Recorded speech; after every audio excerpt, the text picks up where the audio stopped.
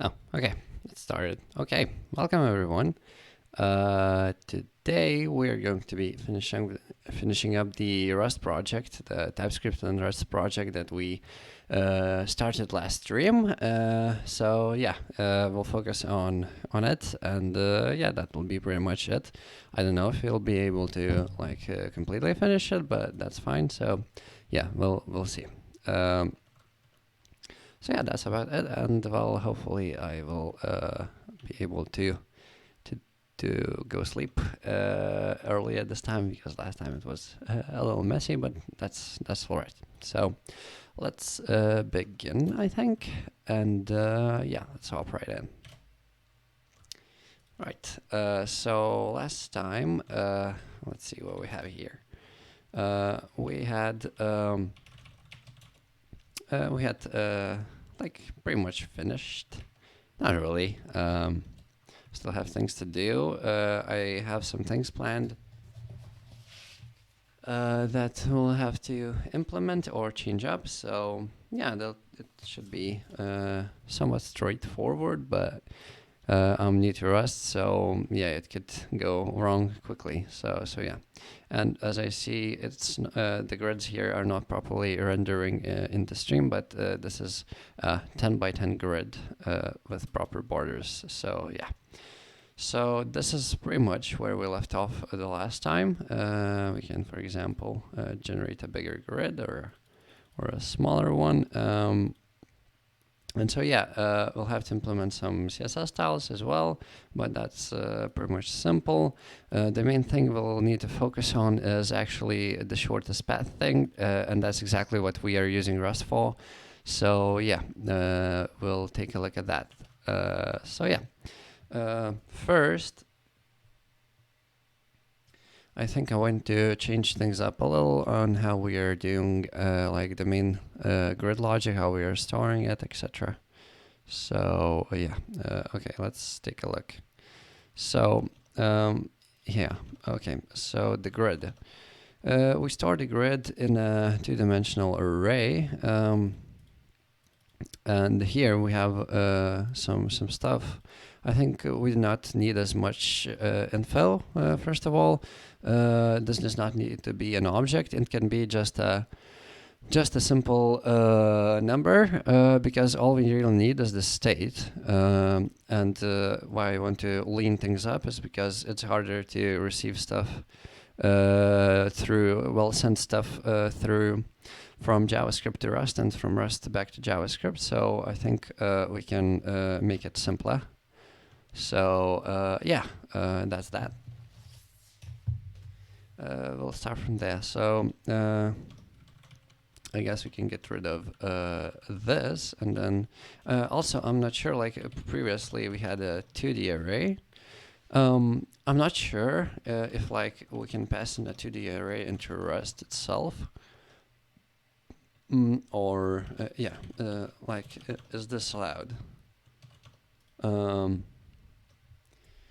Is not satisfied. Yeah, this it looks like we cannot. I mean, we could just pass in a usize, but then yeah, without borrowing. Okay, well if I pass u32. And okay, it needs me to provide like a max size perhaps. Yeah, okay, so it looks like we cannot do that. So we'll stick to a one-dimensional array. And so I think we can do the same here, actually. Yeah, it should be fine. We'll have to reduce some things here, for example, with the rows and the columns and like how we are rendering everything, but it should be fine. So yeah, so let's try doing that. So let's export the new grid equals just a simple number array. Perhaps even int 32, I guess, int 32 array. So you can do that because it will be easier to, like, we will not need even to converter to pass an as to Rust. So yeah, that's good.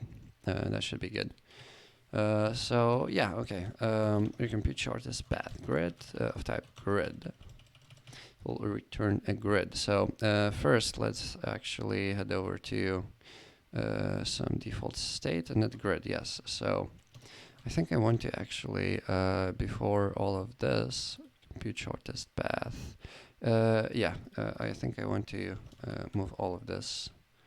Well, yeah, most of this lower. Right below here, yeah. We'll export the shortest path utility that uses Rust behind the scenes anyway, so that should be fine. Alright, so instead of this, we'll have the grid. Okay, and then I have actually never tried to do this, so we'll see how it goes. Grid dot, okay. How does one actually work with a unsigned and 32 array in JavaScript? That's a good question. Let's look through. So uint 32 array JavaScript MDN. Let's see. Okay. If this is like complicated, we can just switch back. That's fine, but we'll see. So yeah. Okay. Okay, so should I provide like a specific size? Does it need to know that in advance? Wide order if control that view instead. Byte order. Okay, that does not matter, I think. Okay, creates new from an array like iterable object. Okay, that's fair. We could use that.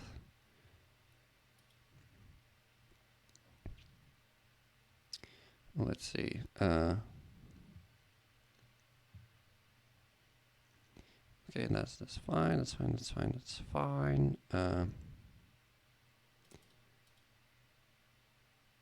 Let's see. Let's see.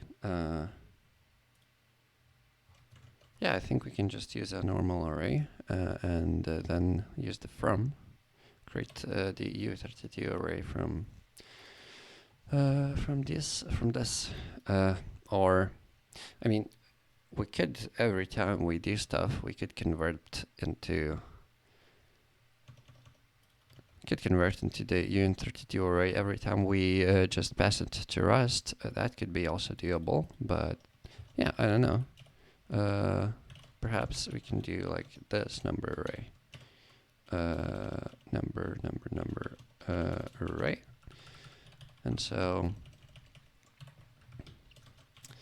what we'll do here is just, instead of this, well, push is just the state. So g push. And here, for the state, yeah, I'm thinking, should we keep it as 2D perhaps then, and just pass it to Rust as this? Do I want to?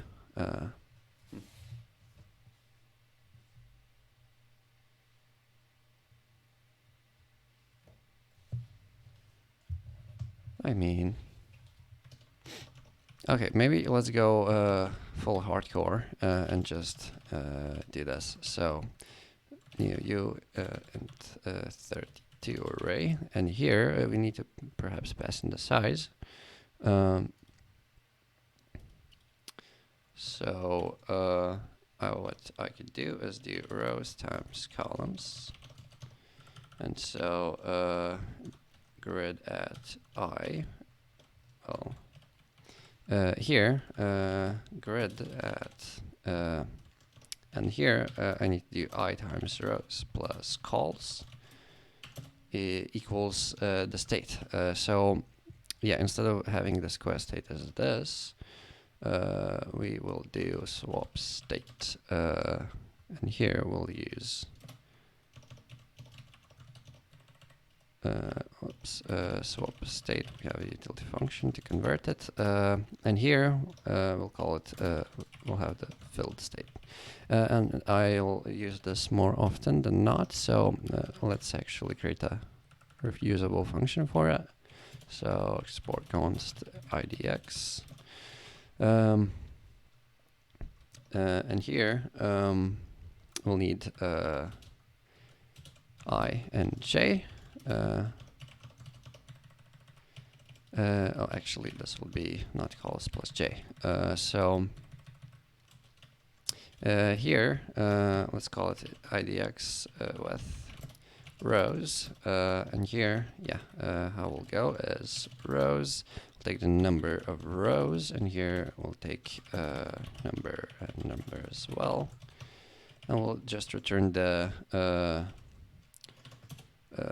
yeah, we'll say convert from 1D to 2D index. Well, from 2D to 1D index. So yeah, that's cool. So what we'll do is const idx equals idx with and the number of rows we have. And here idx we will pass in the I and the j. And this will take care of things. Cool. So now here instead of we can get rid of this, and then here instead of using 2D we can do 1D and then wrap it in the idx function as well. Same story here. Just like that, and then instead of dot state we'll just swap state start. Perhaps I'll call it encode state instead. It will be clearer. Yeah. Wait, what was this set to? This is end, right? Yeah. Okay. Swap state into end. Okay, so yeah, let's actually rename this to encode state. Okay, and I'm pretty sure I didn't have swap state anywhere else. Okay, good. So now that that's done, we can go on and refactor further. And so here, okay, we'll get back to this a little bit later. Here we have our reducers. Okay, let's actually head over here into the grid itself. So into the component that renders the grid. And here, yeah, we'll use the selector, that's fine. And here, grid dot, yeah, we'll need to render it slightly differently. So yeah.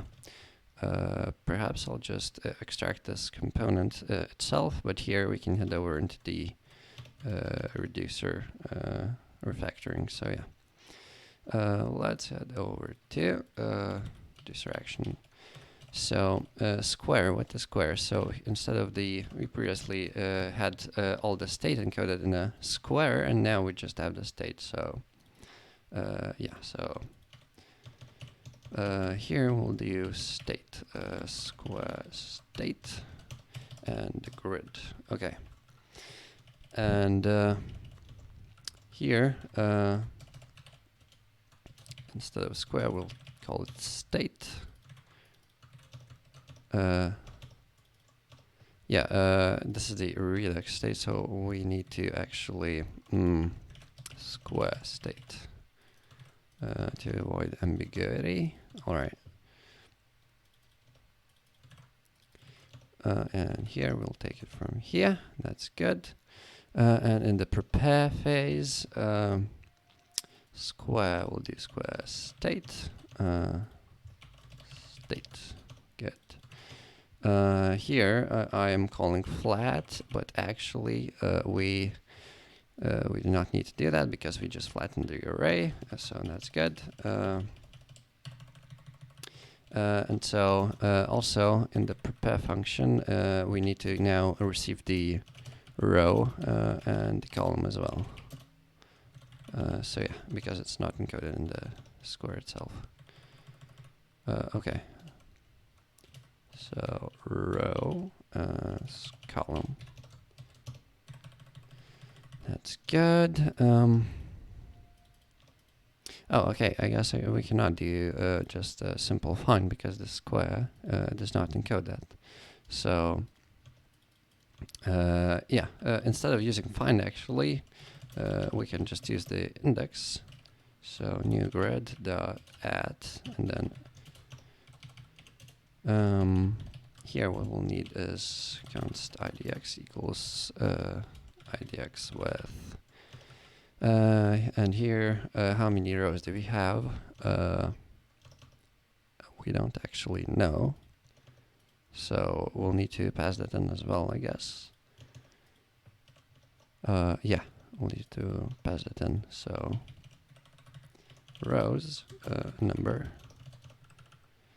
rows. That's good. IDX at and here index will be row and column, and that's pretty much it. We no longer need the find method. So that's good. We'll take care of this a little later.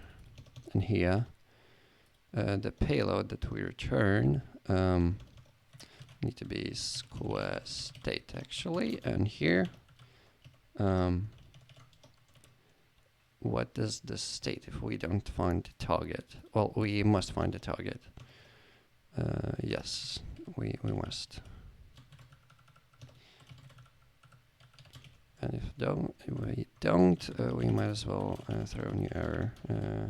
Target not found. When preparing click square. Okay.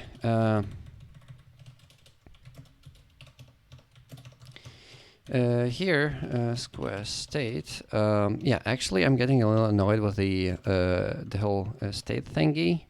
So I might as well use an enum, maybe. We could just use also simple numbers. Perhaps we will use an enum. So export enum square state filled, perhaps capitalized. Clear start end. Yeah, let's try that. Now let's take care of it as well. So square state dot filled. Wait, was that filled or clear? I do not remember actually. Yeah, okay. Square state dot filled. Cool. This will be square state dot start, and this will be square state dot end. All right. That's cool. We'll get back to this. Yeah, let's take a look at this. Square state.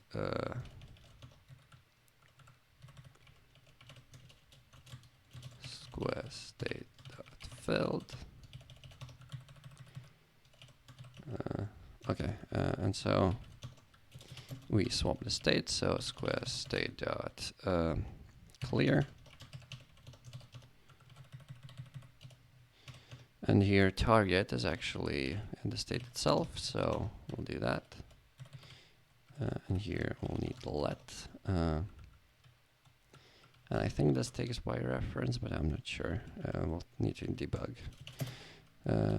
Here is square state equals square state dot clear, and we swap the state.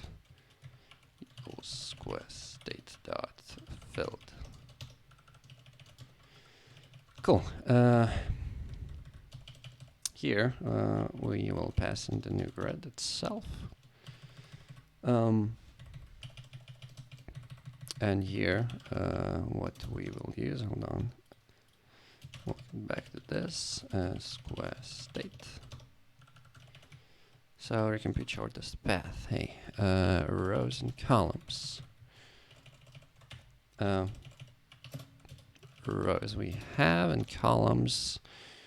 I guess we can take them in as well. we could just infer it, but that's fine. Okay. So this looks good. Now let's head over to here. Okay. So here I'm doing a bunch of stuff because because we needed to, but now we no longer do. So that's good. It's always good when you need less stuff. So shortest path will just pass in the grid itself. And here, square. So, okay, so what we're doing here, we'll need to update the Rust thingy itself. So instead of square rows called columns, we'll just pass in states. And states are actually an unsigned 8. So we can actually convert from uint32 to uint8 array, because that's all we will need. Okay, that's good. Let's see. We will recompile this, and we can take out all of this. Square states. Could I take an vec u8? Apparently I could. And then here I will return a vector of u8 as well. Yeah, that looks good. And then we'll do that. All right, and here let's add over into the shortest path. And here let's as impact build. Let's rebuild all of this. It doesn't want to build perhaps as much. Square rows at length. Oh, okay. So instead of this, we'll just use we'll just use rows and columns. So yeah, that should be good.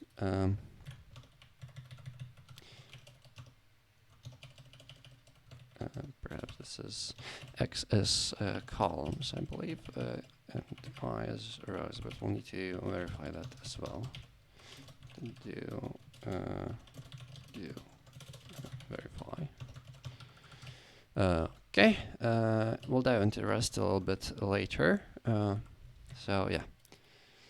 Here, vector u size, so I'll just replace it with vector u8.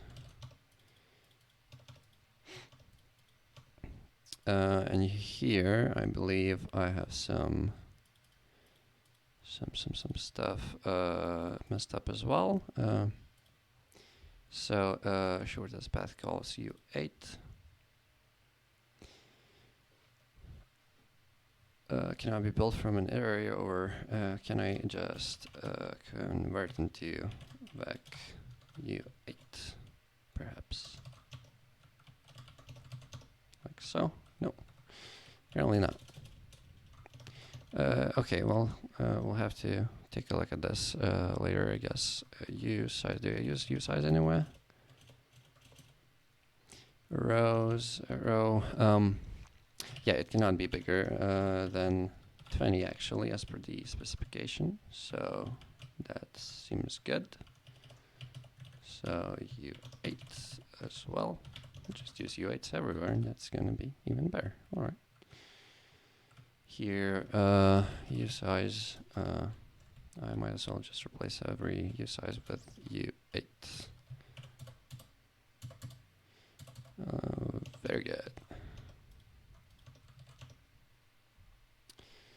The type is the vec square cannot be indexed by u8. Rust, please. I mean,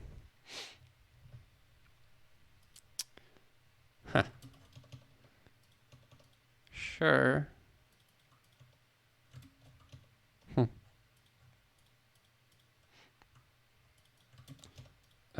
Okay, I guess I will come back slightly later to this. Yeah, no worries.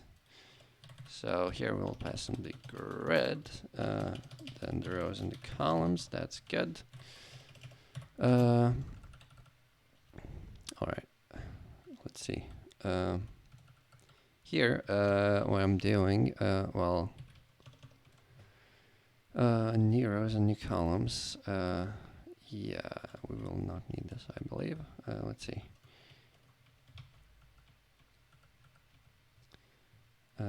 Shortest path. Okay. Wait, hold on. Compute shortest path. Okay.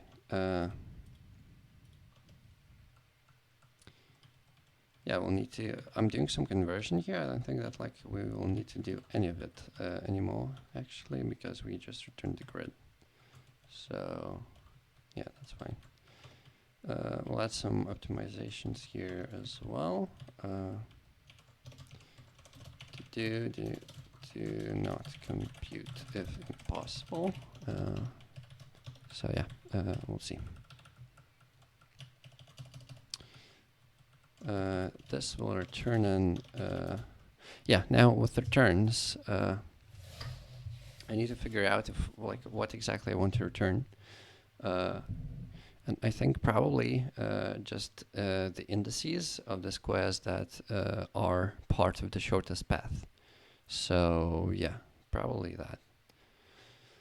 So yeah, if we take a look at take a look at this. Yeah, what we'll need here is, yeah, I'm just turning a uint8. Yeah, I guess so. Yeah, I guess so. So this will be indices of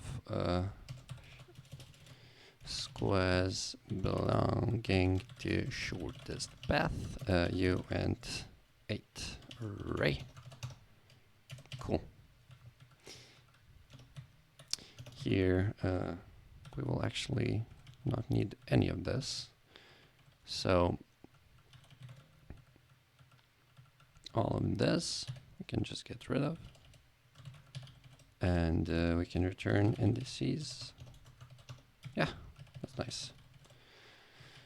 Okay, that's cool. And then once we actually recompute the shortest path, this will not be the new grid. Yes,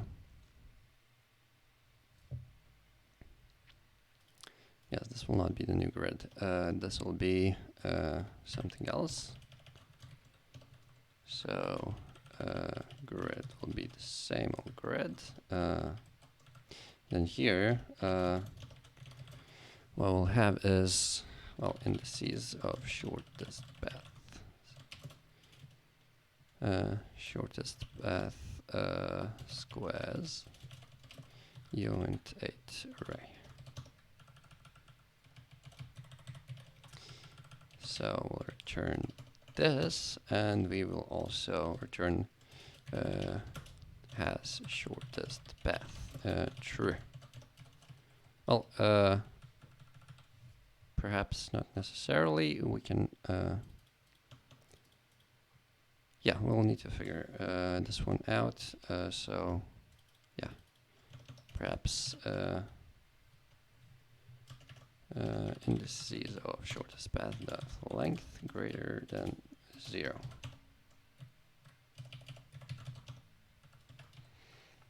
So yeah, that's good. Looks good. And now after what we do here, actually, we receive the state. Then action payload is the square state that we return here. Then the grid. Then yeah, I should probably make an interface of this or a type, I guess. So yeah, what we return is well, indices like this.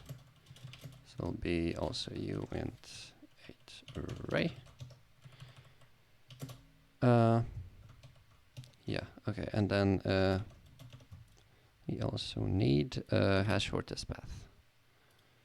So we'll add this here. So Boolean. Cool. And so square state, here we need to use square state the enum dot start square state dot end. Whoops, end. So we do not update if the state that was clicked on, the square that was clicked on was just the starting or the ending square, because it does not do anything. Then we update the grid, I guess, but it doesn't really need any updates if we click a square. So actually, we do not need to update. No need. Okay, yeah, we do not need to update the grid. What we do need to update is the has shortest path. So state that has shortest path, and here I need to extend the initial state. So state grid rows and columns, and then oops, we're here. So has shortest path Boolean, and the same thing here.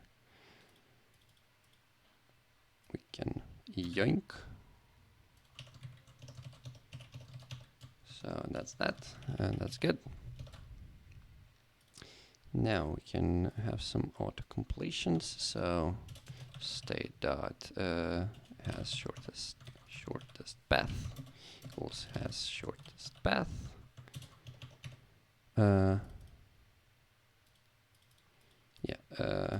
We'll need to we'll need to do this. We'll need to extract it, has shortest path, indices. Good.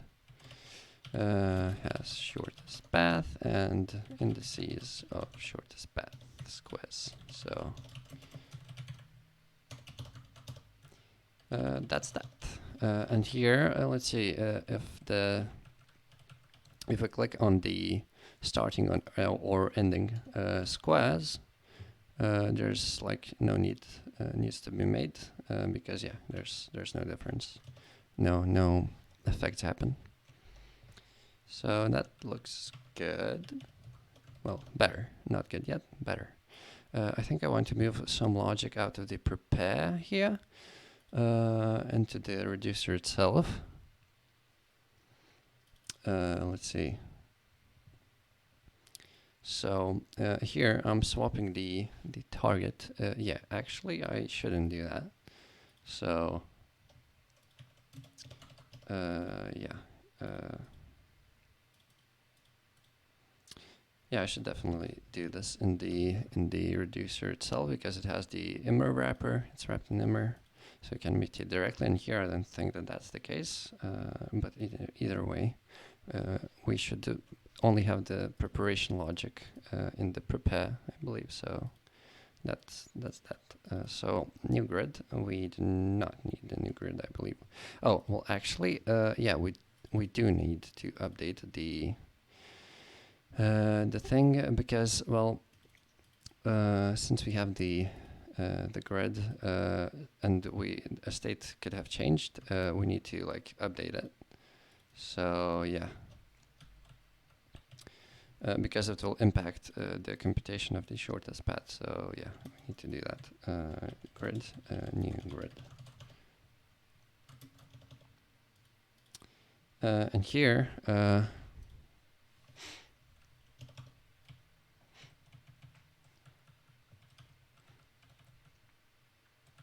could perhaps extract it into a function, I don't know.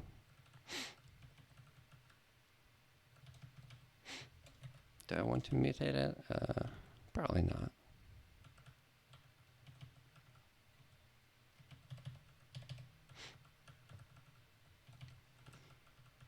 Cool.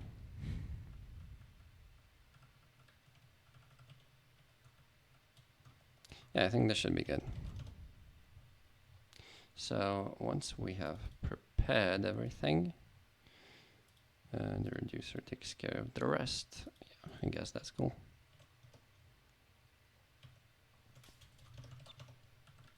Okay, so yeah, let's see. Recompute shortest path. Grid rows and columns. Well, here actually we do not really need any function because we we literally only call this, and we also check if the utility from Wasm has been loaded. So so yeah, I mean, good. Like perhaps we'll have some more logic here. Maybe then it's good. All right. So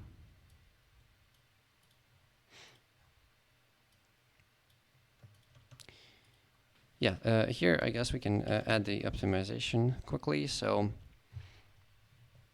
yeah, so let's see. Let's say that there are some number of squares clicked. So we know that since the grid is from, well, the starting squares on the left and the ending squares on the right, there needs to be at least the number of rows minus 2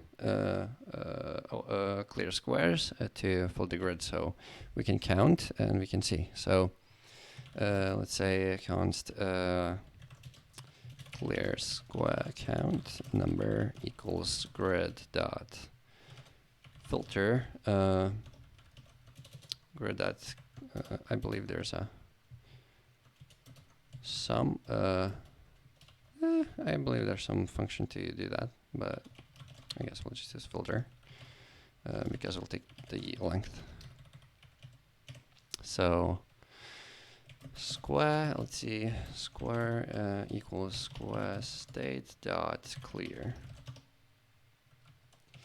If and here if clear square count is less than rows minus 2, it's impossible. And here we will return an empty, well, new and 8 array.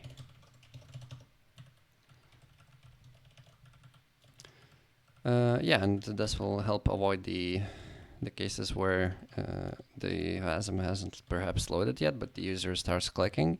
So yeah, so this is really neat, and will also optimize the performance. Not that it's very much needed to optimize the performance, it will already be hella fast, but it's nice to have, I guess. So yeah, now let's see.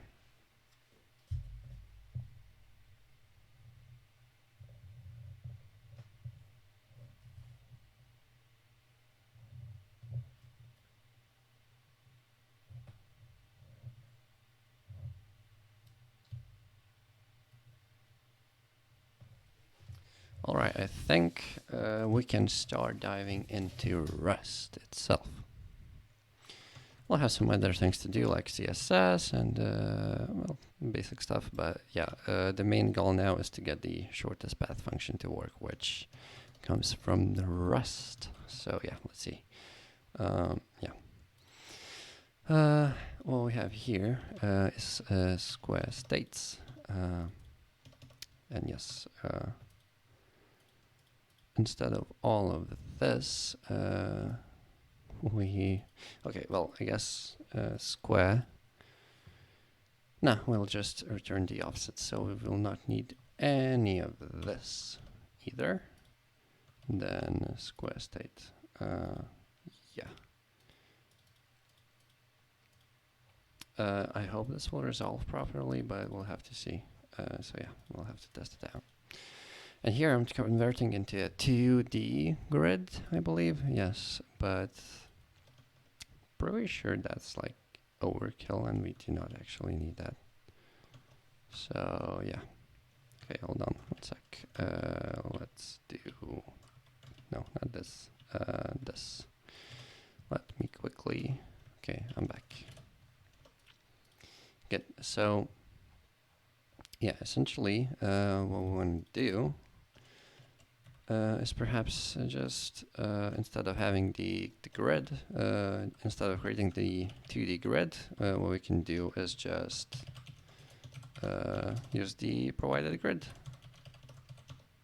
Yeah, that will be even simpler. So now what we need to do, I guess I'll pull up the gridster.png. So we'll have somewhere the starting point and the ending point somewhere here. So we'll need to find it because I'm not passing in the indices. Well, I guess I could. It would be somewhat simpler to do in JavaScript rather than in Rust. So I guess we can do that. So const starting idx equals, and then let's grid.filter, grid.find square, then square equals square state dot start.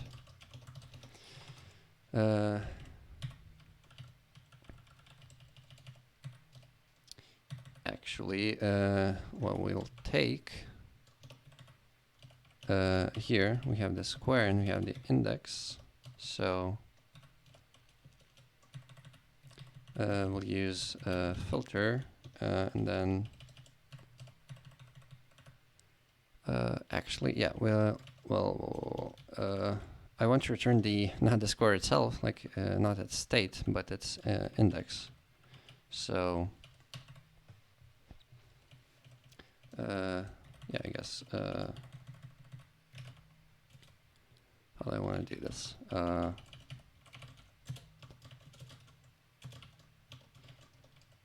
guess just map if square return index return undefined, and then dot filter square square is not defined or square equals 0.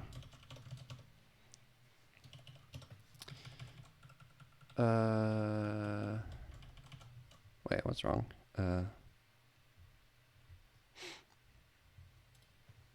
Yeah, I need a number. That's about it, dude.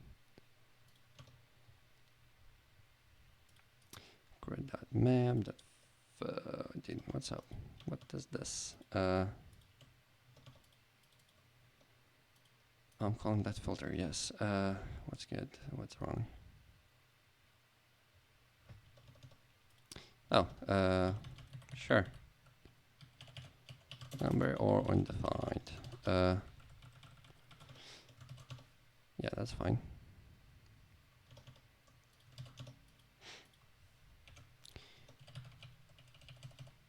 Well, square doesn't equal undefined. This should be just fine.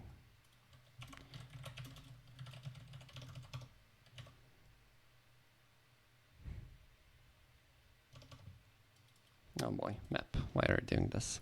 And then we'll do the same with the ending one.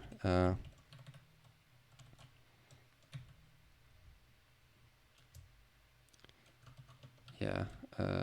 Okay, I guess I'll just use a simple for let I equals 0, I is less than grid.length I plus. If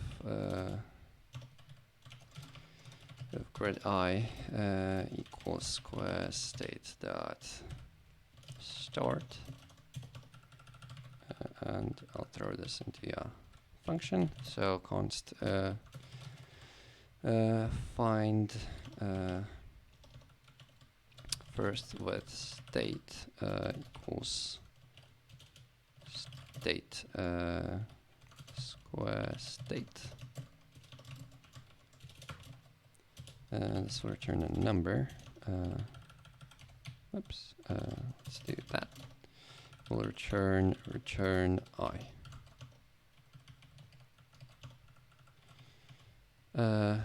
Okay.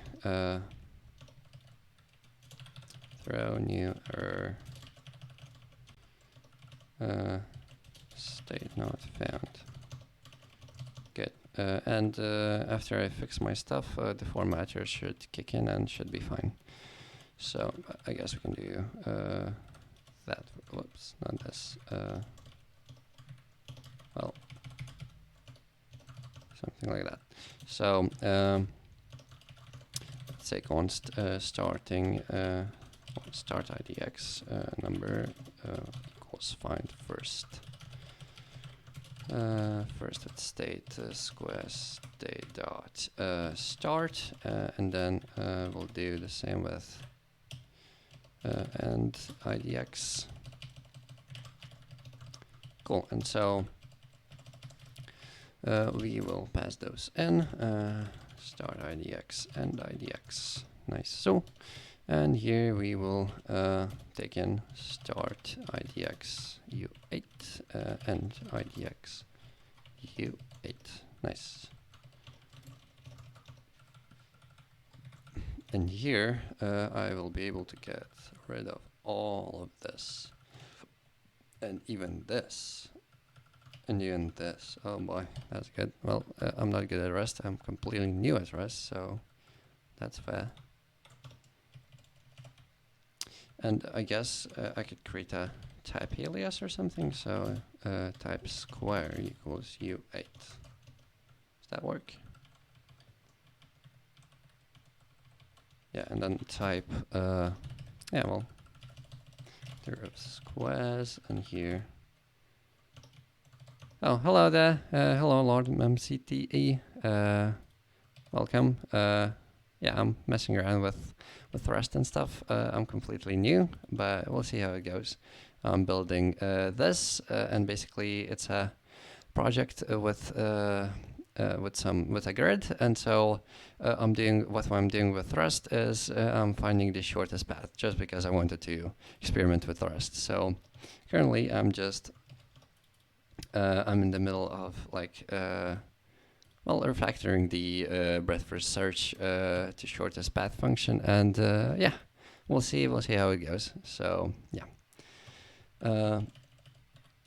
here I'm pretty sure. Yeah, I would love to like get rid of all of the dot clones and stuff. I see too many code written in a horrible language on screen.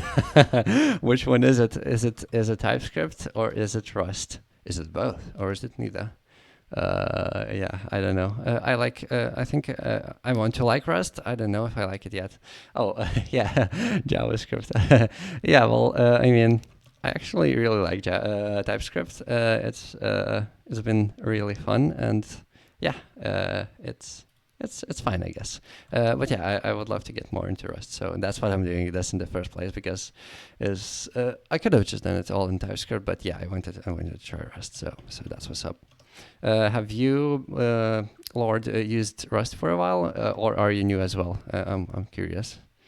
So yeah, let's go. Let's see. Perhaps you'll be able to help me out a bit, because yeah, I might need it. So yeah, let's see. Expected value found the built-in attribute start. Okay, I do have some decent Rust experience. That's awesome. I wish I did as well, but that's how it goes. So yeah, let's see. Okay, next. So yeah, what I'm doing is I have two variables for the breadth first search, the frontier and the next. So I'm iterating level by level. This frontier is for the current level, and next is for the next level. So yeah, that's how it goes. And I'm using something like VecDQ, but yeah, I don't know if that's like the best option I have, but we'll see. So let's see, pushback. Examples. Pushback. Okay. Here, could I just do? Can I just throw in the? Oh yeah, I just need to push in the start IDX. Yeah, and well, perhaps I don't. Can I borrow it?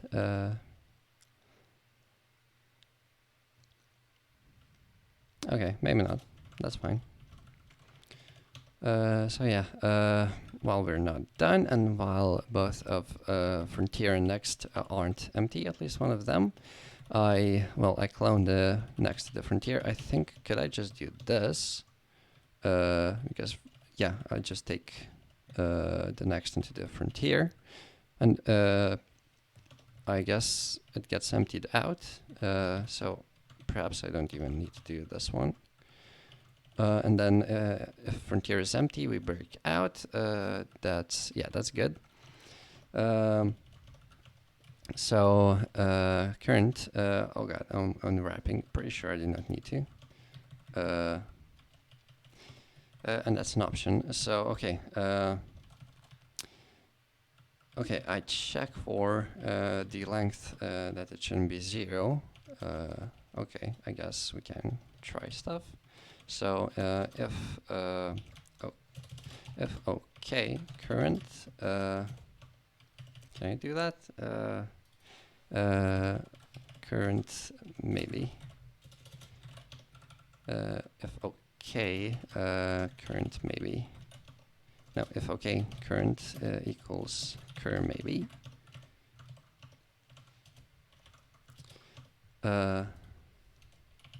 Let cur square. How does that look like? Expected bool found. Yeah. Oh, let okay current equals current maybe. Oh, if let okay current equals, is that good? No. Option found just the result. Oh boy. Okay. I actually, yeah, I'm not sure. Like, I could do this probably. Nope. That returns result or option. Okay. But this returns something. Yeah, it returns an result or option. What does this return? This does return an option, doesn't it? So I want a square. Let's see. Okay. Let's see. Expected U8 found enum as the option.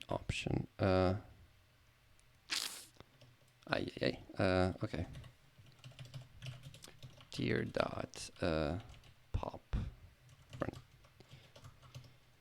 And here. Okay. Let's see. If Rust is safely unwrapped from option. Let's see what we have here.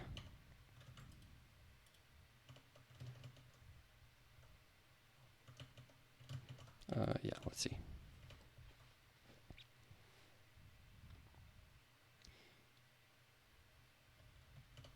Oh, wait, can I just use match? Match frontier dot pop front. Let's see. Okay. Cur. Oh, okay. So let's current perhaps.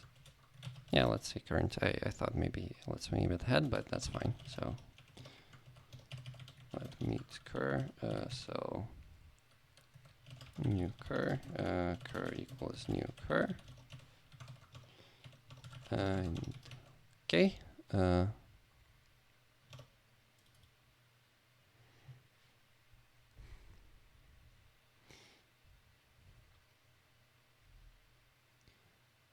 Okay, mismatch type expected enum is the option found enum is the result.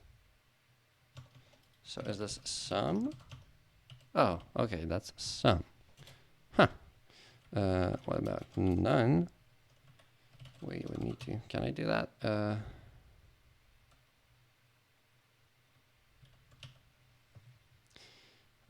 What do we do here? Okay, wait. What can I?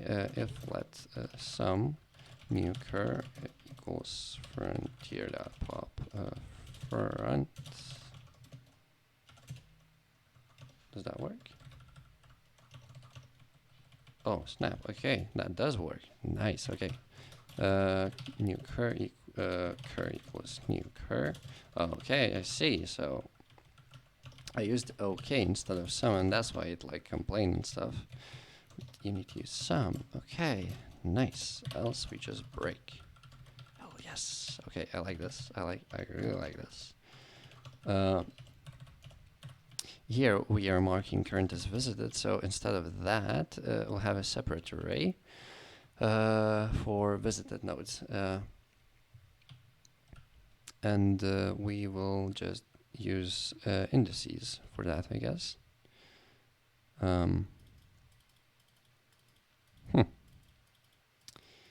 Okay, maybe I need something more sophisticated to track stuff.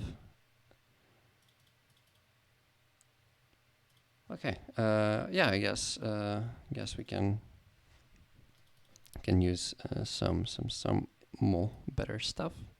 So we can bring back this. Yeah. So here I would be likely to square state then to name it as U8. That's what's up. Square state we did not. Yeah, I'm pretty sure we can get rid of this.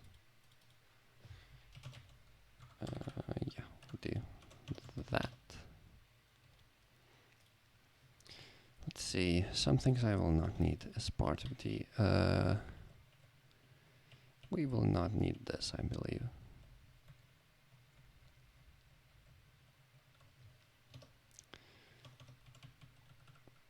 Yeah, row column is visited, parent row, parent call. That looks fine, I guess. Let's see, so here I'm using it, yeah, I'm taking the grid, I'm taking the candidate, so yeah. Yeah, so I guess we can, okay. Frontier of square, so square new. Here we will drop in pushback start index and hold on, are we doing, yeah, we're doing it 1D, so what we'll have is pubfn idx width, which will take in rows, which will be U8, and here we will return another function, which will be I. Yeah, that's U8 as well, and J, that's U8 as well, and then return rows times I plus J.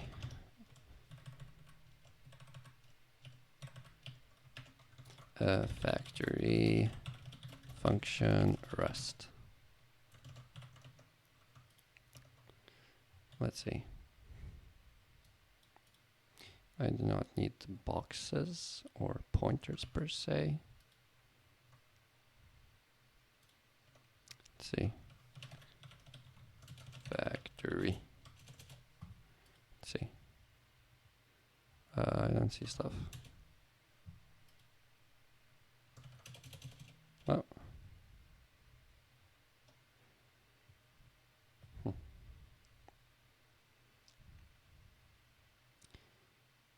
Let's see. ID card factory. Not sure.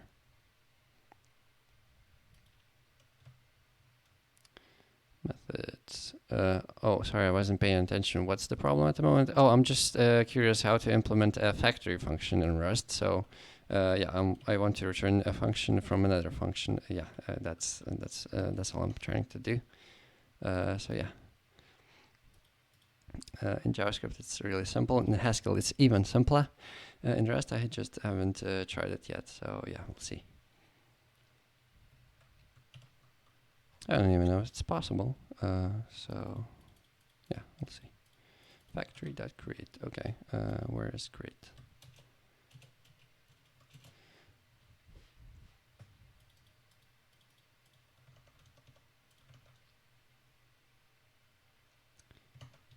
Great, huh?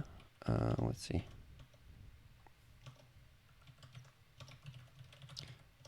Like perhaps Rust lambda, lambda. Let's see. It's like this is not necessarily like really important. I'm just curious. Okay, function x implement function would return a function that returns nothing, for example. Okay, let's see. Thank you very much. Let me see. So, put function x will implement function, and here, okay, let's see. So put function x, and I'll think in the rows, and I will, well, is this specifying the type or the actual function? Because I'm not completely sure. And here I'll do something like, oh, I guess I'll do that. Maybe. Okay, let's see. I think I mistyped it. Let's see. Function x. From it, we return, well, impl. I don't know if we need impl here for my case. Okay, we don't need this. Which, if you don't capitalize a fun, you can't return a closure and have to return a function pointer. To return a function pointer, you need no implement, but I know what you want to return exactly. Oh, okay. So yeah, what I want to return is just unsigned U8. So yeah, that's it. So yeah, okay. Implements function. Here, here, let's see. Yeah, I don't think I need function pointers necessarily. I think we could avoid them if possible. Perhaps I need to put in the type here. Yeah, I just don't know the syntax perhaps. Yeah, need a closure. Yeah, okay. Okay, Rust closure. Let's see. Closures. Rust by example. Sure. Oh, wait. That looks familiar. Looks very familiar.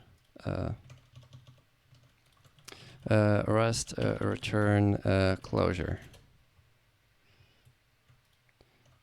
Yeah, looks correct. Okay. Let's see. Make adder 1, 2. Okay, so here rows I have 8, and then implement function. Oh, okay. So I need to just specify the types, but not like their names necessarily. And then I return U8. So something like that, perhaps. Okay, you're giving me the answer. Okay, let's see. Okay, I'll try to go through the example, and then I'll look at your answer and see if I can figure it out. Okay, so rows, that looks good. We go into impl fun. Okay, and then we return something, and then we move. Oh, hello there. Someone else joined then. Let's return. This is I and J. Okay, that's that. Does that make sense? Is this what I needed? I think that's what you pasted in as well. Function X. Oh yeah, yeah. Okay, I think that's the same. Yep. Nice. Okay, that's interesting. I'm curious as to like why I need the move here. The move isn't needed here because U8 implements clone, and I think Rust should figure out to move it anyway. Oh yeah, okay, absolutely. Nice. Okay, closure may outlive the current function, but it borrows rows, which is owned by the current function. Okay, so, looks like we might need to move. Yeah, my editor says so. Does this say anything about move? Necessary the new keyword. The problem of returning unboxed closures is not their dependency in the stack frame. They already are independent unless they capture local references. No size because they're anonymous structs implementing certain traits. There is just no way to specify their type and return position without boxing. Okay, that's fair. The move means to take all values the closure takes from the outside, okay, such as rows, and move it inside the closure instead of a reference being moved into the closure. Oh, okay. Okay, that's fair. So, yeah, okay, that's cool. All right, so here, what we're doing in the first place, we need to create a new square as a static square. So we'll have the rows.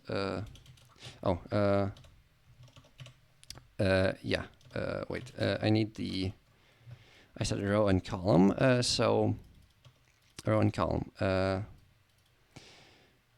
Yeah, pretty sure I can just do IDX U8. Yeah, and then here also, so IDX, because we use one-dimensional, not two-dimensional. Sure. Expected value will do IDX U8.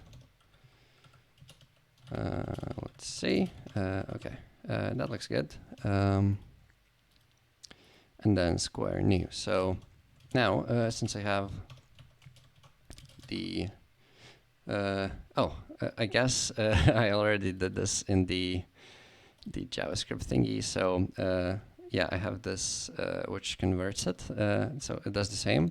And I thought I needed it, but perhaps I do not currently. I think I'll need it later on. So yeah, that's fine.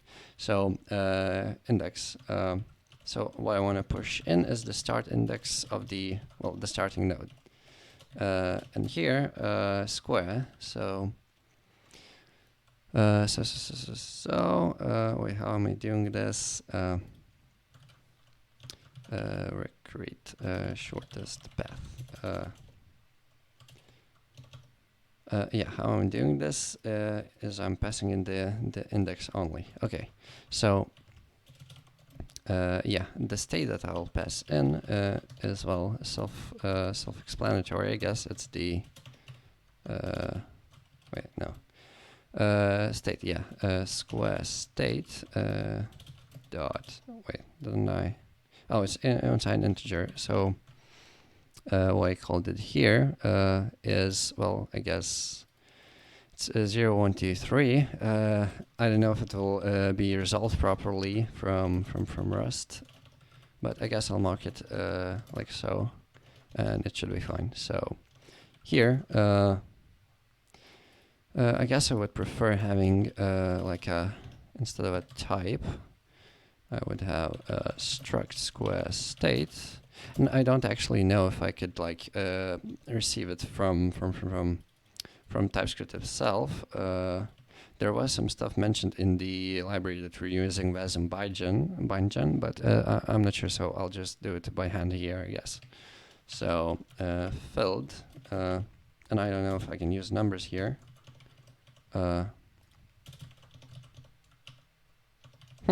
Maybe not. Number struct Rust. Oh, it's not struct, it's enum, probably. Right? Yeah, looks right. So clear. Then start is 2 and end is 3.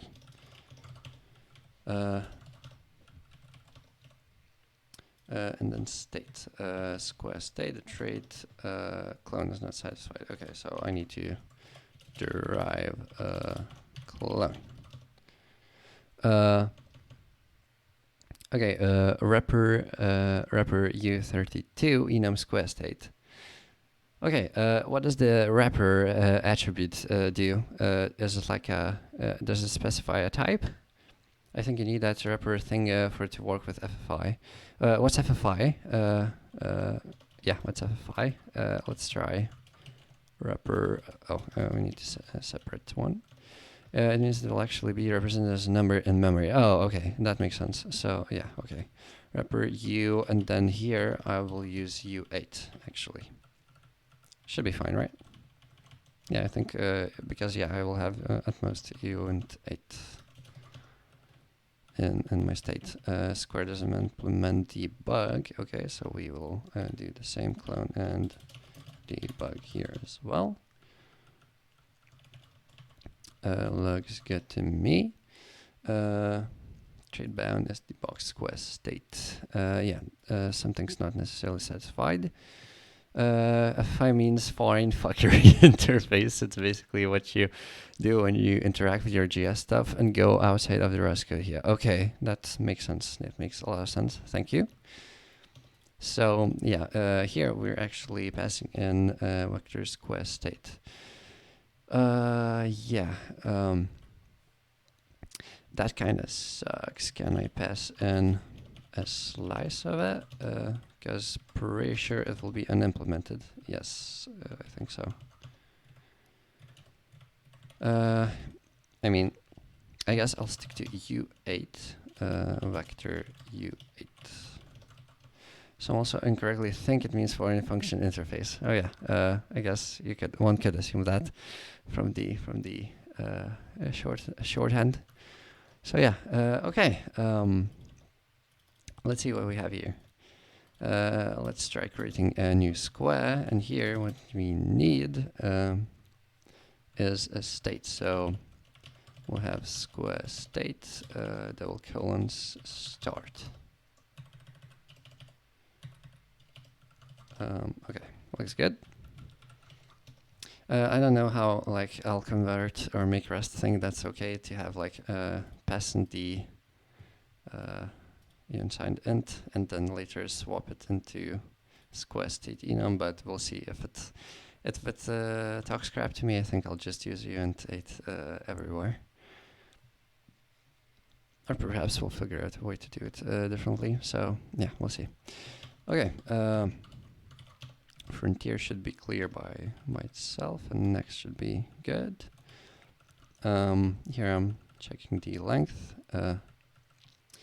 Okay, good question. Yeah, I'm not sure if it will work properly. We'll have to see. So yeah. All right. I think I'm doing this like the same thing because if the length is 0, then it will just the frontier.pop will return none, so we can break, so no longer need to check for the length. Okay.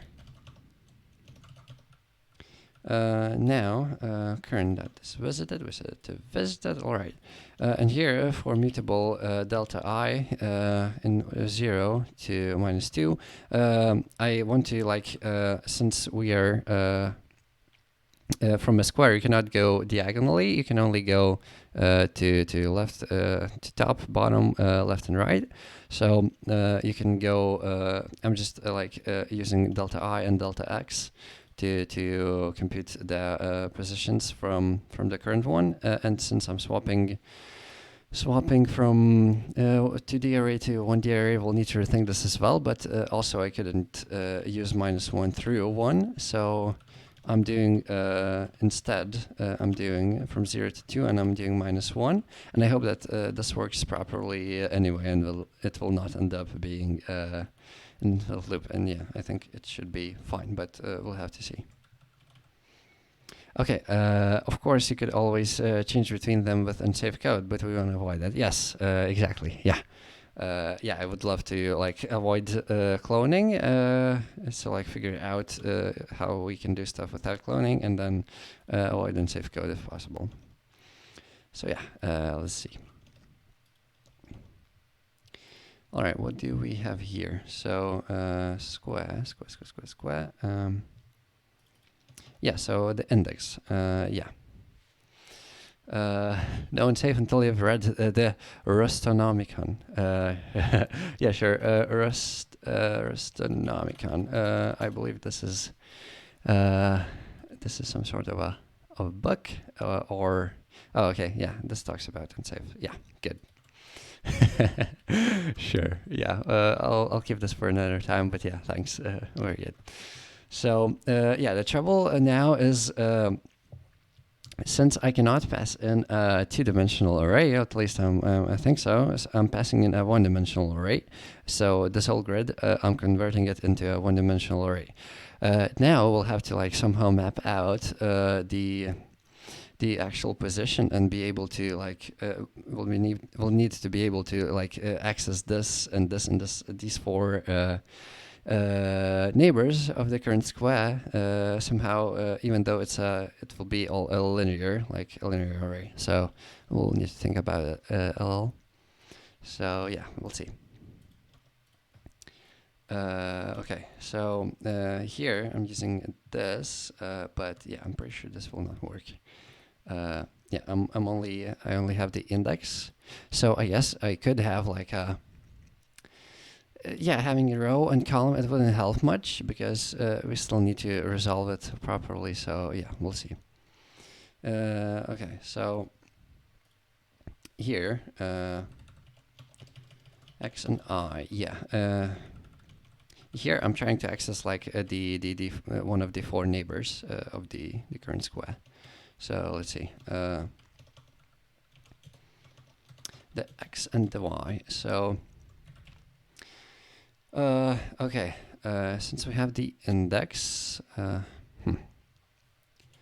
I need to write some stuff down. Yeah, and just think about it for a bit.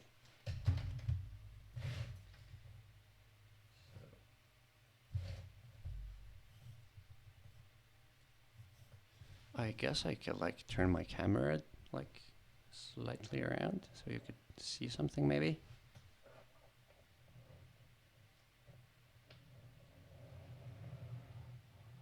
I don't know if it's actually like visible at all.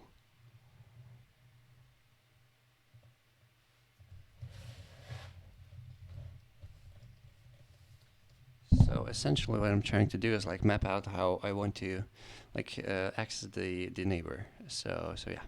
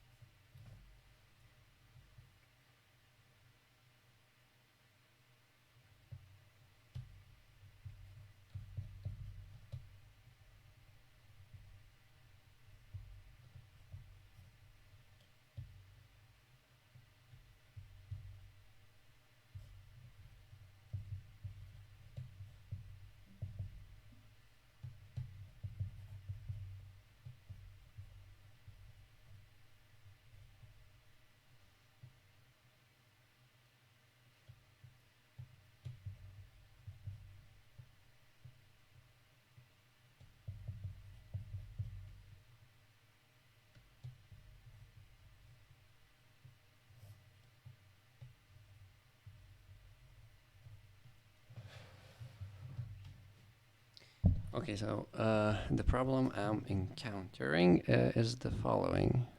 Let's see. I am currently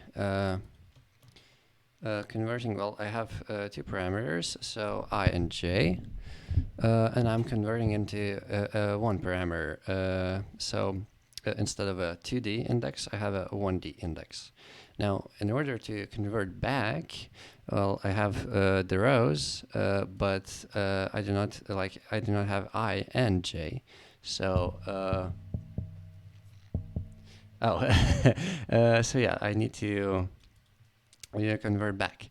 Paper, this is 2021 mate. Yeah, I know. I kind of prefer to do some basic stuff with pencil and paper. It's quite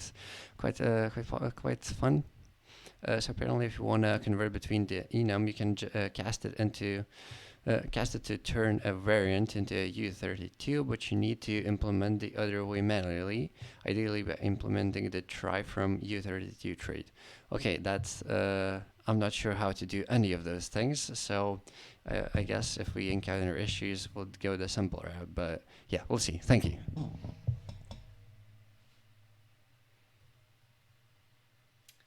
Um,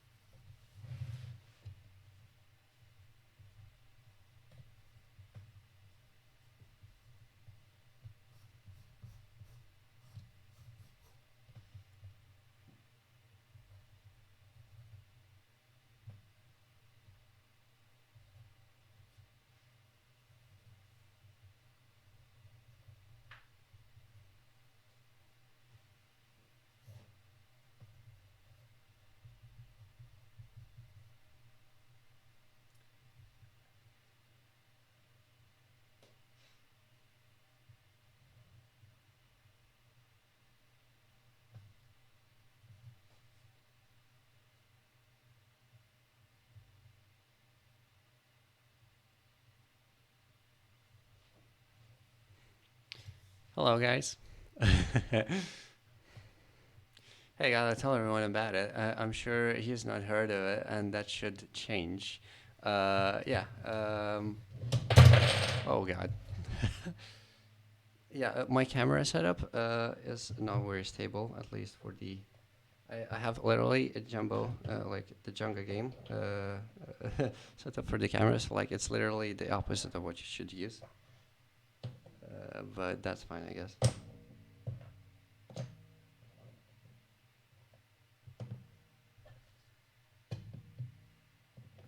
Here you go. Something. I think this should work.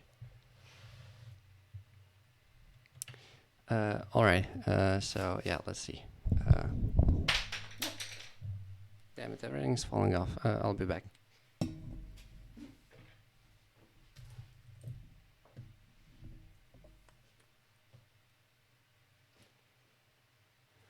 How are you guys doing, by the way? I don't usually have many viewers, so it's pretty fun to chat around and stuff. So yeah, thanks for joining in. All right. Let's see. Yeah.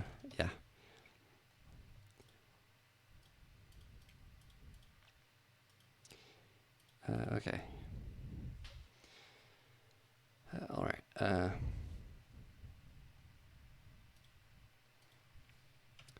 So okay, so we have some amount of rows.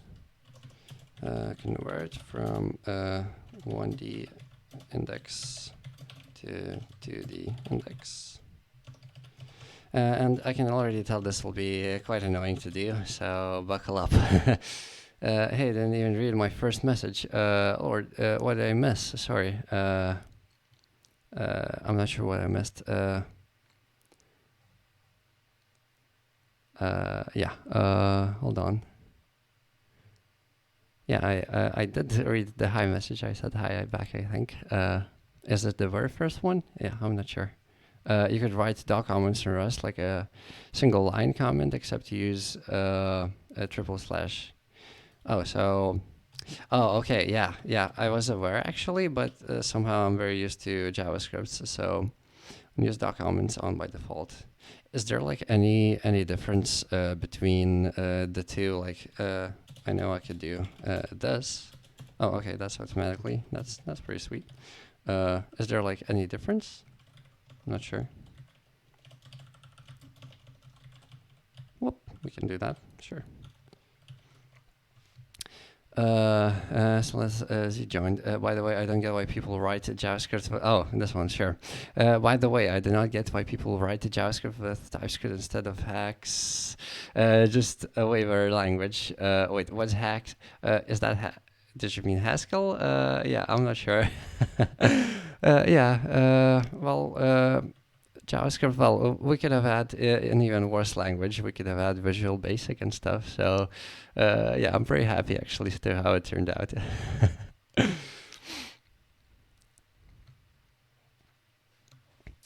Yeah, the difference is that one is a valid document and the other one isn't. Oh, okay. So I assume this is the valid one, right?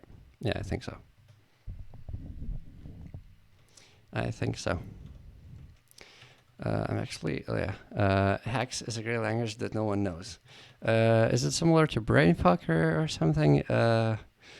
Does like anyone actually use it? Hex is an open source high-level cross-platform language. Okay, it doesn't say much. Let's see an example code.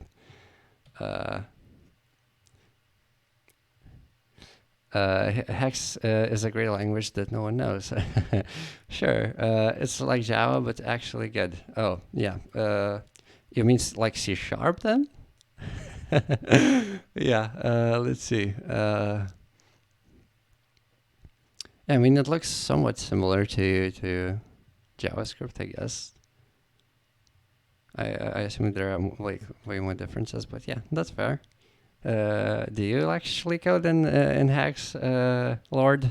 It'd be pretty interesting. I have not heard of that language before. So yeah, let's see. And it compiles to everything. Oh, okay, you do. Yeah, I mean, yeah, we're using Rust. We're fans of nerdy stuff. You do. What about ReasonML or Rescript for web front-end, much closer to ML origins and in turn Rust? Yeah, I mean, sure, I've heard good things about Elm and ReasonML, but I guess we like weird things here, so maybe not. You guys can have a chat about this one.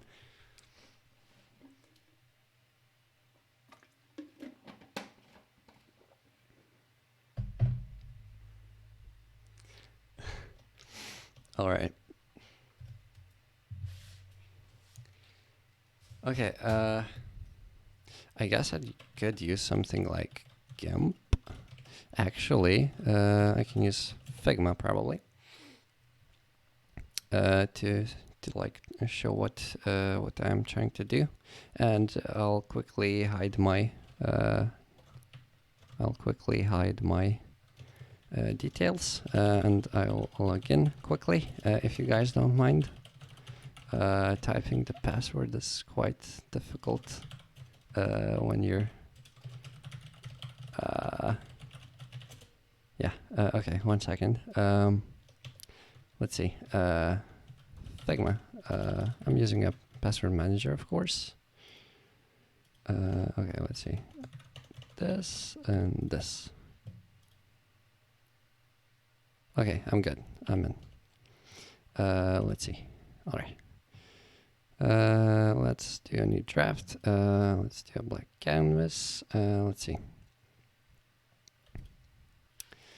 So, oops, I guess at a 0, 0. Sure.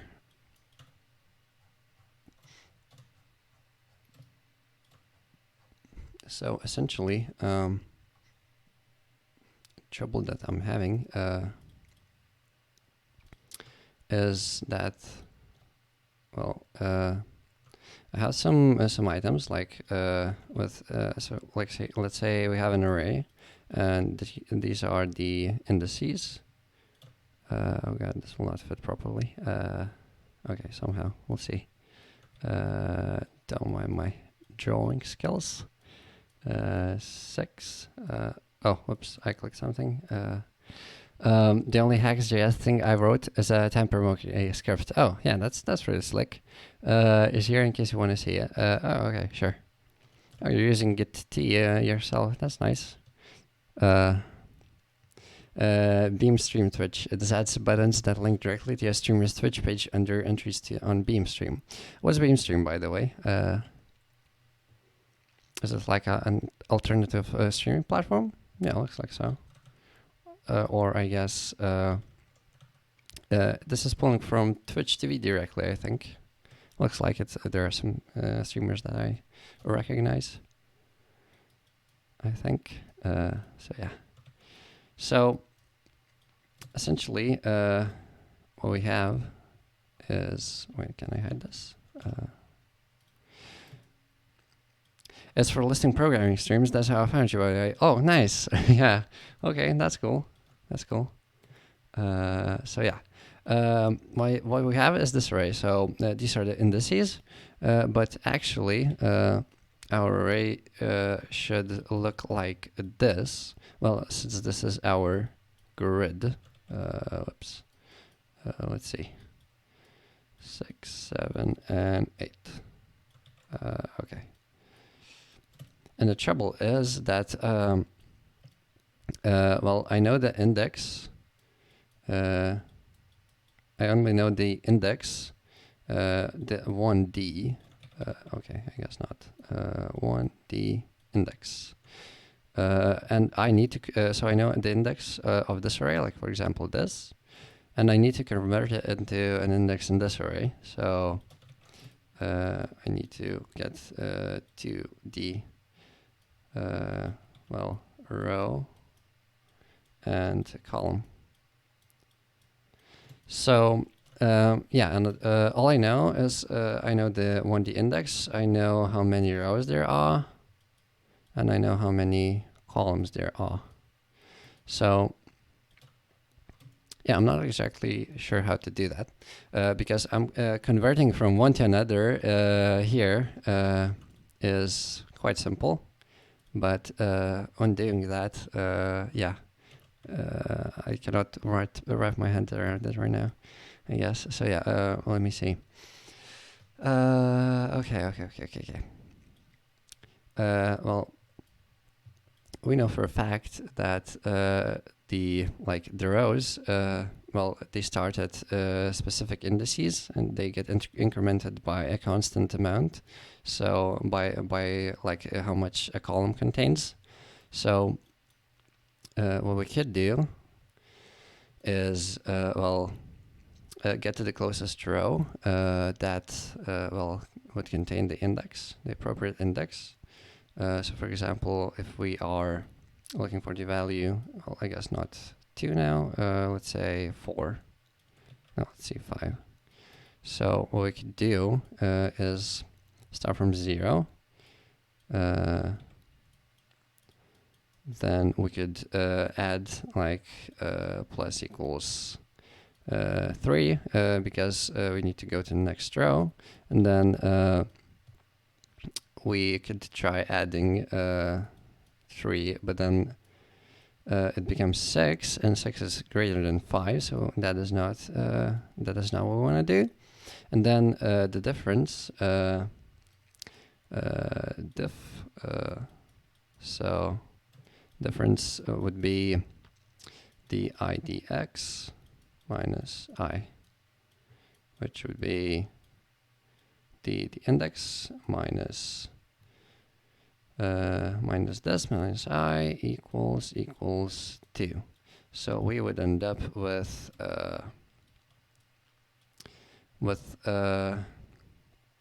row 3 and index column index 2. So almost right, I guess. We would need to subtract 1 from the.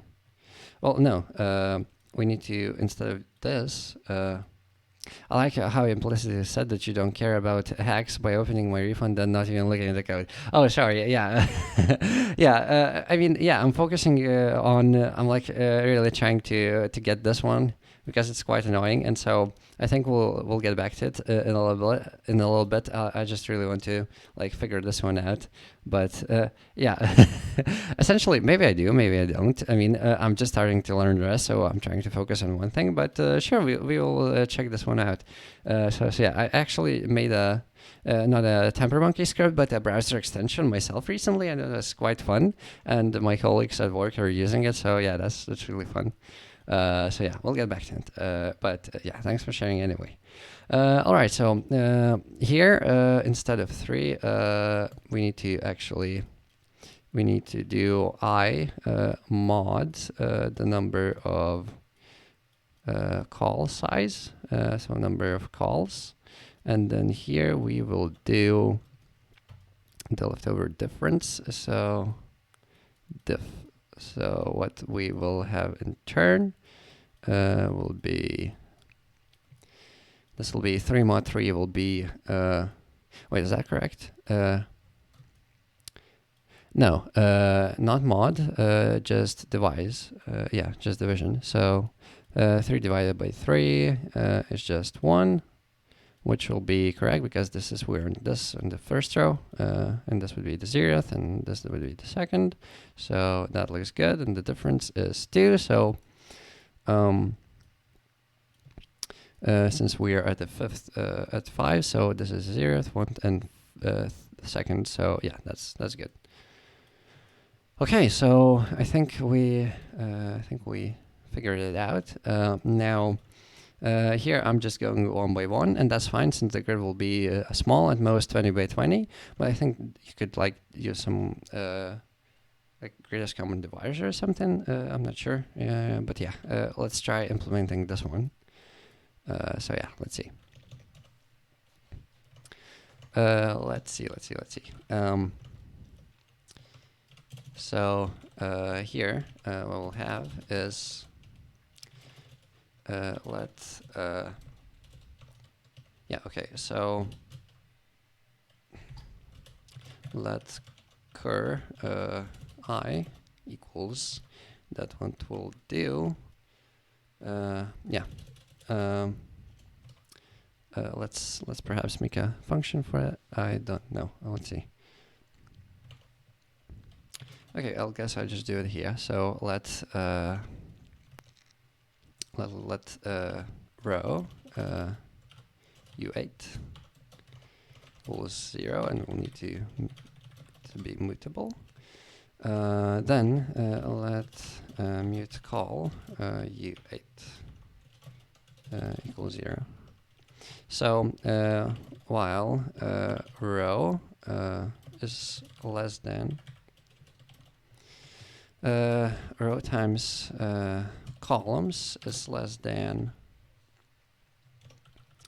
well, the amount, no, not the amount of rows, but the index, the column that current that index, I believe. We went to row plus plus. Can you do that in Rust? Expected expression. Let's try that. Does Rust like not have this? That's sad. All right, so here let's actually do row plus 1 because we do not want to overshoot. And then here we will reach this point, so we'll be here. Here exactly. So we'll have the row, and so the column will be the current that index minus what we get. So row times calls. So I believe that should be correct. We'll have to test that. Yeah, we'll see. Okay.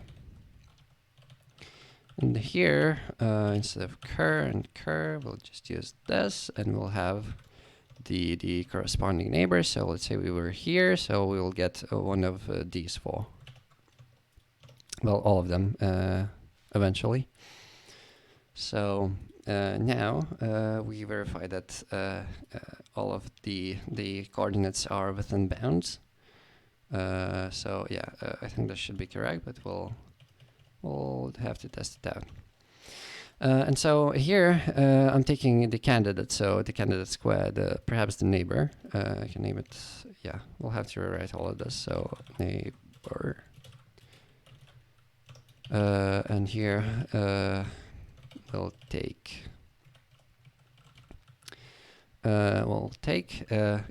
since we have the column, here we parse the column and the row.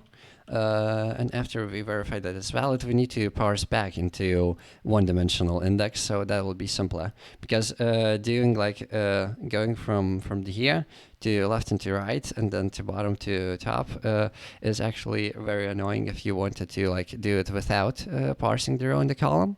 And there would be like a lot of edge cases that you also would need to handle. So yeah, this will be way simpler. So let's do this. Let's neighbor idx u8 equals, and then we can use the utility function that we wrote earlier. That will just do exactly what you do here. So it will just convert back from what we made. So yeah, index width. So I guess we can do this. So let's get to 1D IDX to 1D IDX. And here we'll call IDX width. Actually, I'm pretty sure we should just do this, X width. And here we'll provide the number of rows. And so this should return a lambda, and this should return this. So in order to use it, we'll do to 1D index, and here we will provide the row and the row, so the I and the X. Pretty sure. Rows, so yeah, I take I and J, so that's actually, perhaps let's do this, Y and X. Yeah, I tend to confuse these two, so perhaps I did too, but I think this should be correct. So we'll see. 1D index. Does this match? Yeah, this matches what we have at TypeScript. All right. And so now what we can do is just use, instead of using I and X, we'll just do, well, I guess we can just do this. So it previously was I and X. So now what we do is just do this and then 1D IDX. So that's essentially how it works. Type signed at 8 cannot be indexed by U8. Pretty sure it would be fine to just do SU size, but yeah, not sure if I should do that. Expected struct square found U8. Oh, okay. So yeah, so grid, the grid that I'm passing in is only providing the state, so that's fine. We'll create a square. So U square, actually state, yes. I guess I can do the same here. Square state. Never mind. But it looks like, does this work? Found mutable. Yeah, well, as square state. This does not look good. Oh, hey, 3 new people joined. Hello there. Oh, okay, maybe that's false alarm. Well, anyhow, let's see. Say hi if you're actually here, guys, and welcome. Or perhaps I'm just being trolled and my script is not working properly. Yeah, we'll see. We'll see. Cannot find types. Oh, I just mistyped the square state. And here, found enum. Yeah.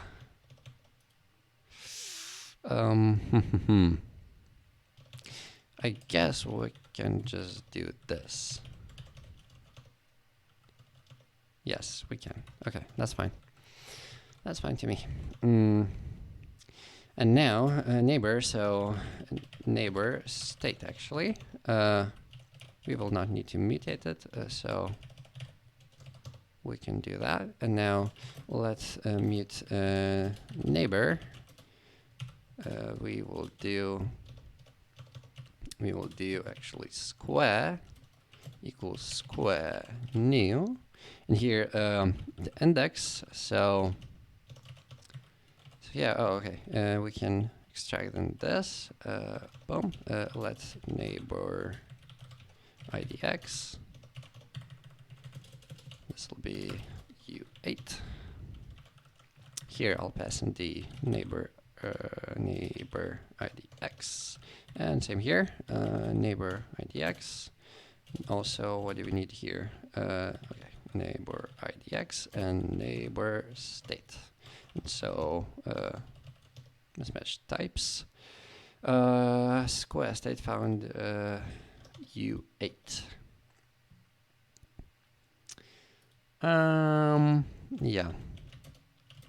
Square state is invalid. Oh wow. Okay. I guess we can.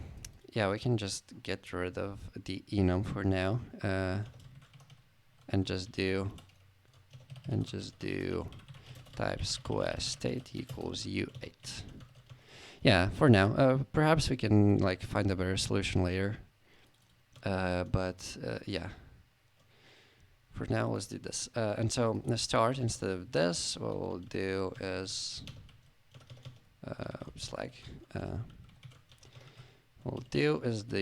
start is, let's see, start is 2. Yeah, we'll have to use just 2. Yeah, all right, that's fine for now. We'll see. Neighbor state. Oh, okay. Here. Okay, expected u8 found reference u8. Can I do this? Can I do this? Yeah, I guess.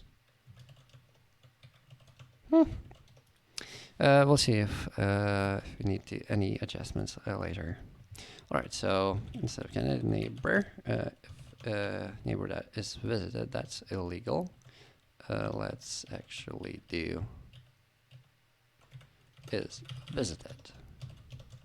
Yes, very nice. Oh wow, this too is part of the shortest path. Nice. So, all right. Let's see. If the neighbor is visited, that's fine. We try another neighbor. So this is visited, or this. We try another one. Otherwise, if neighbor.state is, well, yeah, we'll have to, this will not be pretty for now. End is 3. All right. Then if it's the end, then, well, we found the shortest path, so we are done. Because we're using breadth first search, and there is no concept of weights. So yeah, we're using breadth first search, and if we find the end, that's the shortest path. So yeah, that's it. Also mark it done as true, just to break up the outer loop. And then here, I guess we can just replace the candidate with neighbor everywhere. Nice. So, and then here, if it's clear, so if it's 1. So yeah, it's clear. So we are adding this as a new candidate. So here, parent row, we can add the row and the column. And then neighbor next that push back neighbor.clone. Yeah, I'm pretty sure that we can just pass this in as is, since we will not need the neighbor anymore. We can move it by default. Looks good to me. Okay, so far so good. I'm actually really enjoying this because yesterday it was a whole lot of mess, but I learned a lot, and today I'm learning even more, so that's good. Let's not jinx ourselves, and let's keep moving.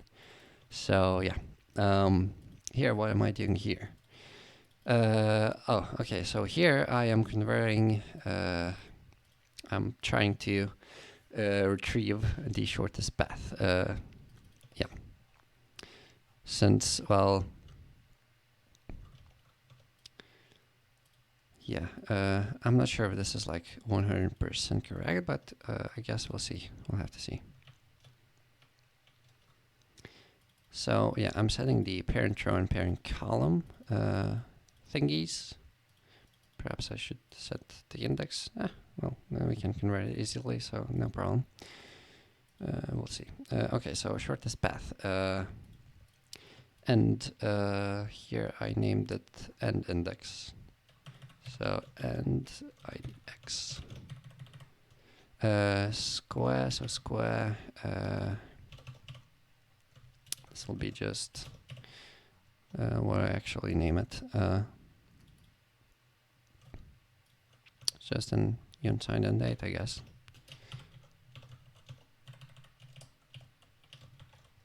Do I want to take it by reference? No, it doesn't matter.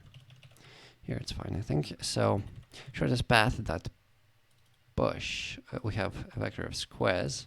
Oh, okay, so here I need to do the same thing I think I did with the starting square, and to convert it. Yeah, okay, good. So we'll do shortest path with square, and then current. This will be a square then. So a square new. Index will be end IDX, and then state will be, I believe it was 3. End. Yes. So. Oh no, actually it's. Oh yeah. This is the ending one. So yeah, this is end. Let's do for the future square state end. If we can figure it out. All right. Here, current.clone. I think we can do this. No, actually, I think we need to clone this one. We'll see. Here, if we get back to the start, so start is 2. This will be just 2.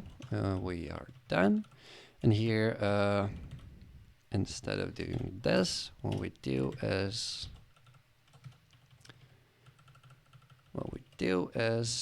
yeah, we'll just convert this to 1D IDX, and we'll just do, boom, this. The type U8 cannot be used to index. So yeah, that's the same problem as we had there. So we'll just do as usize. Types mismatch. Uh-oh. Expected struct squares found U8. Oh, okay, yeah, so yeah, in the grid I only have the states of the squares, so yeah, actually, yeah, parent row and current row. I shouldn't be creating a new square. I should be actually, let's see.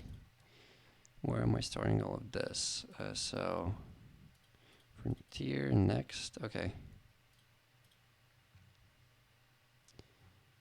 So I'm pushing back a new square, all right, so. If I find the state equals 3, I guess I should create the current the current thingy. Yeah, I should create it here when we finish. And so here, when we're done, current equals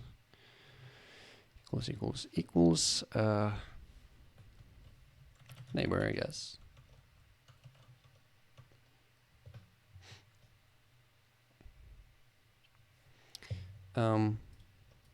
We still need to do like sign this. I'm back. Hope I didn't miss anything. Oh hey, welcome back. Yeah, yeah, you're fine. We're just doing the breadth first search, so yeah, that's fine. Or neighbor dot stay equals 3.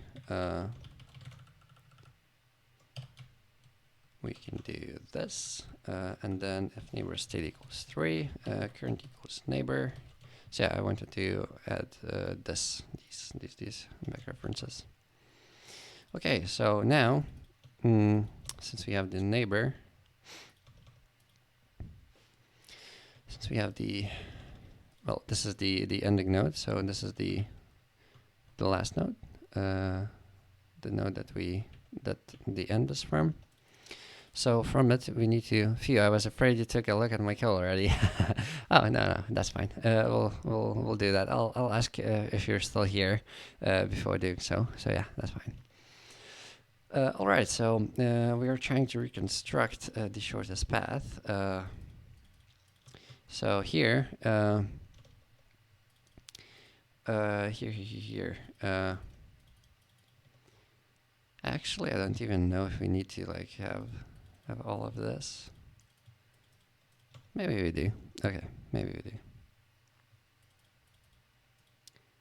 Any ideas on how long you want to continue streaming? Yeah, I think I'll do at most 1.5 hours. So yeah, that should be before I go to sleep. So yeah, that's around it. So yeah, I hope we can like finish this before that, and I'm pretty sure we will. So yeah.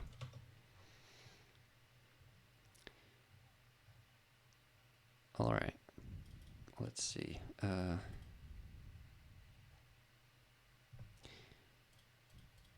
I think I actually will need to use some pointers, because now like I'm linking like neighbors and stuff, but like I get the end neighbor, and then we try to get to the previous one, and we actually cannot because the path is gone. So yeah, I'm pretty sure we'll need some pointers. And I'm pretty sure we'll need to use Rust pointers. I think that's a box or something like that. Okay, I'll have your stream muted for a while, but I'll still keep the chat open. So if you want my attention, just ping me in the chat. Oh, okay, sure. All right. So let's see. Pointers. All unsafe pointers. Safe smart pointers. Let's see. Okay. For hiding values on the heap, a reference counting type that enables multiple ownership. Nope. And then ref_d and modref. Okay, so I think we'll need a box. We'll see.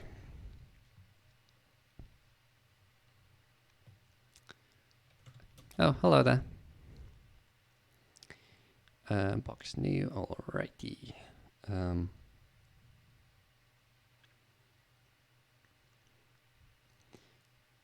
What is cons? I've seen it in Haskell as well, but I'm not sure what that means.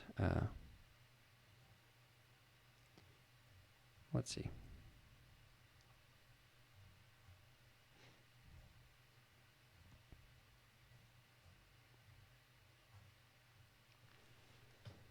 Let's see. Is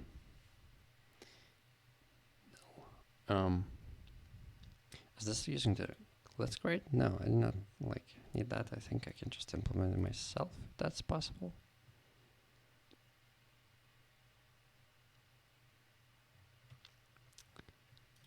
Okay, let's see.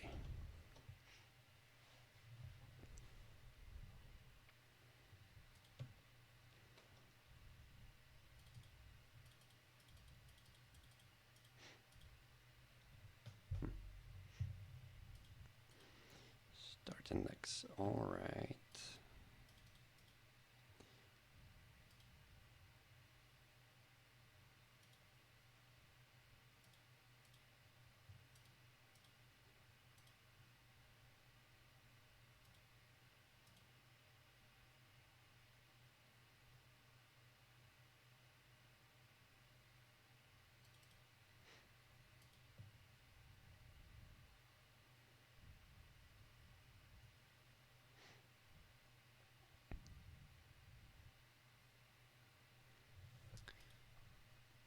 Yeah, so I think that if you like don't do stuff with the neighbor, it just gets like collected, garbage collected or just cleaned up in the loop. So we don't want that.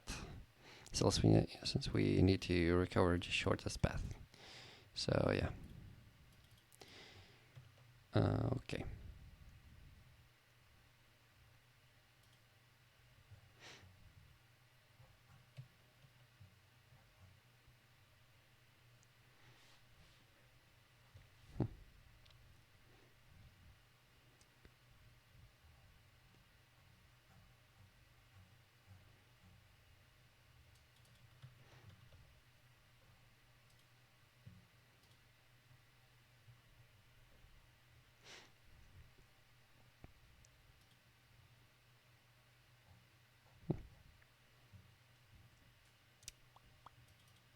Let's see.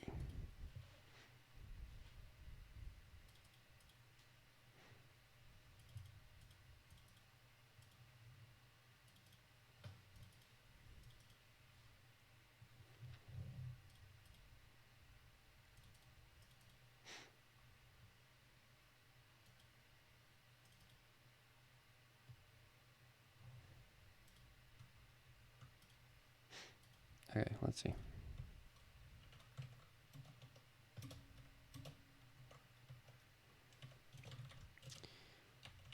Parent box square.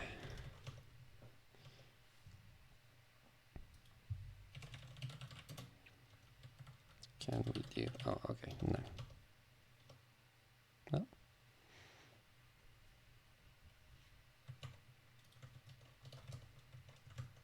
Let's see.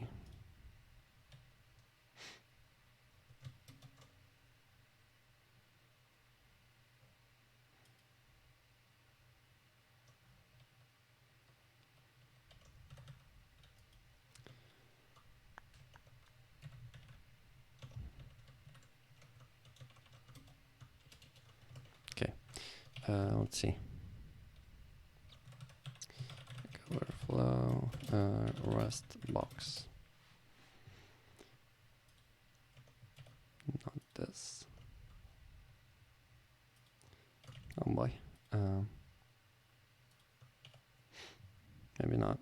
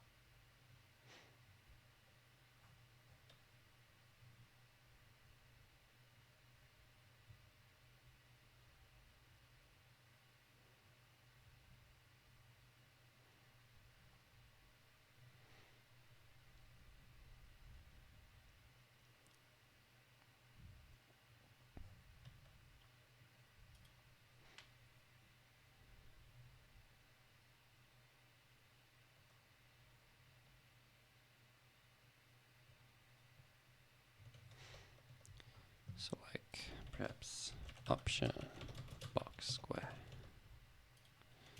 And here we would do none. That seems fair.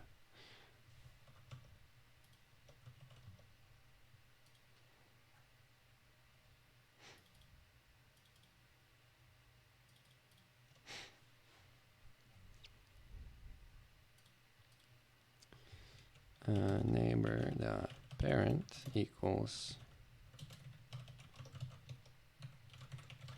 box new.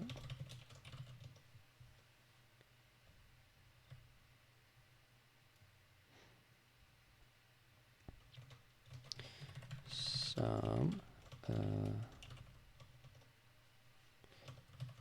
Okay, that works, I guess.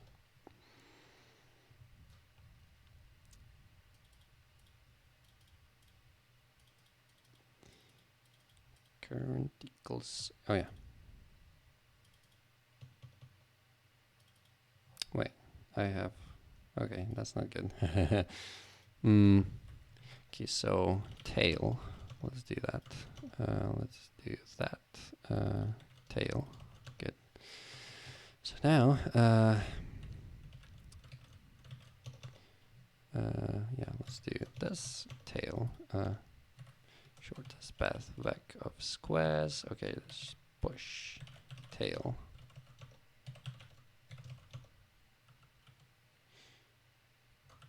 Then tail. Can I do that? Okay, maybe. Tail equals grid at tx. Tail. Tail equals tail dot parent.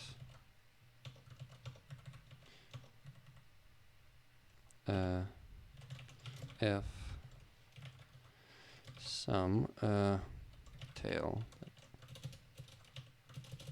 If let sum parent equals tail dot parent, tail equals parent, else break.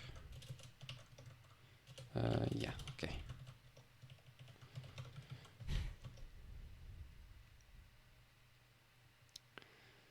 Okay, excited struct square, found struct boxed. How do you remove from the box? Vector, oh okay, perhaps we should do box new.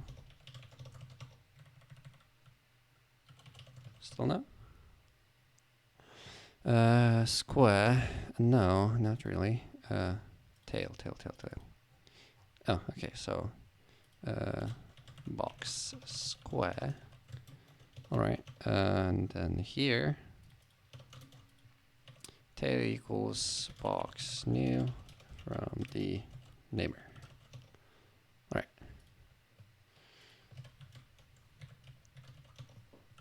Cool.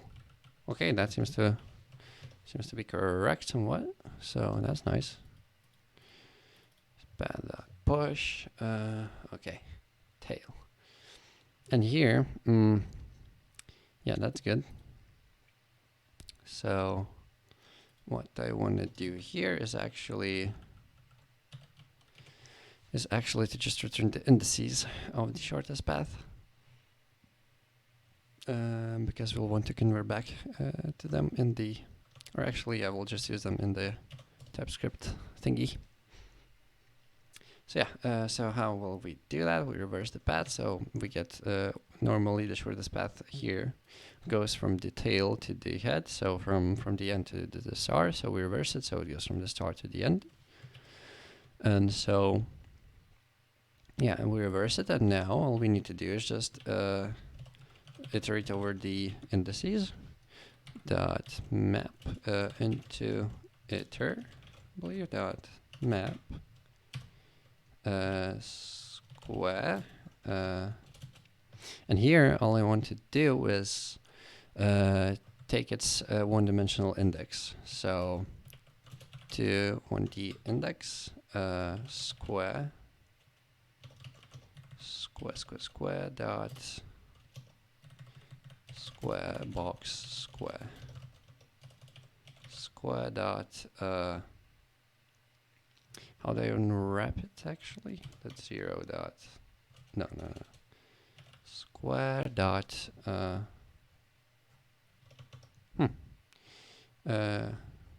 can I unbox it?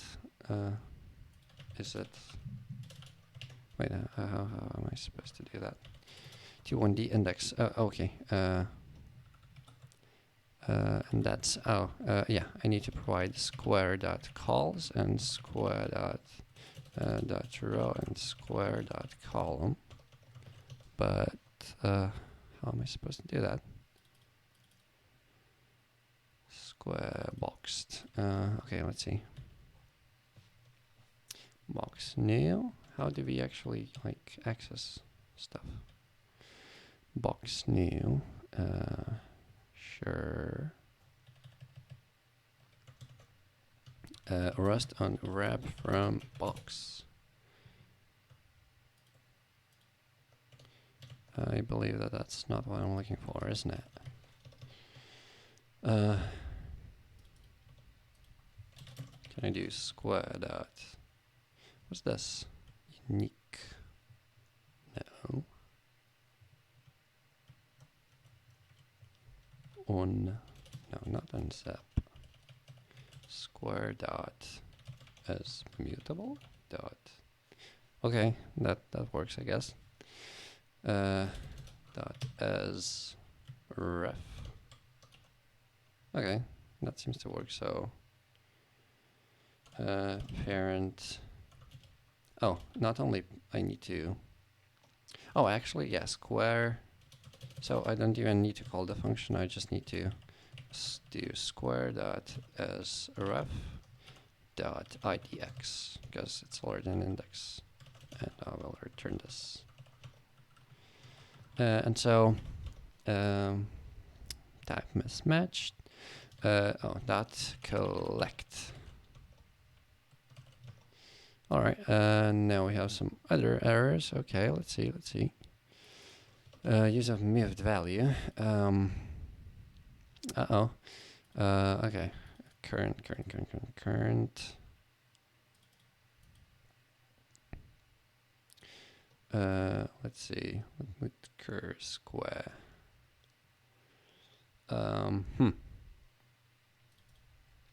Mute value, you say?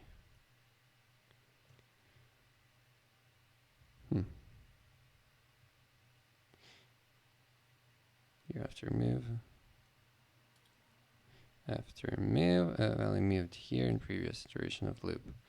Oh, okay. So, sure. Since I'm going through for neighbors, yeah, I need to copy. Or do I take a reference? I guess we can. How do I not move it?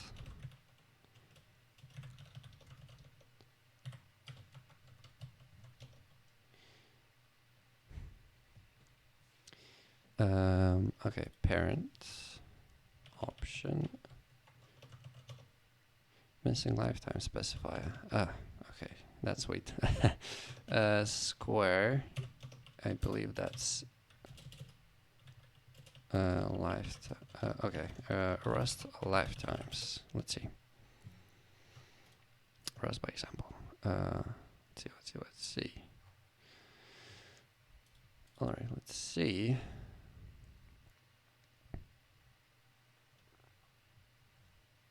Explicit. Does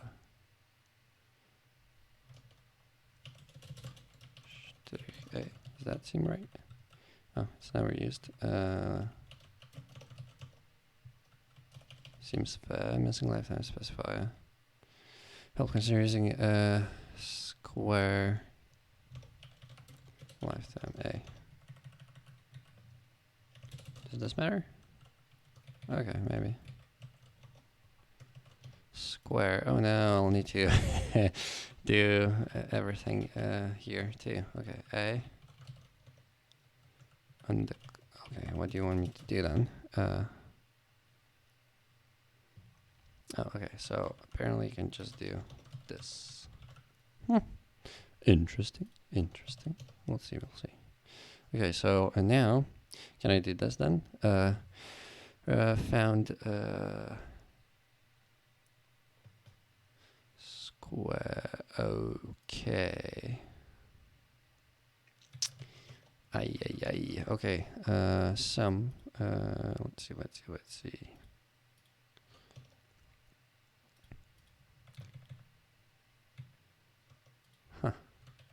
Oh, hello there. I just got into lifetimes, and I'm not sure what to do with them.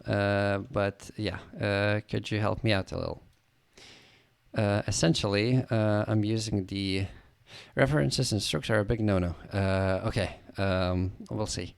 So what essentially, in most cases at least, okay, so what I'm doing is I have the current square, so for example, one of those, so let's say this one, and then I'm iterating 4 times over it, so to check each of its neighbors. And in each neighbor, I create a pointer to the parent. So for example, from this to this, from this to this, and I do not want to move the value. So here, when I'm creating neighbor.parent, I'm creating some box new, and then yeah, if I do this, uh, it will uh, it will essentially move the value, and so I cannot use the value again in the loop. So that's why I am. That's why I'm using this, and yeah, I just started. I don't know if like I'm doing this correctly or not. So yeah. It's never used. Yeah. So what I had previously was this. So yeah. So use a mute value. Yeah. So that's my problem. And yeah, I think that I need to somehow not move it here. How would I do that? Any ideas?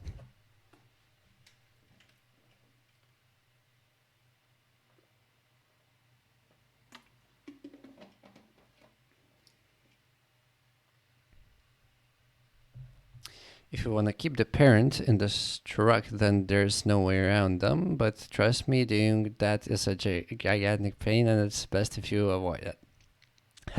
Okay, that's fair. Yeah, well, essentially, since I'm doing the breadth first search and going through the path, I want to be able to reconstruct it. So I don't think that there's like another way of doing it other than just having the parents the parent references. Yeah, I don't think that there's another way to do it. So yeah.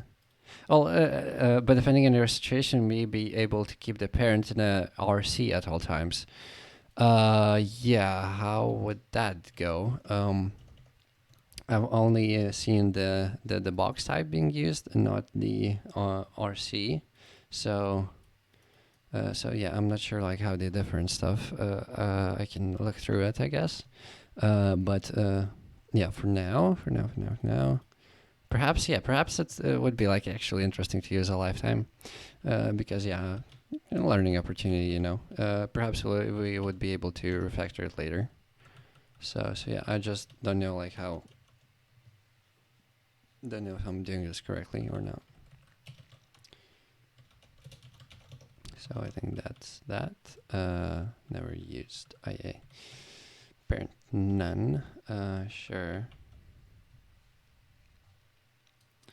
Let's see if I want to do this. Smash type expected struct square, span reference square. The borrow. No. An RC also takes ownership of your data, but you can clone an RC and it just clones a pointer if you do, meaning you can easily access data from anywhere without cloning. Okay, yeah, that's fair. That's fair. Can I do it without RC with just the box type? Would that be possible? Even with lifetimes, I guess. Box square A. I'd be very impressed if you get this to work with plain references. Oh god. A box isn't going to do anything for you here. Your use case doesn't look like one that would benefit from lifetimes or multiple ownership. I guess, but like if I'm like, let's say at the square, and I want all of these 3 to point back to it, then yeah, what's the like optimal way to do it then?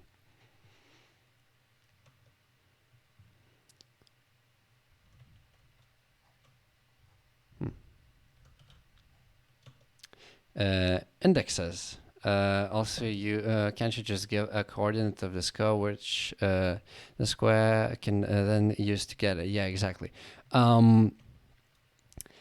Maybe. So, oh yeah, actually, hold on. Where was it? Figma. Here, let's see that we have this grid, 0, 1, 2. Yeah, I think that will work. Yeah, 4, 5, 6, 7, 8. So, here are the indices. So for example, I could just have another array that will have basically the index of its parent. So for example, if we're at, if we're starting at 3, so 3 will be, let's do some of this. So 3 parent will be, well, -1. Then let's say we go to 4, so 4's parent will be the 3. Then 3, also we go to 0, so 0 would point back to 3, and 6 would point back to 3 as well. Then from here, from 3, we go to 4, and then we go into 1. So that's, yeah, that seems actually, yeah. Thank you guys. Yeah, that's awesome. Yeah, I don't know why I didn't think about that, but sure, that's awesome. So yeah. And then let's say we go from 5 to 8, so that would be 5, and that would be also 5. Yeah, okay, that's awesome. Yeah, good. We'll avoid the pain. Awesome. Okay, so we'll have just an array of parents. So what we'll do is let mutable parents, which will be just I guess vector of u8 equals vec new. Okay, yeah, that's awesome. All right, we can clean this up then, and then do this. And I guess we will not need boxes anymore. Sad, I actually wanted to use the box type to try it out, but that's fine. So yeah, all right. Yeah, okay. Let's see. So here, in neighbor.parent, so we instead, what we'll do is parents and then add neighbor index. So parent, neighbor's parent will be current.index. Yeah, that seems good actually. It cannot be indexed by u8, so as usize, that should be fine. Yeah, that's awesome. So yeah, yay. Okay, that's cool. That's super cool. And then here I will not need to use boxes anymore, I believe. Yeah, I think so. So everywhere I have box, we'll just have regular squares. So yeah, let's try that. All right. Okay, shortest path, no more boxes. And then here, some parent. Okay, so instead of this, what we will do is just parents at tail.index. No, actually, yeah, tail index as usize. And then we'll do grid. Yeah, so we'll access it like so. As usize as well. Mismatch types. Oh yeah, here I return not the index but the state. So yeah, that's actually, yeah, I don't need the state from the grid. I actually just need the parent index. So it found option. So mismatch types. So yeah, I don't think we actually need. Yeah, we do not need squares. We can just do u8 as well. and then shortest path but push tail dot index, and then here what we'll do tail. So I believe we could just set it to the index. Yeah, let's redo this. So U8, and then let's get back, and then here instead of having neighbor, we'll just have neighbor's index. Here we'll just push in the tail index itself. Here here we'll need to, instead of doing that state, we'll take the state from the grid, tail as U size. All right, and now okay, a box is really not useful as a plain reference.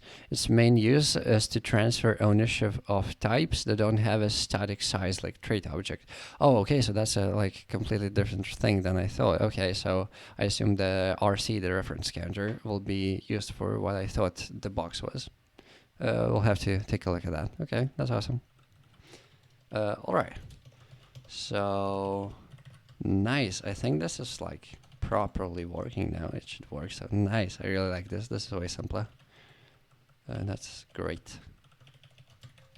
Can get rid of this. And then here we don't even need yeah, instead of square, we don't even like the shortest path is already just the indices. So we literally, all we need to do is just reverse it, and then we don't even need to like do remapping or anything like that. Yes, we can just shortest path. So yeah, that's probably it. Okay, so use a possibly initialized value because use a mid value neighbor. Okay, so the neighbor, where are we creating it? Here. Pushback neighbor. Okay, so I need to. Okay. Yeah, cloning is fine, I think, because yeah, I think I should be able to just clone. And then tail. So yeah, we should this should always be fine. So if I guess how would one check if a value is uninitialized in Rust? Yeah, that's interesting. I looked through it yesterday, but I don't think I found anything. So yeah, I guess tail we can set it to -1 initially, because that's invalid, and then oh yeah, it's an unsigned int, so not really. Cannot apply in your operator. Sure. So I guess we could use. I mean, we know for a fact that the tail will be found because there's always an end, so that should be fine. So like an assert or something that would like allow this to be fixed. Rust guarantee that value is initialized. Let's see.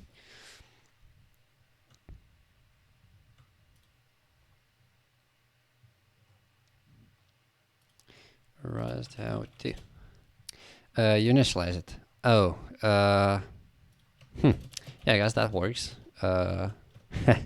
Sure. Yeah, okay, that's fair. But like, for example, how would you check if a value is uninitialized? Like, is that doable? Like, is there something somehow of how we could do that, or not? You can't have a user initialize. Yeah, exactly. Oh, but you cannot check. Yeah, okay, that's fair. I guess you could. Oh yeah, sure. You could use an option, or you could have like a separate variable that would say that if it was initialized or not. But that wouldn't really work. So yeah, an option I think would help. Okay, that's nice. That's good. Irrefutable if flat pattern. What does that mean?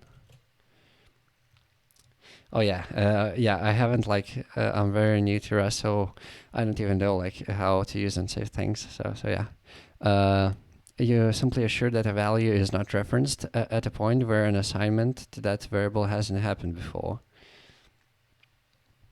Mm, wait, what do you mean? Like, you simply assure that a value is not referenced at a point where an assignment to that variable hasn't happened. I'm not sure if I understand that, but yeah, I guess you could elaborate, like, what do you mean here? Okay, and then in the meantime, yeah, let's see, fail to match. Patterns that won't match for any possible value are irrefutable. Oh, okay. Sure. You must have an assignment to a value before. Yeah. Oh, of course. Yeah. Yeah. Of course. That's pretty obvious. But yeah, I guess I didn't want to like set it to an invalid value. Or I did want to set it to an invalid value by default. Because yeah, this is exactly what this is saying. So yeah, sure. So yeah, what I mean here, what I could do is instead of checking, yeah, because this is always going to be true. So it's never going to break out. So parents. Yeah. Oh, 1 second.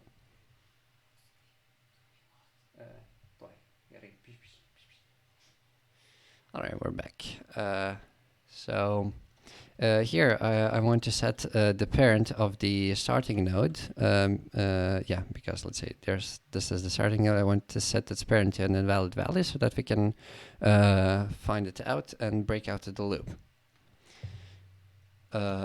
Or I guess we could just check them. Yeah, instead of what we can do, let parent equals parents is this. Is that correct?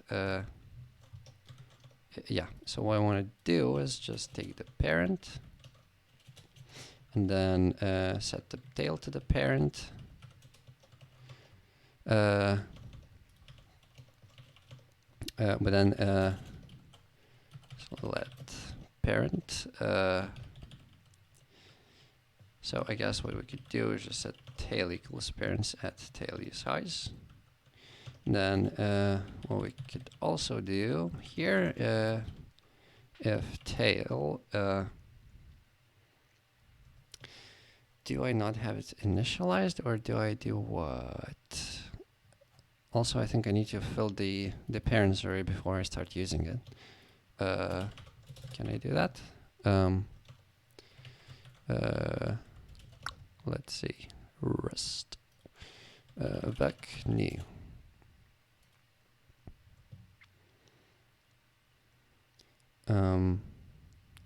With capacity, yes. To hold exactly elements without reallocating. Okay. Okay, exactly what I need. Okay. With capacity. And the capacity here will be the same as the grid. So grid dot len. Yeah. Grid dot len. Good. Yeah, sure, sure. Thanks for hanging out, and yeah, take your time, that's fine. Alrighty, so we take the capacity, and I'm pretty sure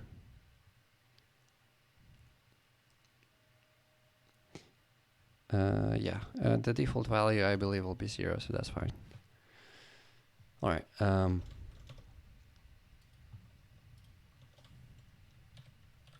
yeah, what we can do is, well, let parent equals, if parent equals start id x, well then we can just, yeah, I guess we'll tail if tail equals start idx, we break.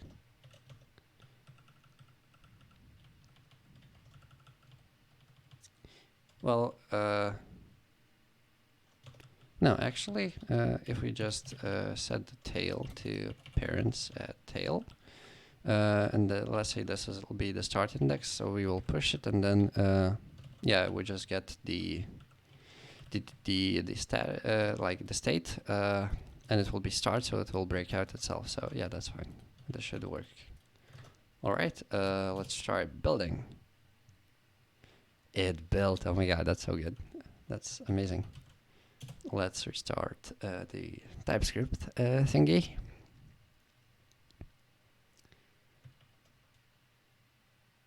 Let's see.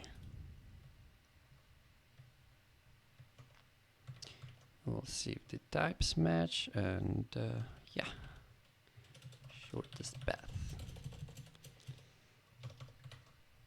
Okay, what is good? Okay. Square. Oh, okay. I didn't. Okay, so this is a TypeScript error. Yeah, sure. We'll take a look at it now. Oops, I got lagged. So we no longer have a square, and so we need to refactor a bit. There is not existent type. Okay, state square prop state. 0. Oh, okay, yeah, I changed the enum, so yeah, what we'll do is we'll use the enum here as well. So square state dot start square state dot end. Here will be filled square state dot filled. Oops. And here square state dot clear. Okay, that's good. What else? What else? State a grid to value, but it's being used as a type. Type grid. What? No. Oh, okay. So yeah, this is the component name, and this is the name of the grid. Grid type, I guess. Grid T, something like that. Let's see. Oh, that's a lot of grids to replace. Okay, we need case sensitive. Whoops, we did not need to replace that. Let's see. Okay, let's go. Oh, hello there. Yeah, we actually just compiled Rust and it went fine. So yeah, that's awesome. Now I'm just patching my previous stuff that I have here in the TypeScript thing, and we'll see if it actually works. So yeah, that's exciting, and we'll get back. This should be done somewhat soon. So we'll see. Here. Oh, okay. Oh yeah, I need to add this to the state, the default state. So we'll do has shortest path false, and indices of shortest path squares will be an empty array. Okay, new u and 8 array. Let's do that. I do not know why my formatter is not going at it, but that's fine, I guess. Yeah, we'll see.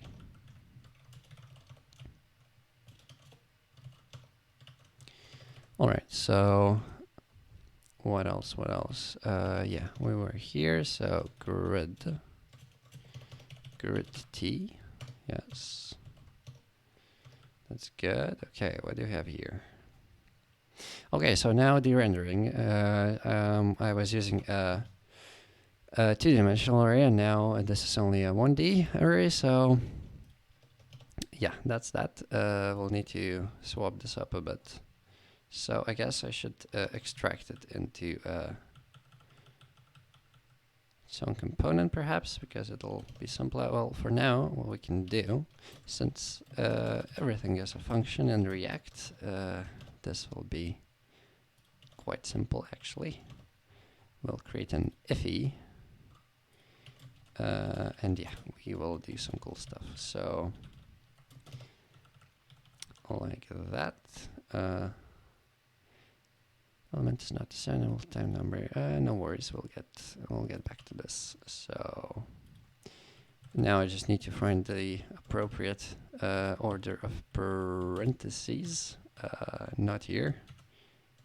Here. Okay. I do not know why my formatter is not working necessarily, but we'll figure this one out.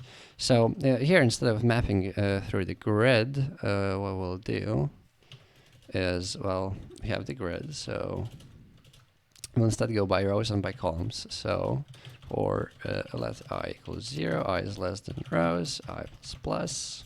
For let j equals 0, j is less than columns, j plus plus. And here, let index equals with idx. I believe I didn't export it. Let's see. Oh, idx width. Okay, I did idx width. Let's see, and then here we have rows, and here we have I and j.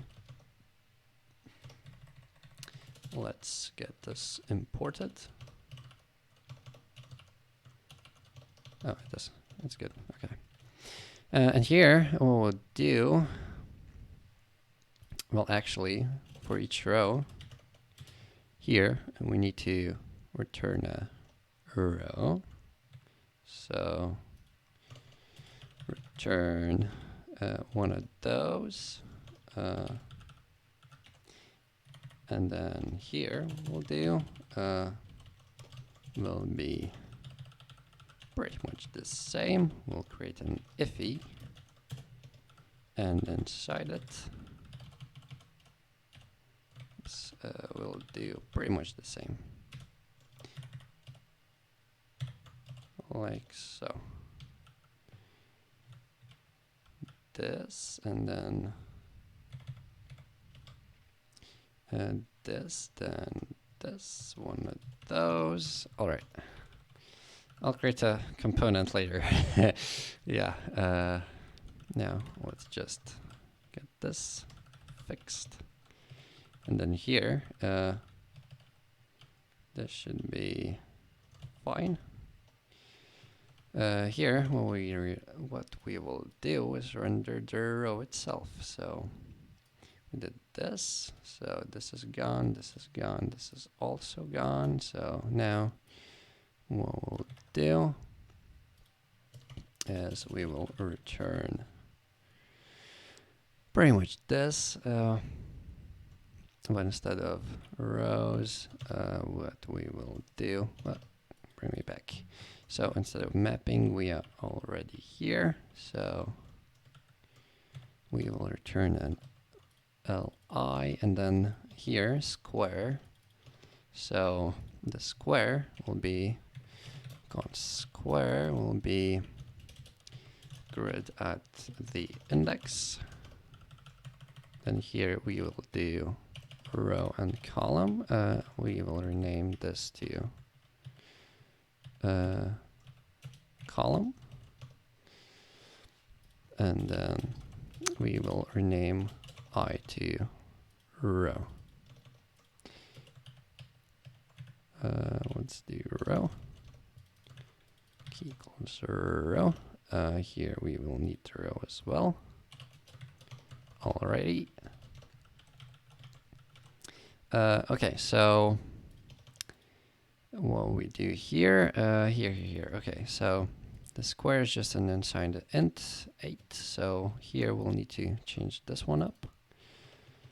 Click square. Okay, so square state, which is an enum, and yeah, I guess we will need to do. Can you do u int 8. How do you take like a value out of the event array? I don't know. We'll see. Calling this, it will return action. No. Oh, expected 6 arguments. Yeah, I updated this one. So yeah. So rows, we'll need to pass in rows and columns. Then we'll need square state. So that's the square. Then the row, the column, and then the grid itself. Okay. Okay, that's good. Square items, instead of state, we just pass in the square, and then is part of the shortest path. Okay, so we'll need to cover this one as well. So state. Here I'm passing in the state, so it's one of those. I guess we'll need to like convert from the enum, or rather from a number to the enum. Yeah, probably. I mean, this should be like just fine, actually. Yeah, this one is fine. This one is not, because a square does not have any properties by itself. So here, what we'll do is, since how we are doing this is, we have indices of the shortest path squares. So what we will do instead is, you have the index. And so here, what we'll do is, we'll take the indices of the shortest path squares, and in order to retrieve it, we'll go up a bit and const this uint8 array will be use selector. We'll take the state, read state. And here we'll take state.grid.indices of the shortest paths. Nice. So we have this. So the shortest path squares dot includes idx, which I should probably rename for clarity to square idx. Nice. So, and then square, I guess I could rename it to square state. And then we'll pass this in. And we no longer need any of this, probably most of this. Well, wait, we'll see. Yeah, this is blue. Okay, so, oh, we need to call this. Then we need to get rid of these things, I believe. Yeah, I think so. Okay, so we're no longer mapping. Something like this, Yeah, I do not know why like my linter is not working. Yes, lint. Yeah, perhaps because this is a mess. Okay, let's see.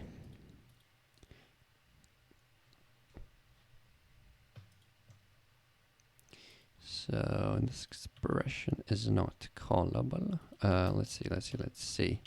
Hello there. I think I should definitely just extract this into a component. It will be simpler. Yeah, even simpler.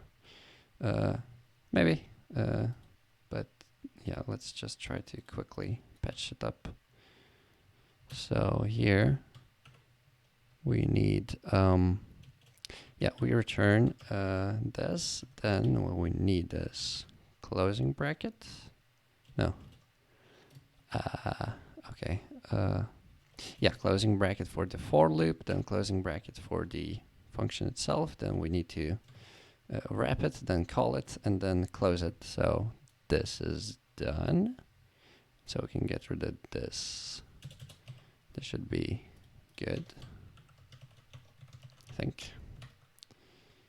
Let's see, we have some other errors as well. State equals, yeah, we'll do we'll do square states, square state dot filled. Here we will do state will be square state dot clear. And we'll do the same here with square state dot start. Whoops, dot start. And we're getting really close, by the way. We're like this close. Whoops, square state dot end. And this will be,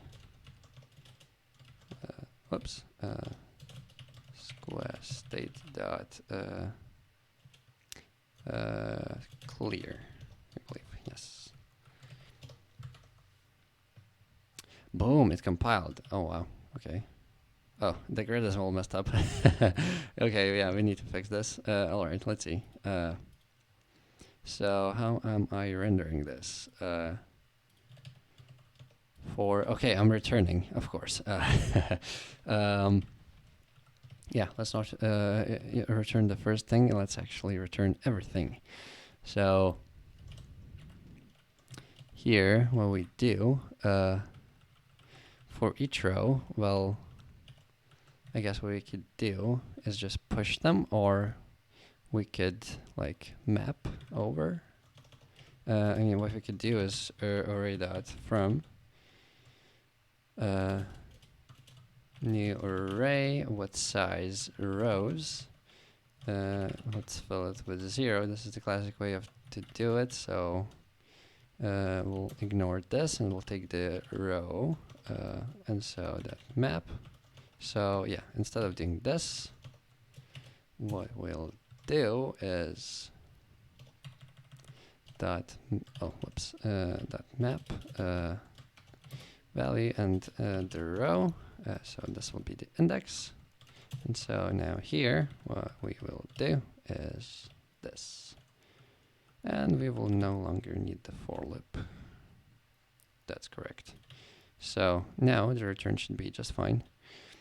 And yeah, I think I pasted it in the right direction.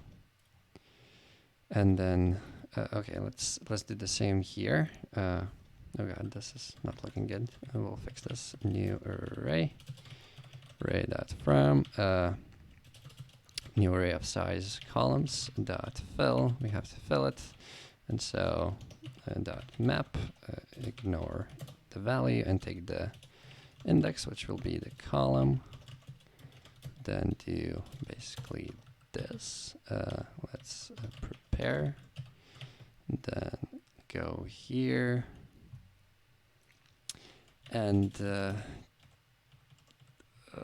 place it somewhere appropriate. Let's try to find that. I think it's here. Oh, we're about done with the with the absolutely horrible chess code. Yeah, well, the editor itself thinks that this is horrible. I do agree with that. So yeah, I'm pretty sure we are getting done with it real soon. So yeah, no worries. Here, what we do is this, then I believe we don't need this. This expression is not callable. What do we need? Anything else? It's basically just a mix and match until I can find it. So yeah, we'll see. These being the same color is not very helpful, to be honest, but yeah, whatever. Yeah, this should be callable. Okay. Am I supposed to? It's lagging now. Okay. No, not correct. All right. Okay, I guess at this point I'm going to like extract it anyway, so might as well do it. So let's do just that. Let's extract it into a component. And how could anyone seriously think that it's a good idea to modify the format of the language just to add in some fancy inline HTML stuff? You're talking about GSX. Personally, I really like it because everything's in one place, and like I have both CSS and JavaScript and HTML, and I really like it. But I understand where you're coming from, so Yeah, I guess it's just preference. Some people like one and some people like another. So yeah, that's fair. Item. I don't remember which one I copied, so I'll just do this and then I'll rename it. So yeah, what we'll do, instead of all of this craziness, will be just that. Template sucks, yes, that does not. I do agree, but that's once again an opinionated, pretty opinionated. So yeah, that's fine.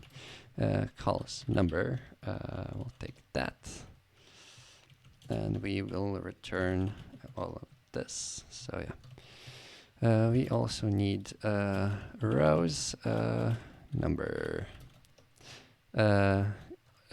So why not just have neither? I mean, yeah, why write code when you could just not write it in the first place? I do agree, but yeah, that's that. Rows, columns, then. Oh, whoops, I'm doing it wrong. Let's do functional component, and then this will be. We'll just do that. Rows, columns. Row, the current row itself. We'll get the grid. Yeah, we'll get the grid as well. What else do we need? I guess we'll take in the dispatch 2, and then we'll take this as well. I could use the Redux here, and that's fine. But I'll do it this way. Put your HTML into the code as a string and add your variables and job done. Yeah, that's pretty much PHP. So yeah, that's fine. That's also fine. So assignable to functional component. So interface square item props. So square item fc square item props will be rows number, columns number, row will also be a number, grid will be type of grid t. Dispatch, I do not know. I will get the type soon. Indices of spat squares will be just an uint its array. So, and that's fair. Cannot declare square item. Okay, so apparently I had something. Oh, okay. Yeah. So how do I want to name it? Do I have it just square named? Yeah, naming is hard. But that's basically what this is, except it's not a string, but custom syntax jank, right? Yeah, well, yeah, whatever flows your boat, I guess. Node.js build an in-memory tree and React divs onto that to only update relevant parts of them. Yeah, that's essentially what it's doing. Yeah. Alrighty, so we have square. Oh, no. And that's, wait, no, that's not what I wanted. So I wanted this here. Square. What is wrong? Oh God, isn't that bad? I mean, nah, it's not. It's pretty slick, actually. So what we'll do here is just that.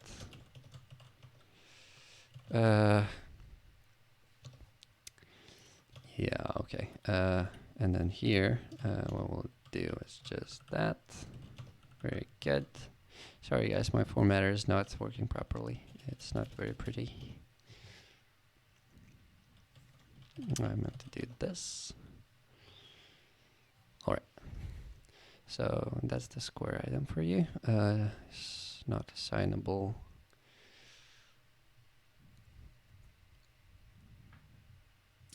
What is going on here? I'm returning a list item. Yes, that is correct. Pretty sure this should work. Yeah, we'll figure it out. So instead of all this craziness, we have what we have is just square with some props. So rows equals rows. Oh god, wait, did you just say that you actually only like JS? Because the LP.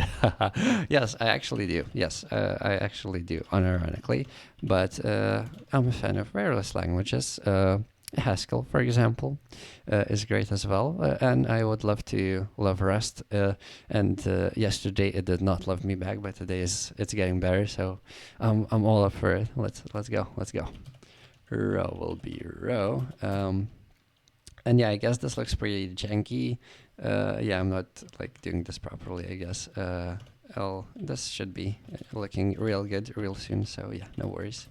Dispatch, it will be dispatch, and then indices will be indices. Where's my formatter when I need it? Oh boy, format document. Yes, please.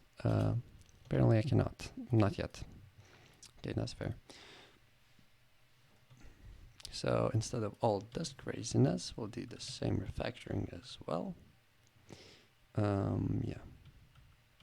Haskell is neat, but I fail to understand what you could even use it for. Yeah, I mean, it is somewhat theoretical, but yeah, you can produce side effects. Otherwise, it would be inherently useless. So yeah, it's pretty fun. And yeah, I do feel that I'm a better programmer after learning it. It was like really fun and also pretty useful by in and of itself. So yeah, let's take all of this. Let's make it good. Yeah, I should have just created a component in the first place. So yeah. Export const row of squares fc nothing much yet equals, and here what we'll do, I'll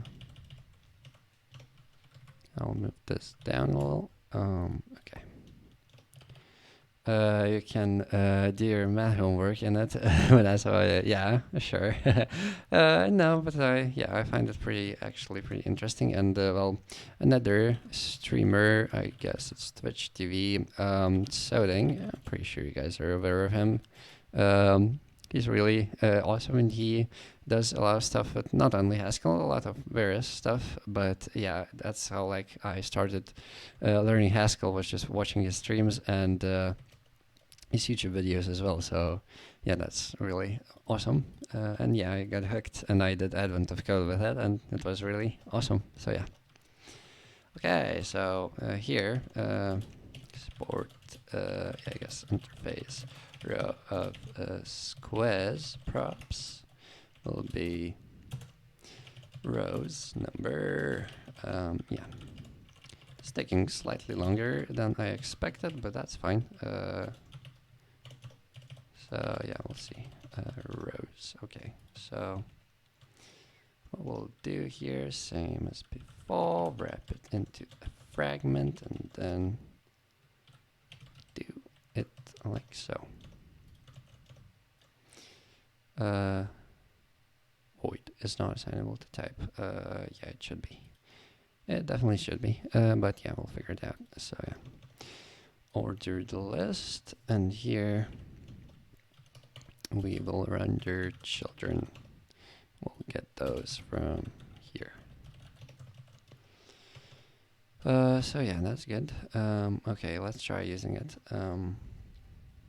We have something that we shouldn't have here. Okay. All right. Did I miss something? No, that's good. Okay, that should be fine. Alrighty, and then let's actually use it. So, row of squares. Let's do just that. And then rows will be just rows. Oh, okay, and then, well, snap. We need to pass in the row, I guess. So, yeah, we need to pass in the row, but since we're iterating over here, we have the row here. But, yeah. I guess we could then just use the square directly. I mean, that's fine. Instead of children, we'll use the square. And not the biggest fan, actually. Is there somehow a way to pass the row back? I'm not sure. Children, we'll see. Yeah, I'm pretty sure we can. I don't remember how exactly though.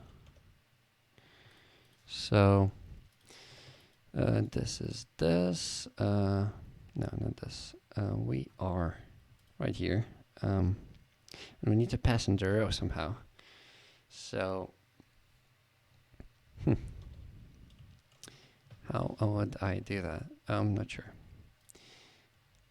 I know that you can do it, but I don't remember how exactly. Can I format this? No, not yet. Okay, let's see.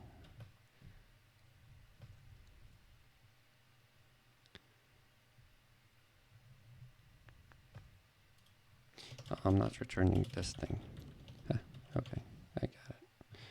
And then same here. So yeah. Alrighty. Let's see. What else do I need? Yeah, I think that's like the only error left. Let's say row equals 1. And then, can I now format it? Yarn, yes, len dash dash fix. Command dash v sl. Yeah, I'll need to do this. Let's try that. You did not format this, did you? No, you did not. Okay, let's see. Okay, yarn length fix. That should do it.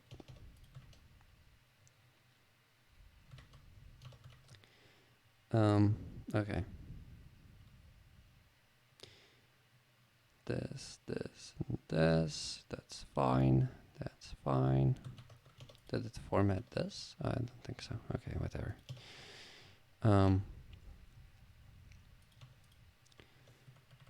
Okay.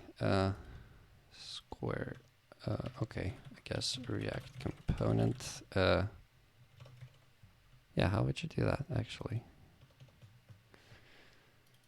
The current row. React pass props to children. Let's see.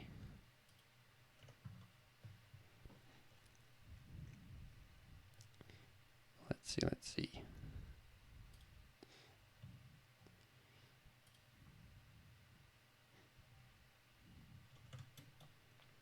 Hello there.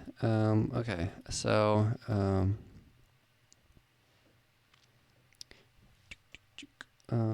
let's see. Children. Okay, so let's see. Render functions.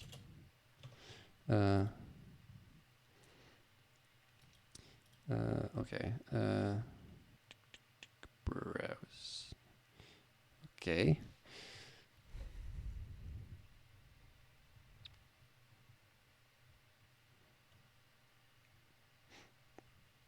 Props the children.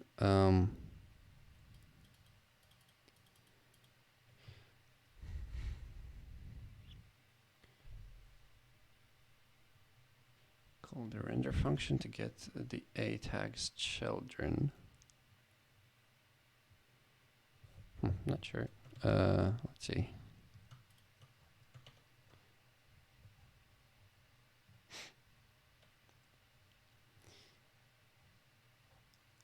No, not exactly. I do not want to do that.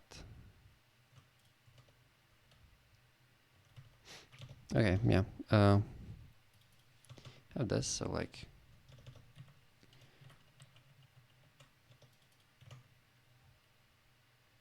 Oh god. Okay.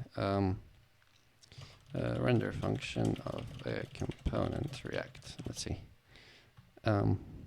Yeah, I'm pretty sure we can figure this one out. Render. Oh god, no, not this. Okay,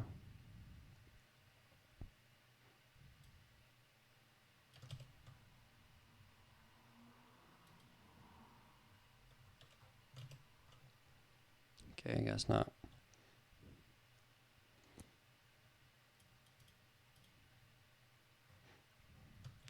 React render function with hooks. Children render function with hooks. Let's see.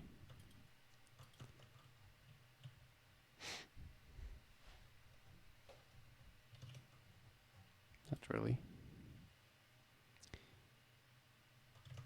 Okay, guys. I'm just it's whatever. We can just then do something like so. So we can just inline all of this into the grid.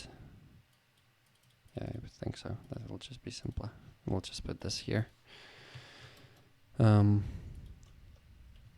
because I like, how do I, like, it's not callable. And I don't see how this one works, so.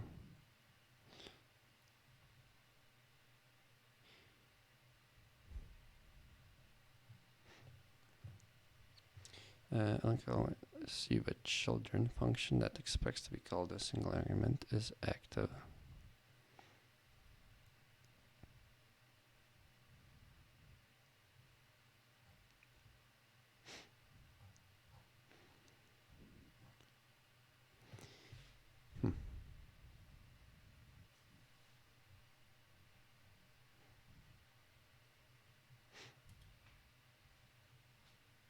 How is it actually implemented in the link? I don't think that like you can do it with hooks necessarily.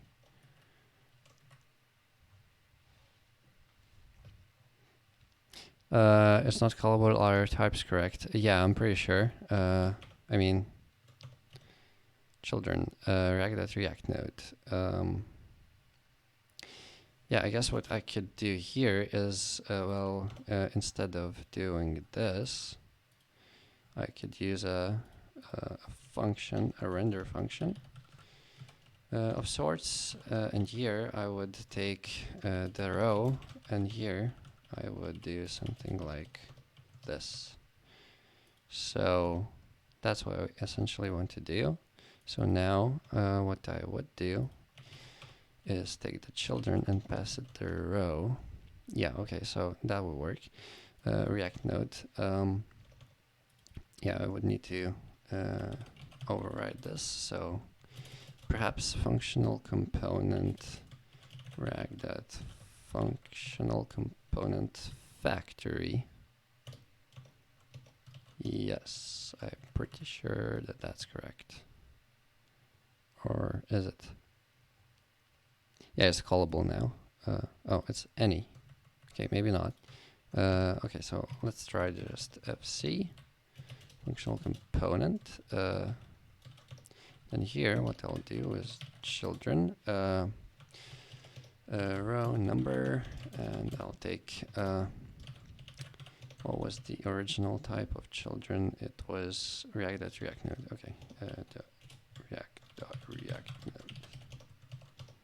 Yeah, this should actually work, I think. So yeah, we're taking in the render function, we are doing this. So I'm pretty sure that should work. Let's see. Does seem to work. Okay, localhost.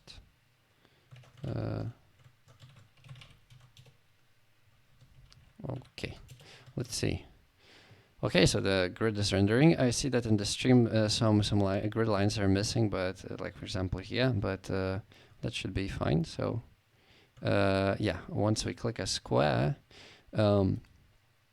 we got some errors, so that's expected. Let's see what was it. So target not found and preparing click square. So target not found. Okay, so apparently I didn't find the target. Okay, that's interesting. So let's log some stuff out. Let's log the IDX, and let's also log the grid, and let's see what's good. And let's click something. Not yet, I guess. Index and then the grid. But that's pretty large. Oh yeah, 10 by 10. Yeah, that's fair. IDX. Oh yeah, sure. So IDX at the row and the column. Let's try that.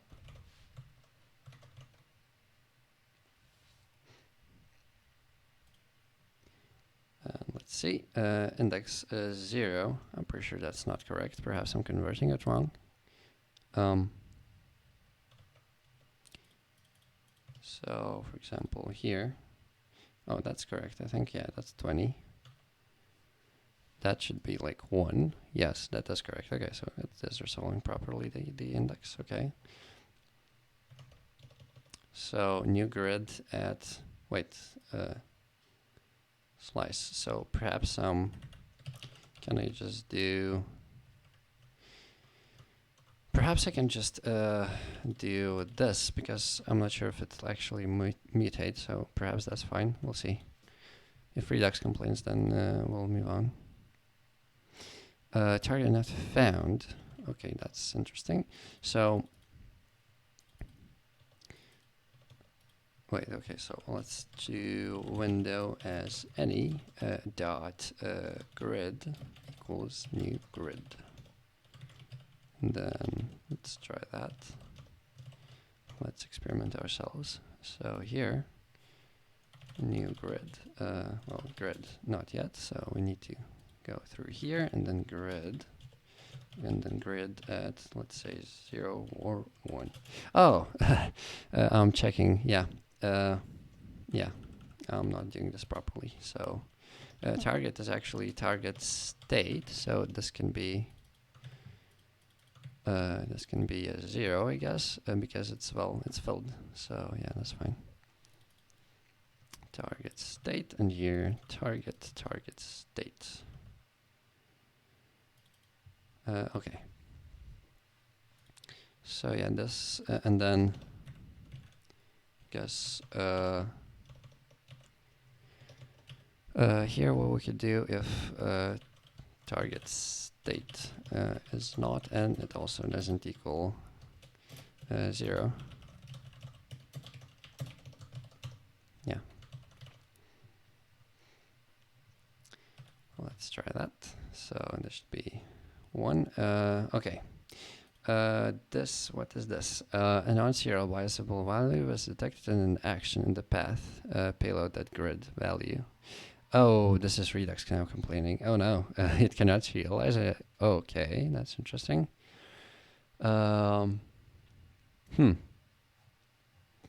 Okay, oh snap. Okay. So here I guess I'm passing in the reducer. Snap, if it's not serializable, that's not good.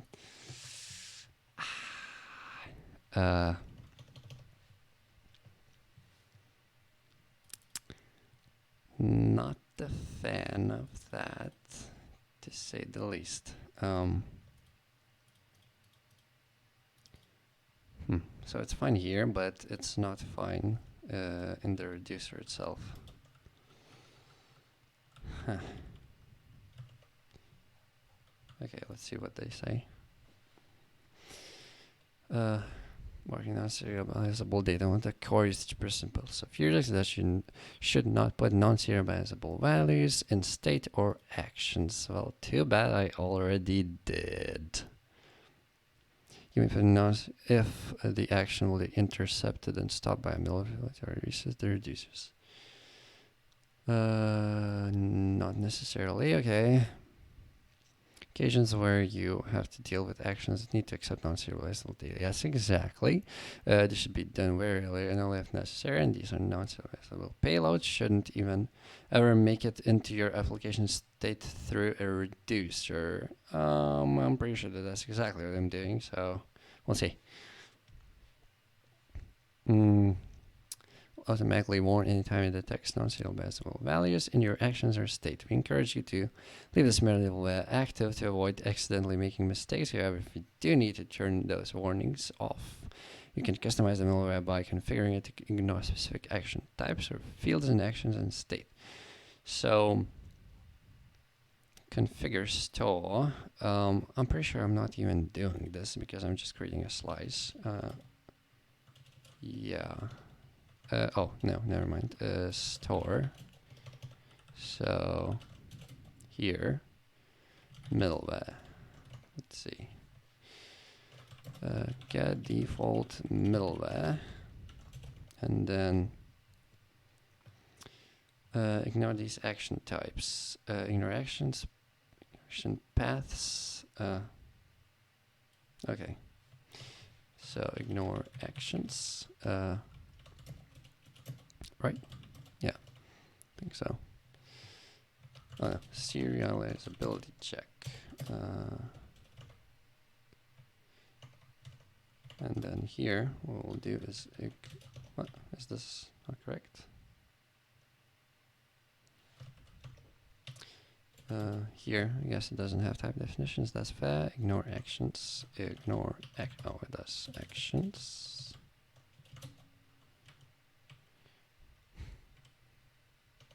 Ignore actions, and here we'll do your action type. So my action type is grid slash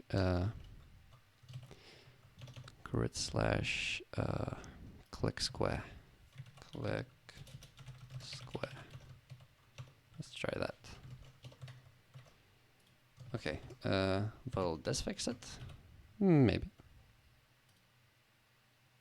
Okay, it did seem to do something. So, okay, so it seems to be updating. I'm not sure if like it actually works now. Yeah, we should do some more debugging. So, yeah, so let's log it. So, indices. Let's log this. This will not be anything until there is a shortest path. And also, let's log the grid itself. So grid.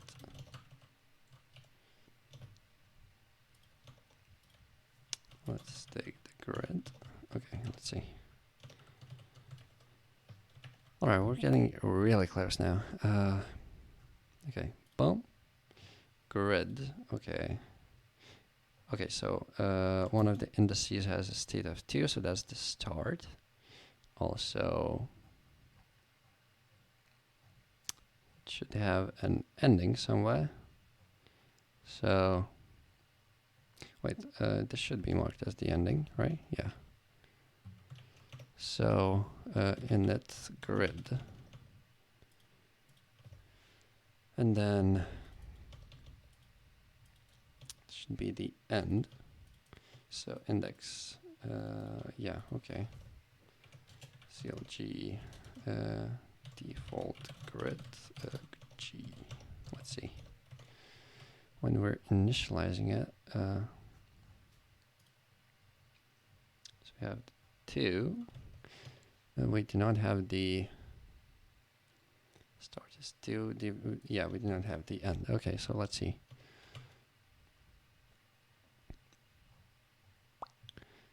Or do we? Oh, okay. I just didn't see it. Yeah, it's fine. So yeah, it is there. All good. All good. False alarm. False alarm. Let's redo. And then let's see. So it's actually clear. And then let's click this. Do we have a 1 anywhere? No, we did not. So let's say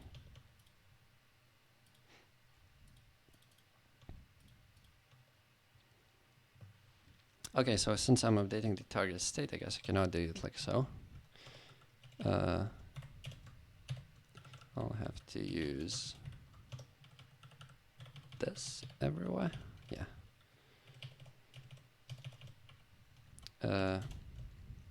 Let's do const target idx equals this.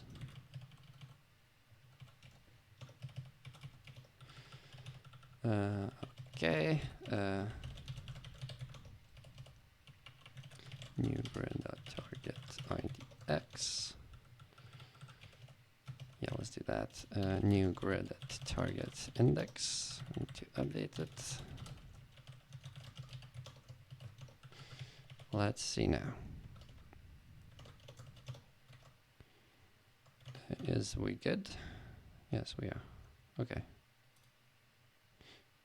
Invariant failed. ST mutation was detected between dispatches in the path grid.80. Okay. State mutation. Okay, I guess I need to like clone.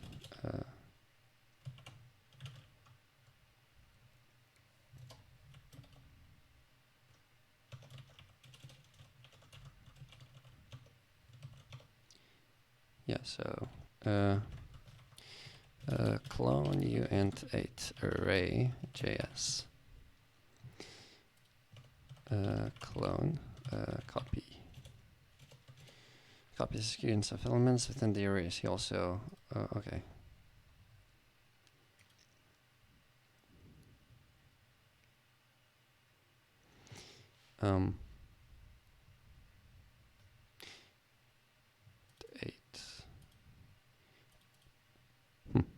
Copy is taken from the index position of the second and third arguments to and the argument is optional defaults the index of the array.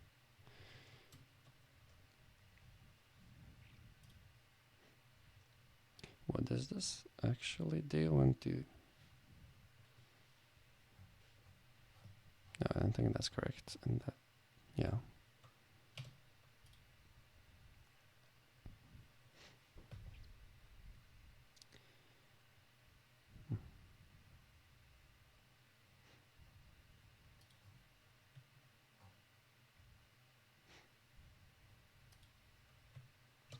Can we just do new uint 8 array grid? Can I do that? Maybe.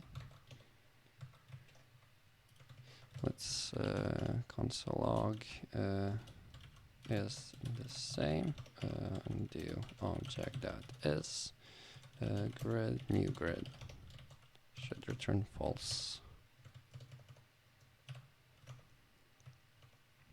Let's see. It's the same false. Okay. So now, wait, what is this? So do we have any states set to 1? We do. Okay. Let's see, the very first one should be. Yes, okay. So now we would expect React to update. Yeah, we would. Grid.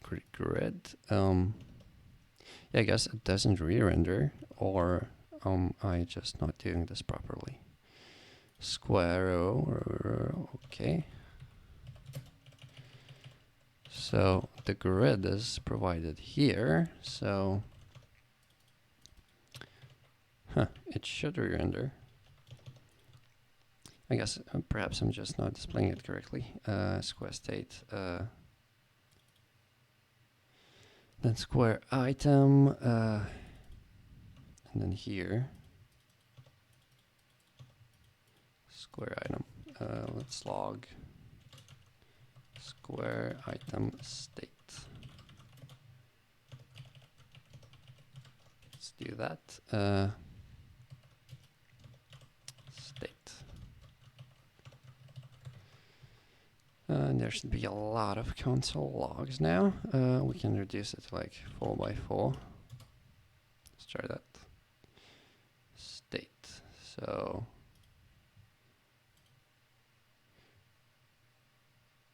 let's see. There's only one. That's wait. Why is that? Perhaps there are some re-renders. Yeah, probably.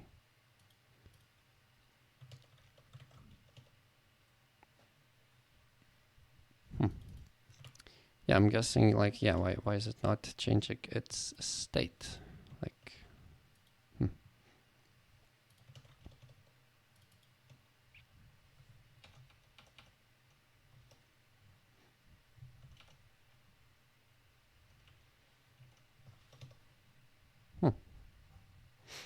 yeah, like I don't understand if it's not re-rendering or is it, let's see, square item. State 0. So yeah, it's not updating apparently. When I click it, that's not good. Error, invalid state. Uh-oh. Yeah, let's see, invalid state. Square state.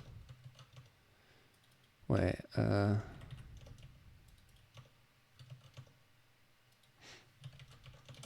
console.error. Let error equals, yeah.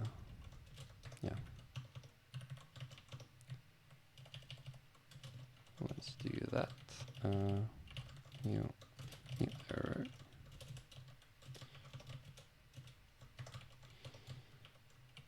Let's try that. Throw error. Okay, let's see.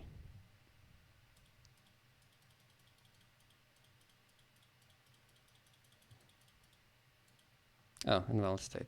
Sure. So if we click on the, yeah, I guess we should do this check here. So yeah, we don't like produce any changes if this is the case. So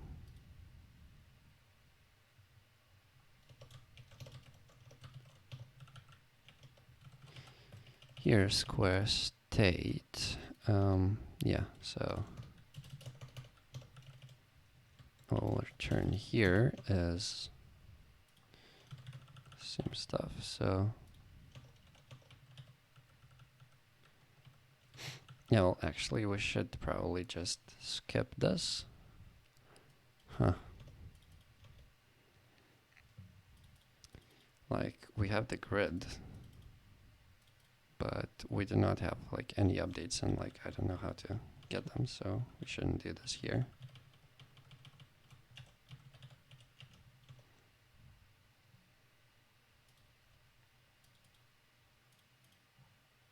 Yeah, I should use the previous value, but yeah, that's that.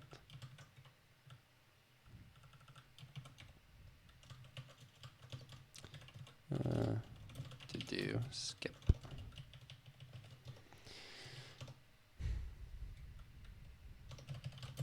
Else, yeah, else if. Yeah, this should be fine now. Yeah, cool. So the grid, does it get updated? Let's see, in the first one. No, and then yes.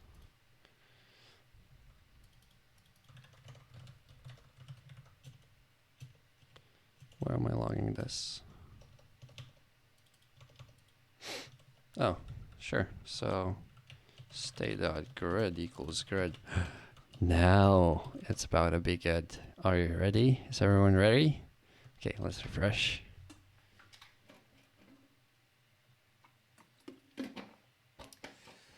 Oh, that's about to be exciting.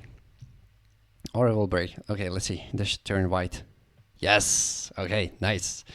Nice. Yes. Okay, we can hide this. This is now updating. Oh no.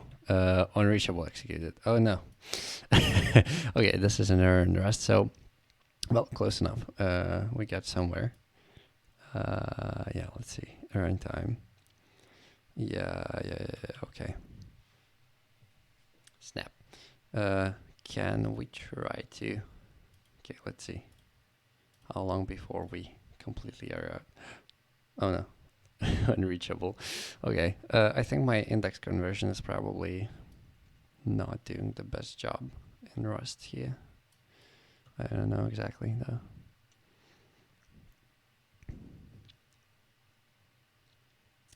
Yeah.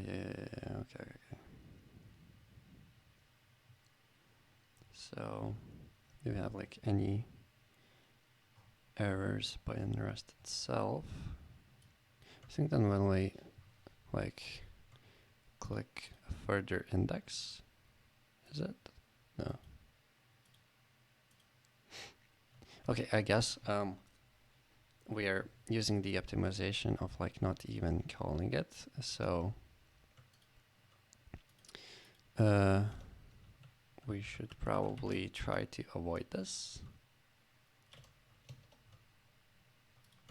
And then let's see if we error out in the beginning by itself. So let's see. Okay, so we do. Unreachable reached. Okay. Okay. So let's see.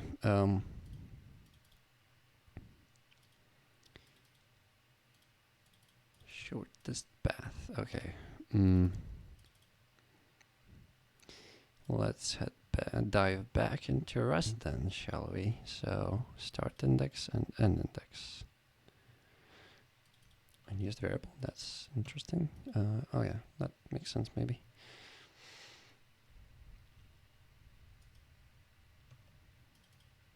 Okay, so what happens? What's going on? IDX with rows, and then let's see. Grid.len. Well, this is not really a vector per se. It should probably be just a slice, but it's probably not. Oh, it all worked. Okay. Grid dot. Is this still available? Like len. Okay, that's fair.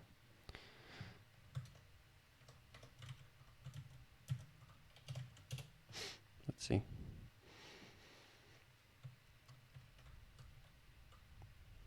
Let's see. So we have the. We should have the window dot equals shortest path. Yeah, actually, let's move this to load. Yeah.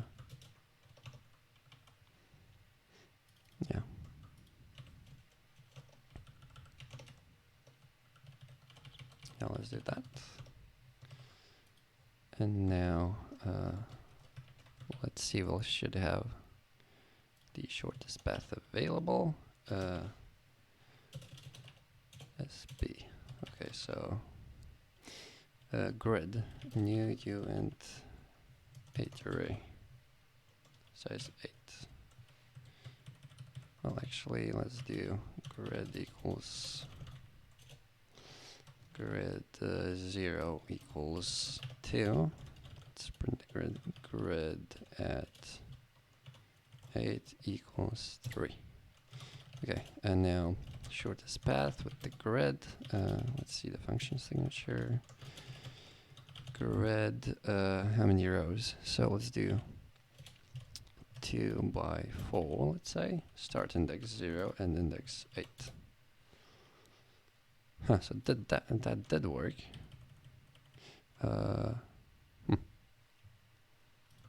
Let's do 2 by 4. Generate. Oh no, that's not right. That does not look right. Generate. Okay, so we need to fix the generate as well. So commit resize state.grid init grid. And here,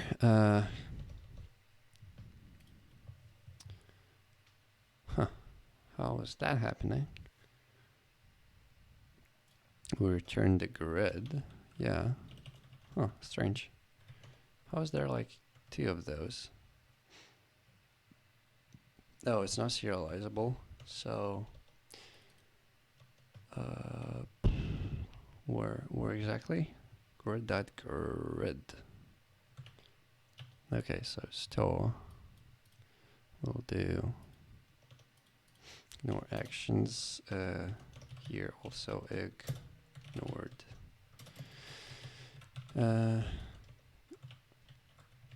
Let's see.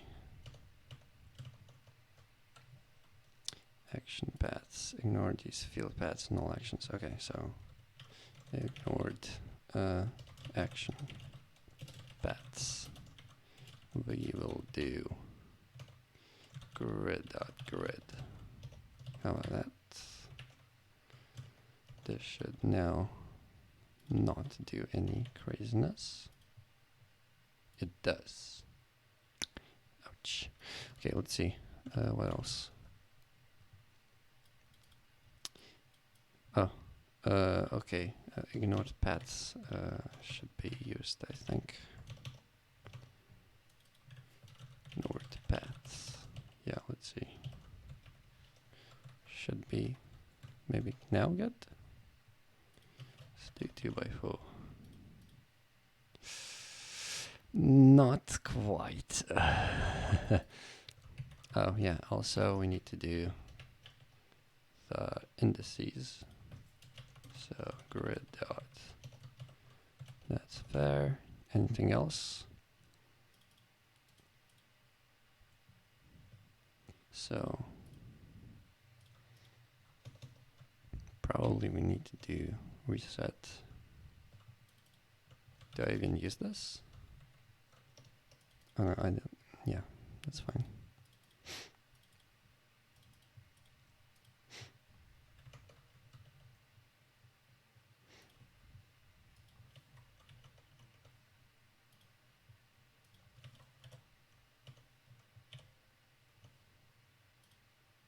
Okay, now it works. Okay, that's good.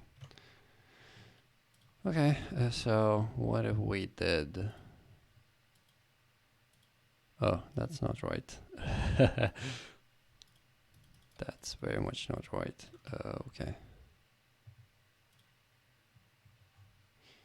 Unreachable. Dude, what's going on? Oh no. I don't like this. Very much don't like it.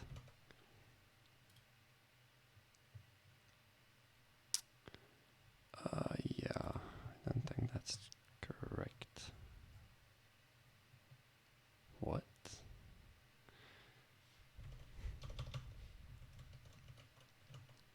It's like intent array 0 0.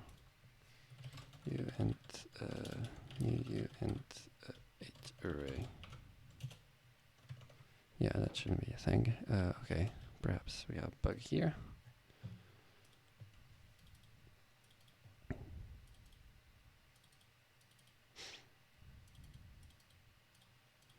Yeah, probably. Let's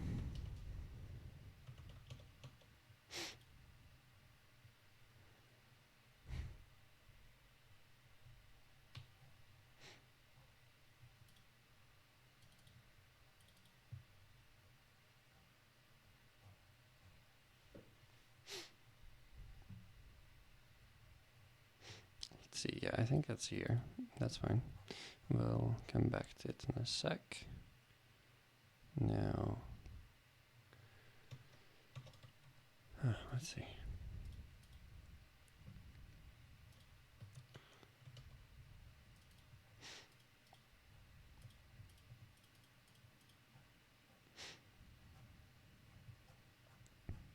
Oh, well, if not done, we need to do, need to return this,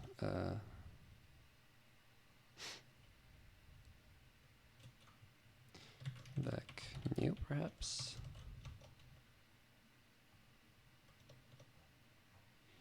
What does this U8 return?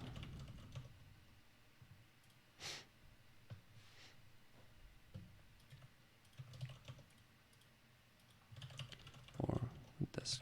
No, not really. Okay. Okay, let's see.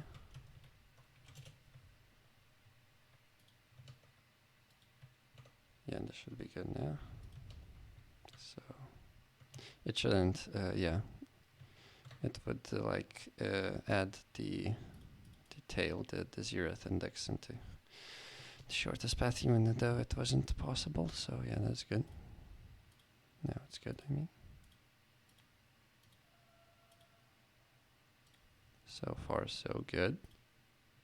Oh, snap. Okay, it didn't crash, but I guess we don't have a shortest path yet. So when do I do done?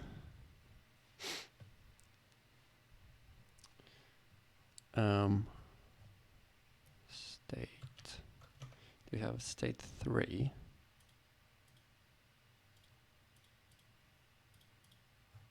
Not yet, I guess.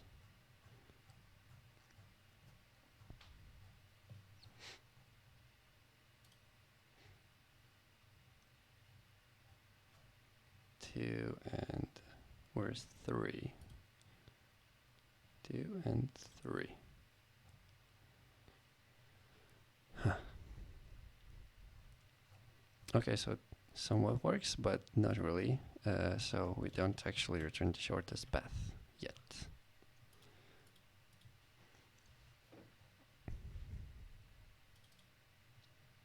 Let's see.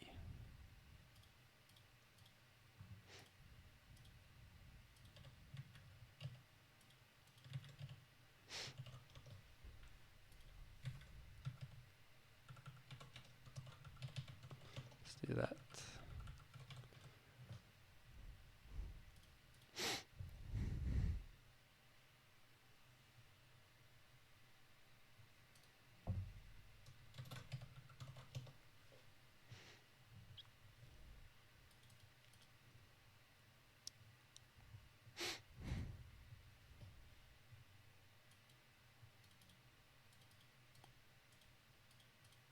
Not empty, yeah, so that seems good.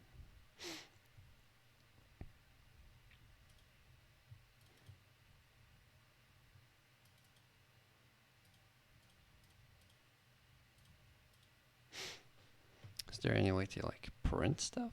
I'm not sure. -1 through 1. Can we do that?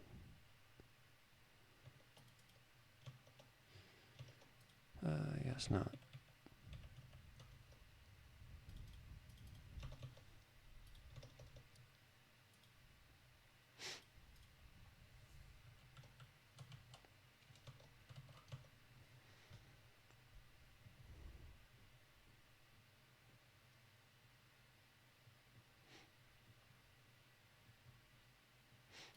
I think this happens a lot.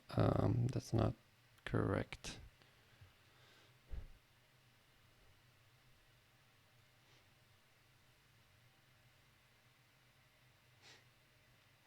No, but this is correct, I think, yeah.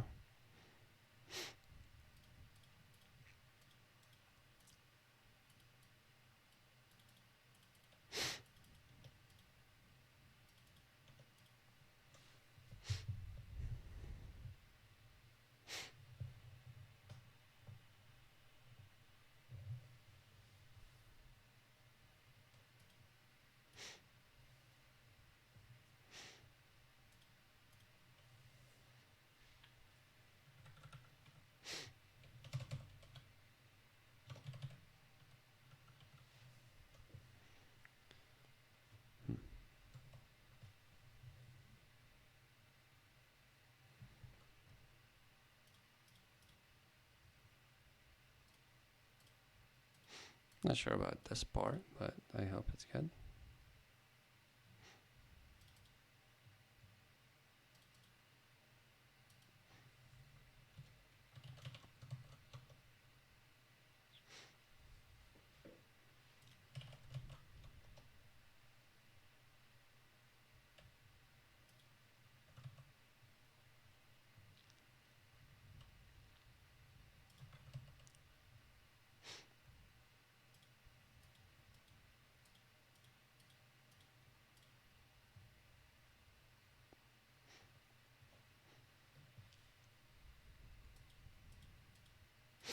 Hmm.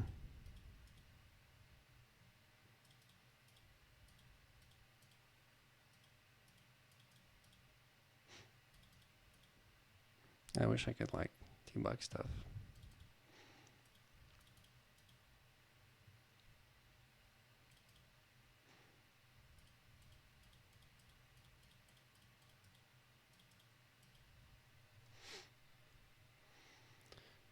Hmm.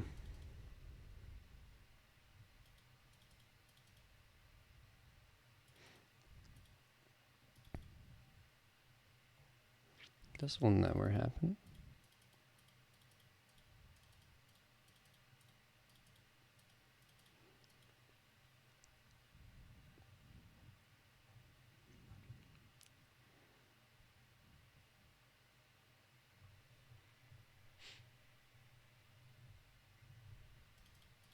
Hmm. Yeah, and this will never happen.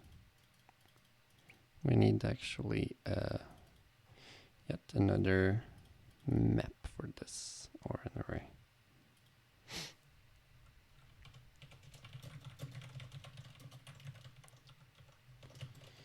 Back with capacity red outline.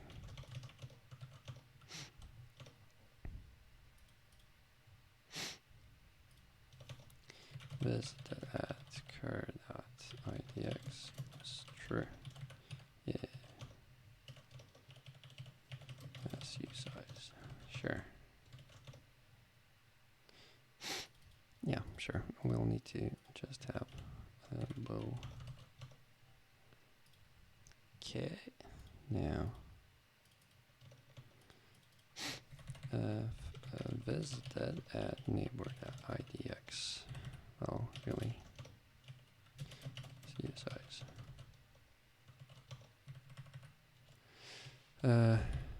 Neighbor.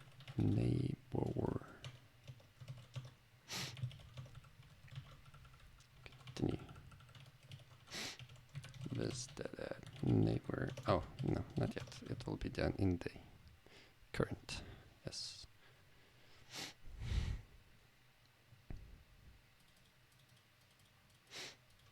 We no longer need this.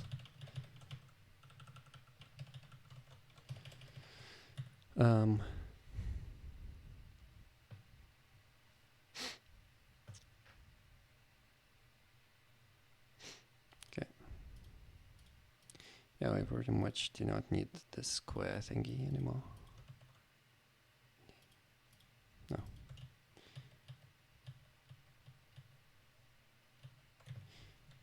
Let's do neighbor. Yes. Okay. That should be better. And then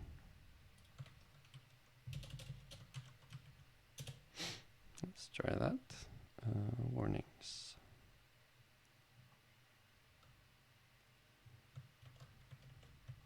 We'll see.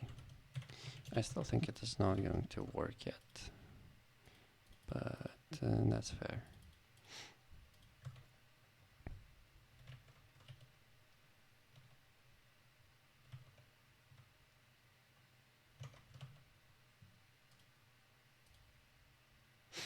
Unreachable. Oh no.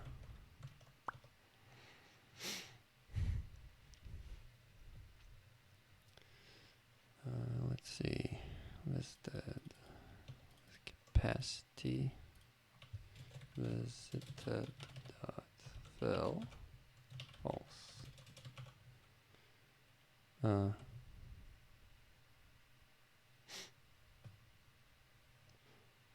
Elements by cloning value.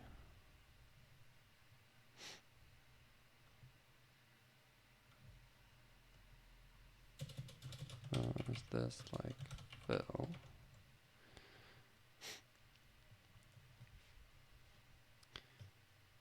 No. Initialize vector with default values Rust.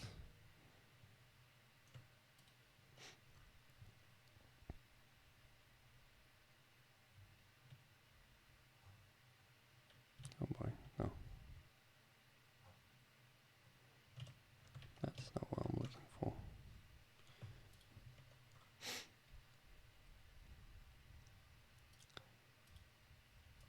Dude, come on. Fill.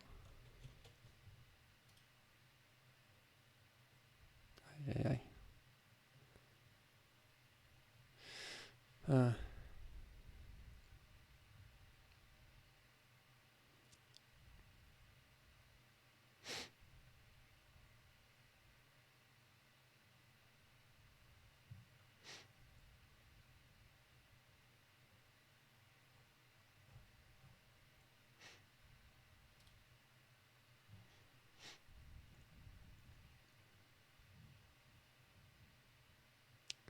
Let's see.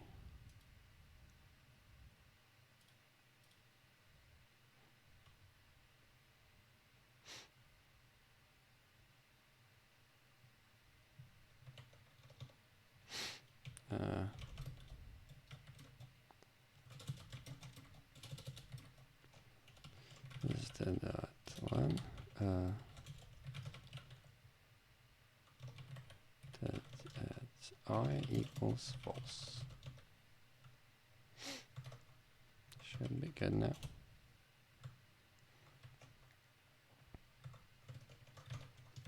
Let's redo this.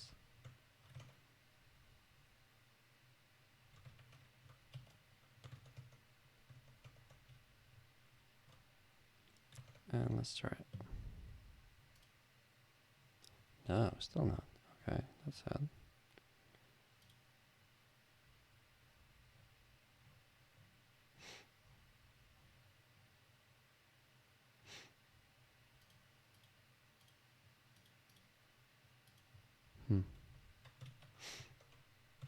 Unreachable.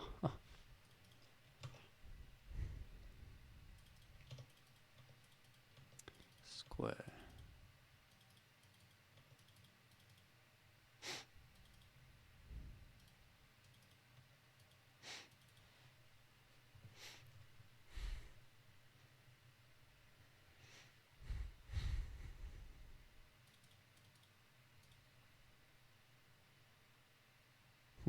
Strange.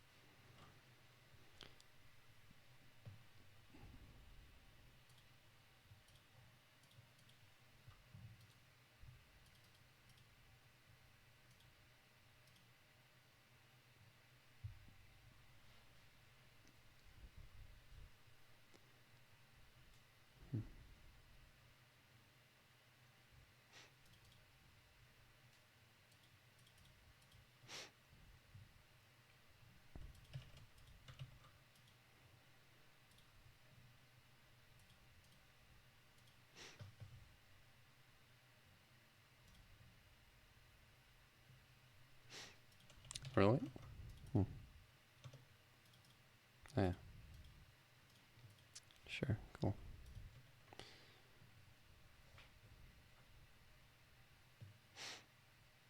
How is it like? Yeah, that's not good.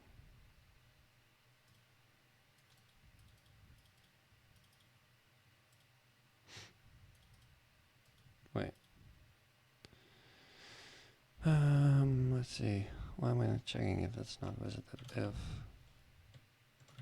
visited cur.idx use size. Yeah, why am I not checking this? Continue.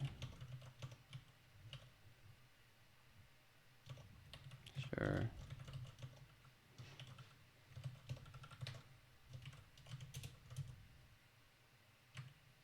Oh, it doesn't compile.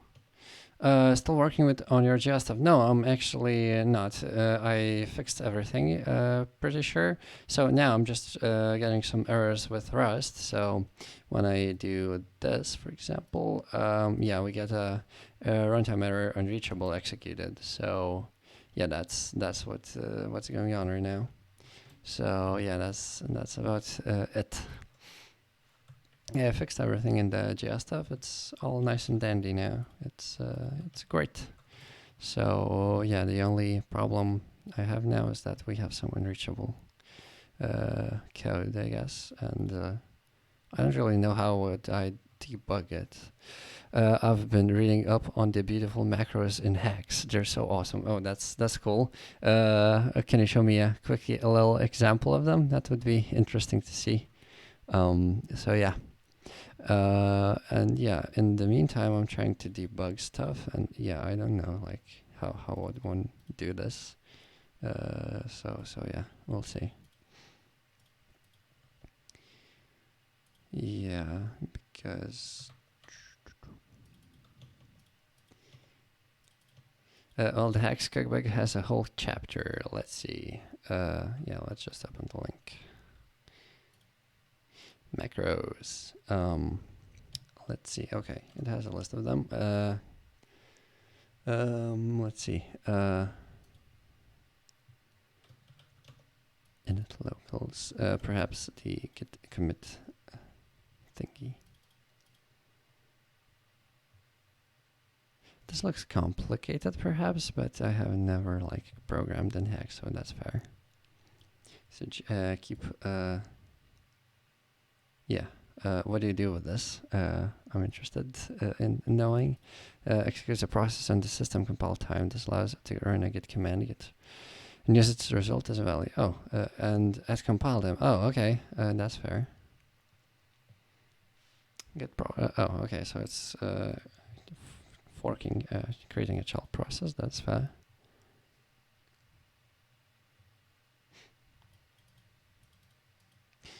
Yeah, actually, yeah, with talking about macros, you can do stuff like this with Webpack in the JavaScript world. So yeah, that's pretty cool as well.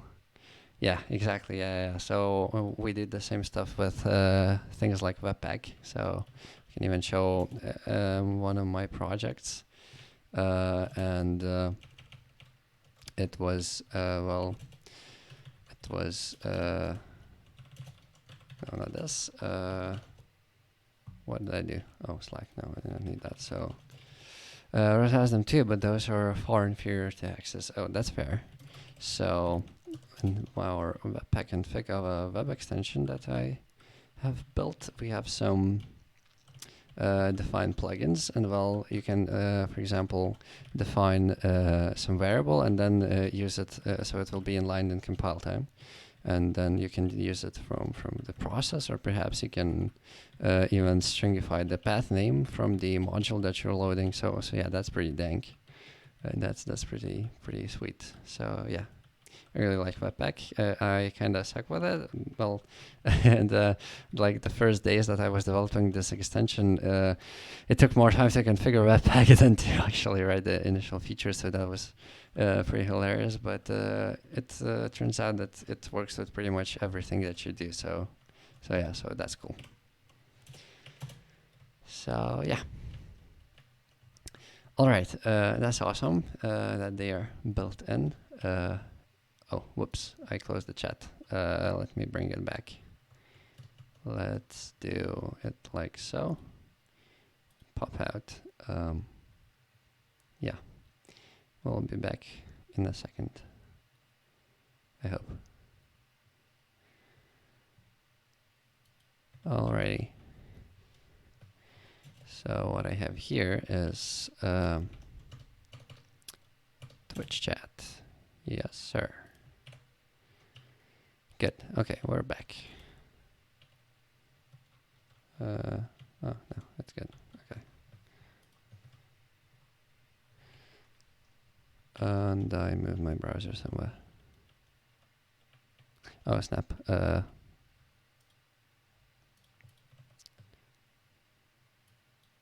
I guess I yeah, I did the same thing with my browser. Yeah. Whoa, what's going on? Yeah, let's.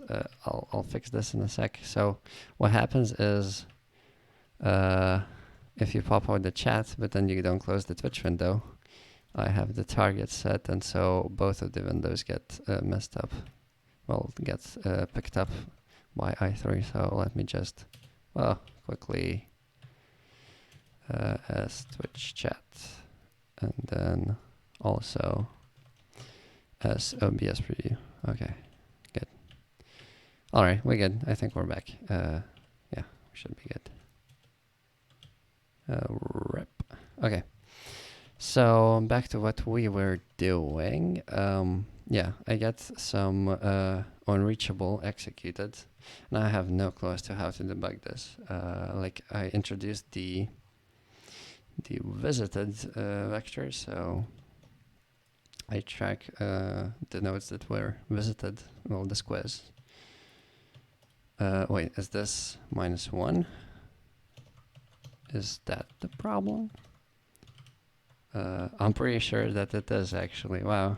Okay. That's hilarious if it is actually the case. Let's see. I'll keep this. And yeah, is there, by the way, any way to like initialize with capacity and with a default value? Because in C++ you can do it easily, but in Rust I don't know. I just used this. Okay, so that was not the problem. Ouch. Okay, that sucks. Yeah. I guess we could do grid.size, grid.len just to be sure.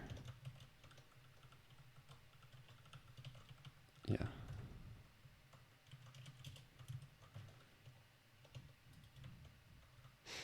Yeah, I do not know how to debug this, damn it. If it takes too long, I guess I'll just stop the stream and come back tomorrow, because I gotta sleep too. So yeah, we'll see. Yeah, it breaks. Okay, let's see what else I introduced. So IDX, that's good. Continue, yeah, that's good. So neighbor index, that is also a one-dimensional index, so that should work just fine. Yeah, I do not know what breaks. What is this? Because if I disable this, I believe that everything will be just fine. We can, yeah, we can also disable this. Let's check.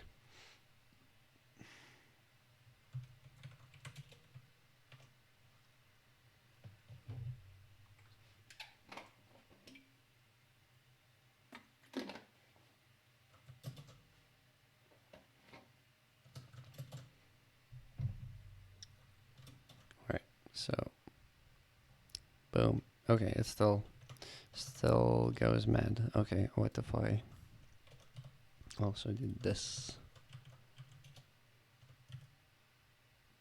Oh, whoops, I didn't mean to close it. Shortest path. Okay, and then restart.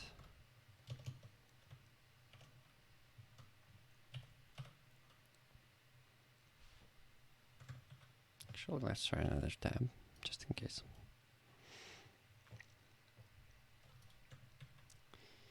And we out. Okay.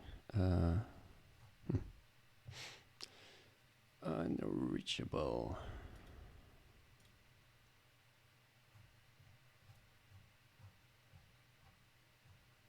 Here's 2. Here, where's 3 though? We have a 3.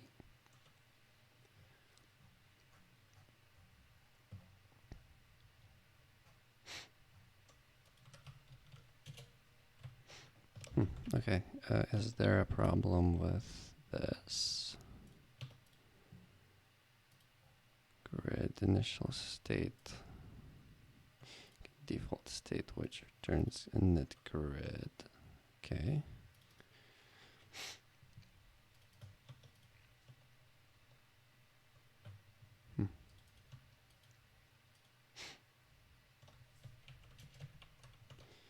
G init grid and G, and we can remove some other less useful console logs, I believe. Let's see.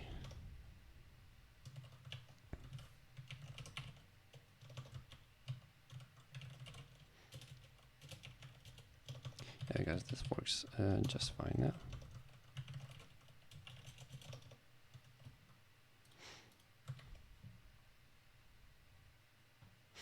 Let's see.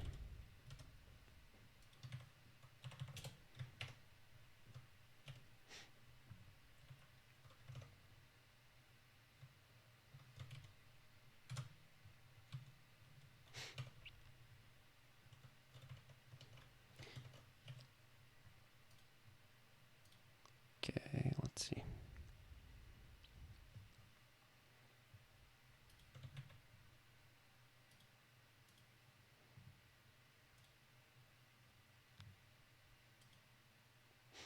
Okay, it doesn't error now. Yeah, because I don't use the visited thingy. Then this breaks. Okay. Unreachable executed. That's fair.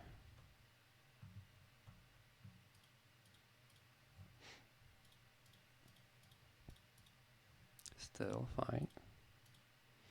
Now, let's see. Nothing happened. Okay.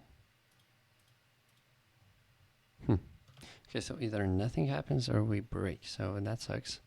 Let's see.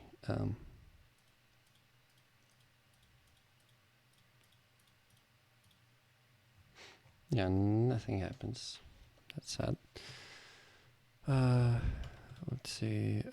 Where do we return this? So compute shortest path, and what we have here. Let's log this.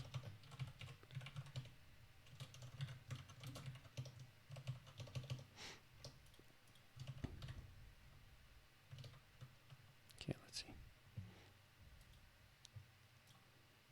Empty, empty, empty. Okay, so now it failed.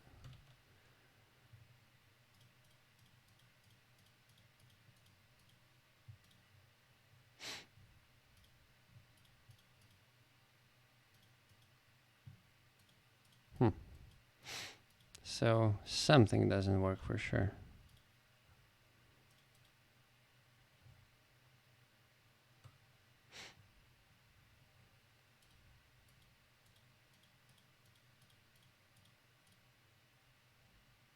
It seems to only fail if the start is earlier than the end. That's strange. Yeah, now it doesn't fail. That's really strange. But again, oh,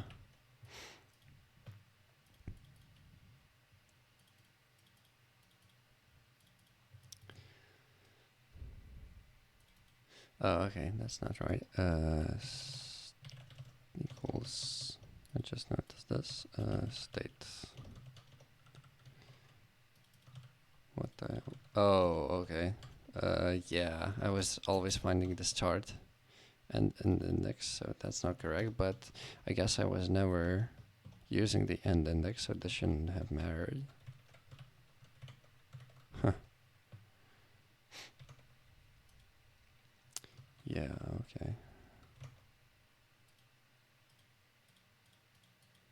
Okay, so no shortest path for me yet. What if I SP? Okay, shortest path, so grid. Let's see.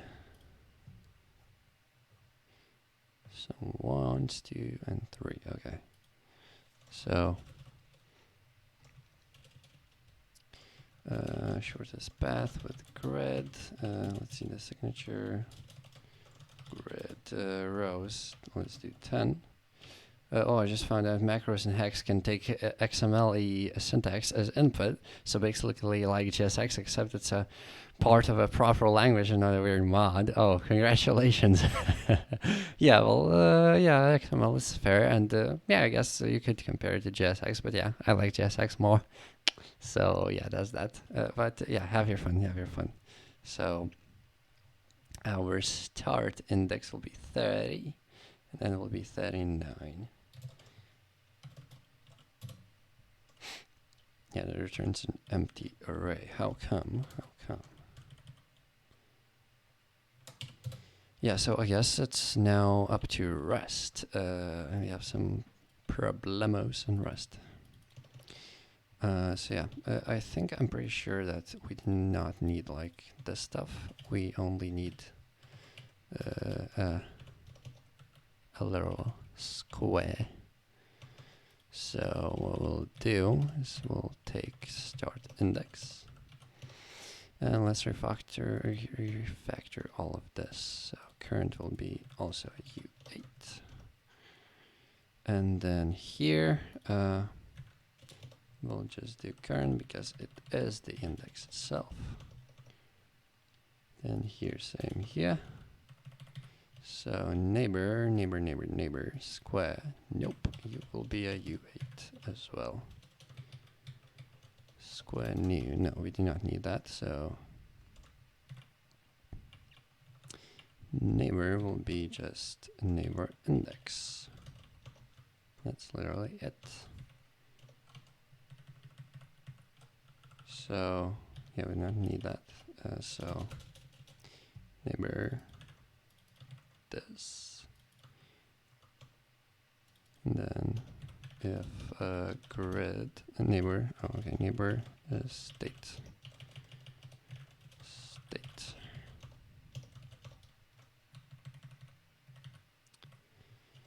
What is good?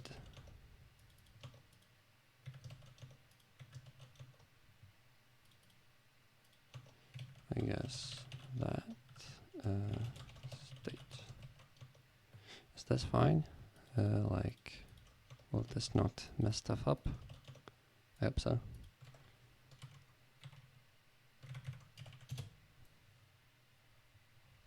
Do we have some errors? Maybe not. Yeah, that's fine. We'll convert this later. That's fine. Okay. Let's restart.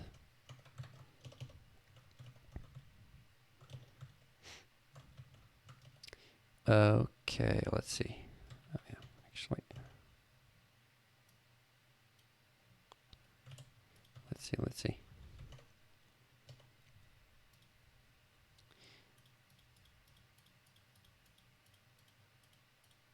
Boom. Okay, nothing. SB grid.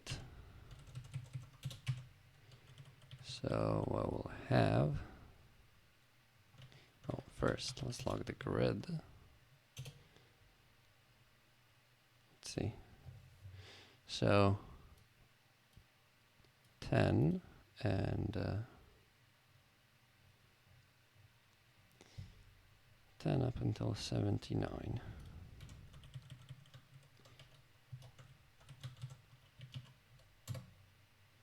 That's an empty array. Uh-oh. Okay, so I wonder, like, is this the problem not done? When do we mark this? So only when we break. Okay, maybe not necessarily.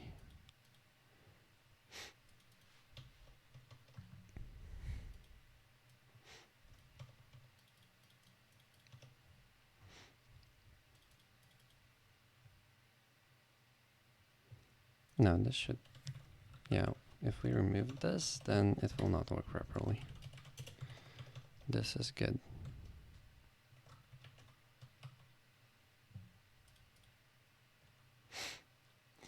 Uh-oh, yeah, so this, yeah, so tail is, yeah, we need to use option U8 equals none. Okay. Then here, sum.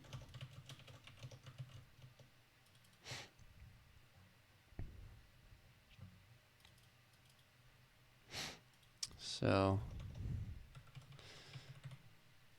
here what we'll do is let's head well equals tail.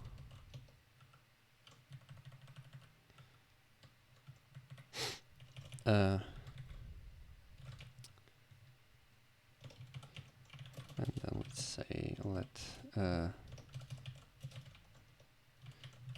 head u8 equals head else turn vec new.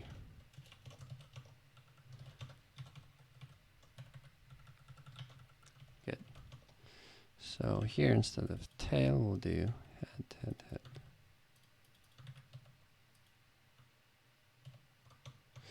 And we'll make it mutable.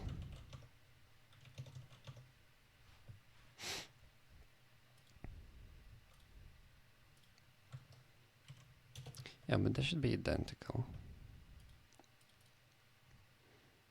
Yeah.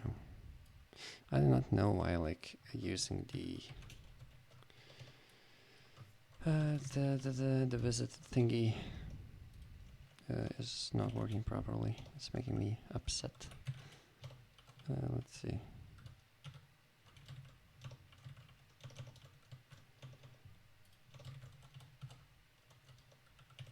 Visited vector bool.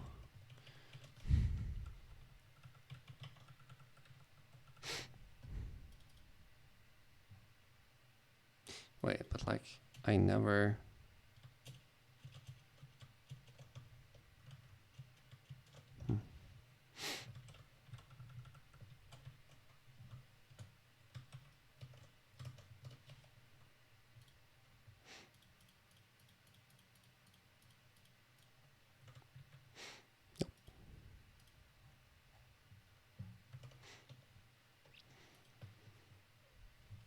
So it's not visited, that's good.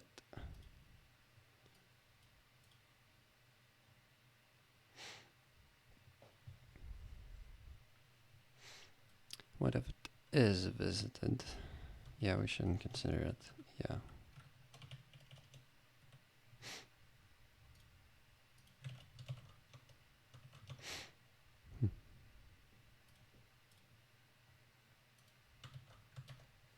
Let's try that.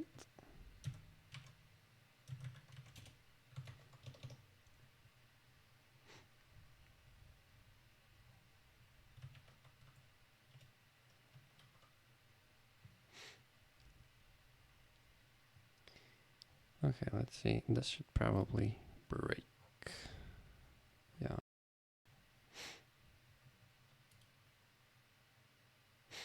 Unreachable. Oh no. How do you debug this?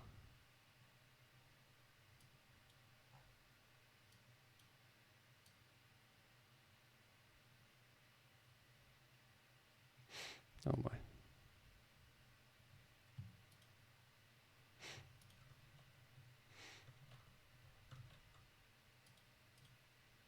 Okay, let's see.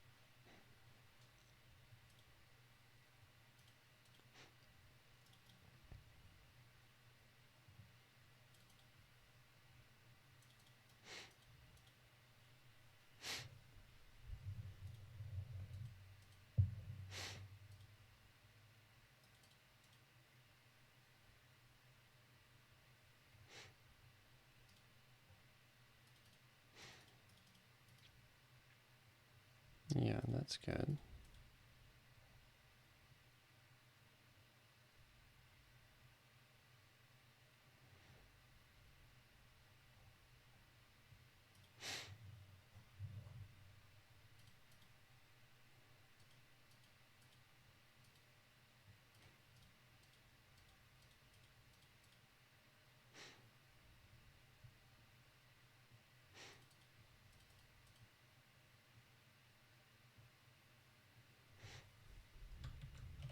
Yes.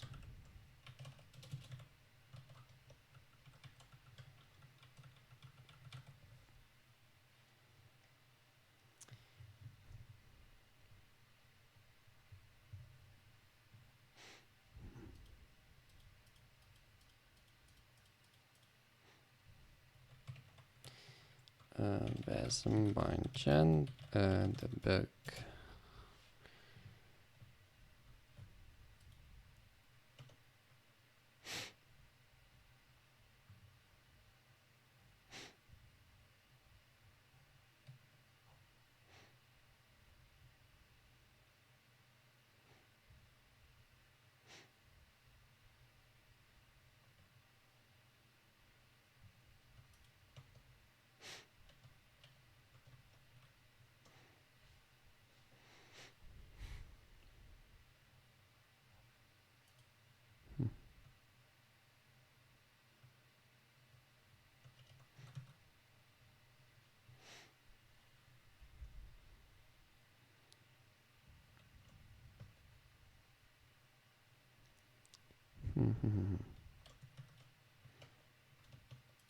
Yeah, I would like to debug, but I guess I can't. Well, I mean, I could just run it.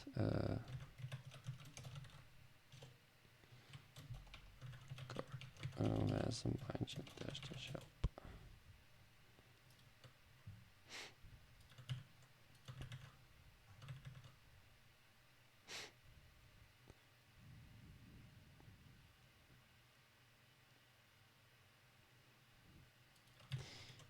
Let's try target Node.js. See that?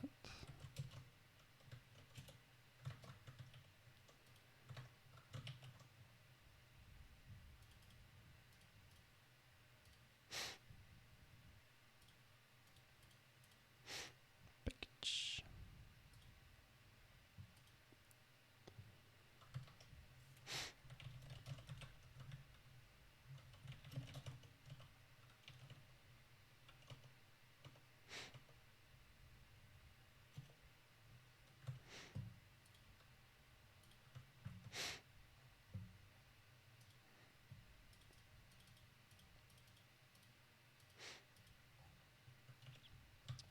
How do I actually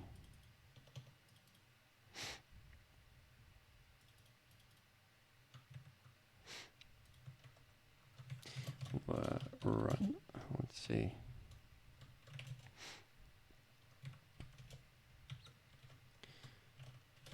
User been env node.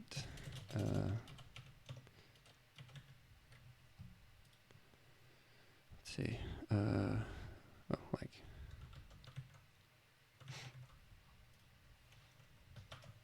what's going on?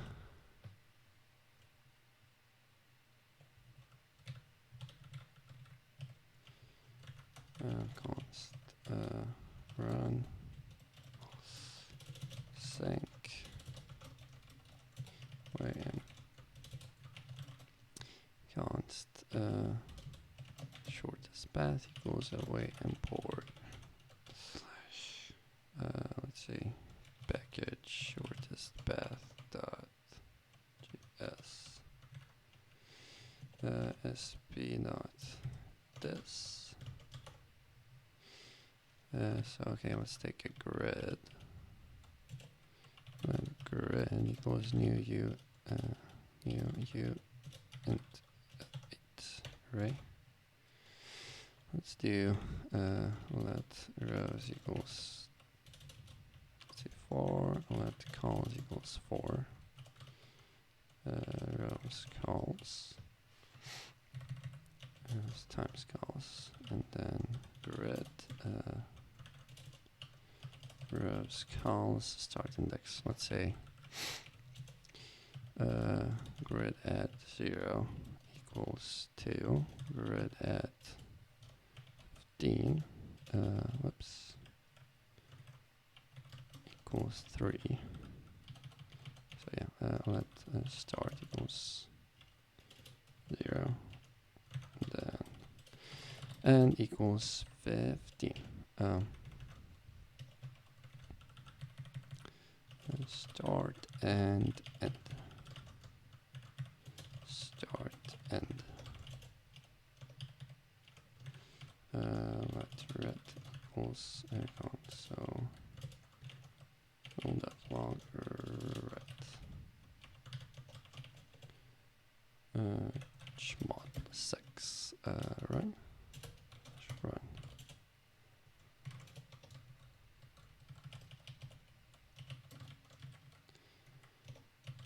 Won't hurt. And then call it, of course. Unreachable.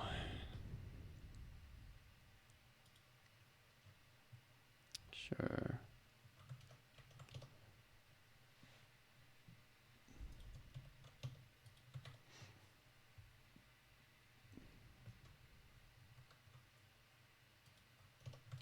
Damn it.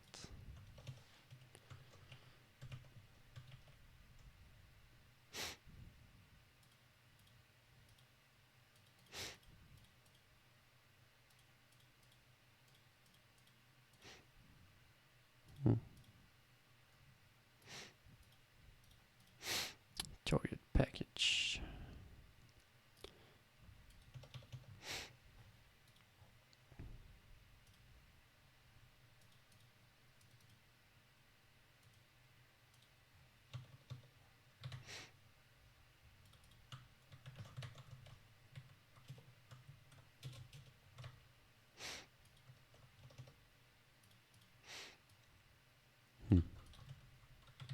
Reachable. There's a lot.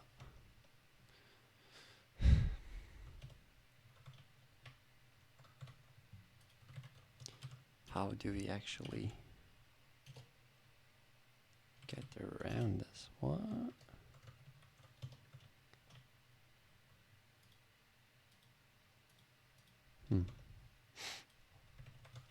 Initialize vector with values Rust.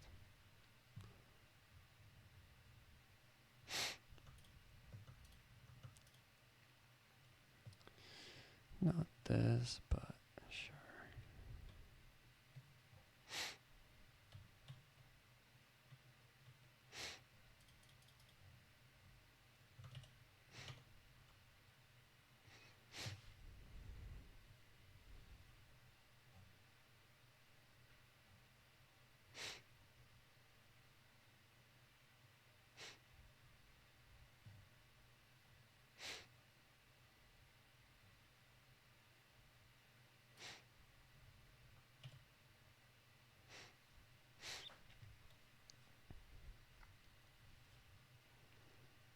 Let's see.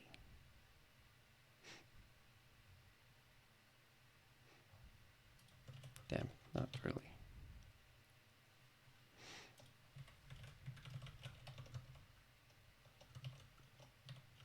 Do I need to like do this? I don't think so. Yeah, I don't think so.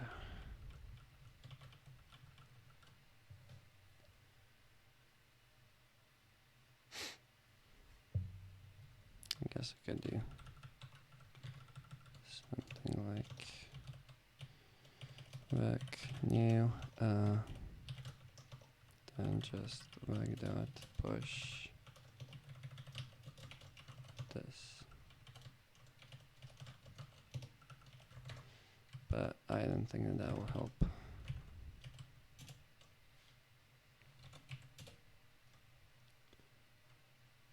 Huh. Okay, it did run. Then there. Interesting.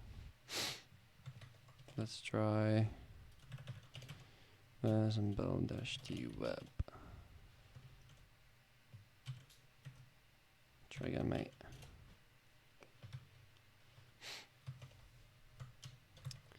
Like, this is really strange. Why does this work with that doesn't? I don't know. Let's see.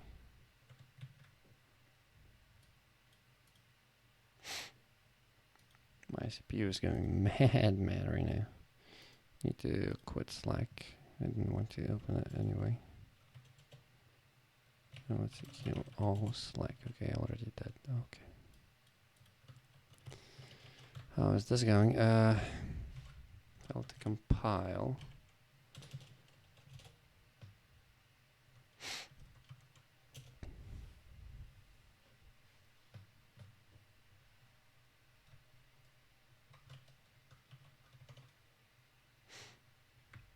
I mean, that should be just fine.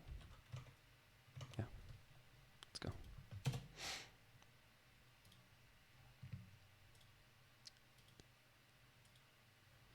What happened?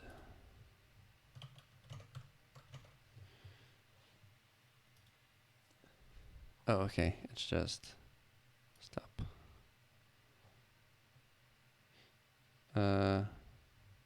Okay, I think it goes into an infinite loop, just like it did here. Let's /run, which will not work now. Yeah. Okay, let's do, no, not this, this, /run, and yeah, it just hangs.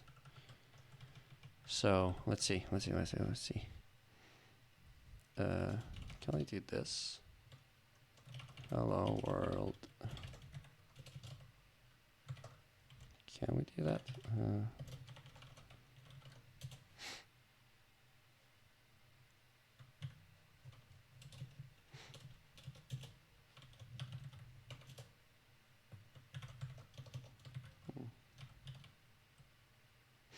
Oh, Mr.len. Yeah, that's never going to. Grid.len. Yeah.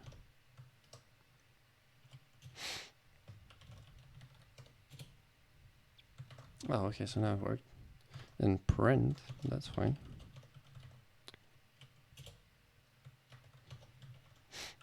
Well, I guess it should have worked.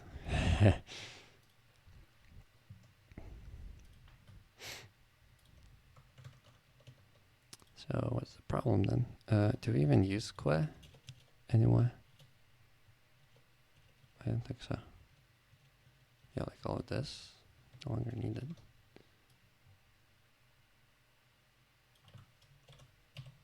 Pretty sure. Yep. Okay, so it runs and it returns something that is not correct. Let's see.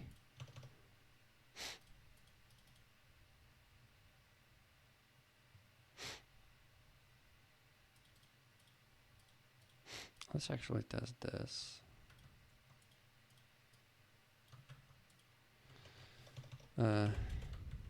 So I'll let row equals while a row plus ones times columns is less than, say, const cur, say 0. And we'll need quotes this here.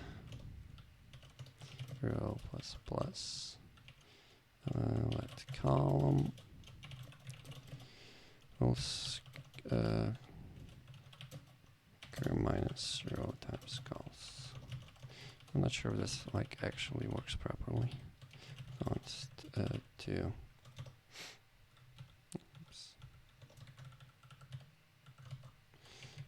Const 2 1d index.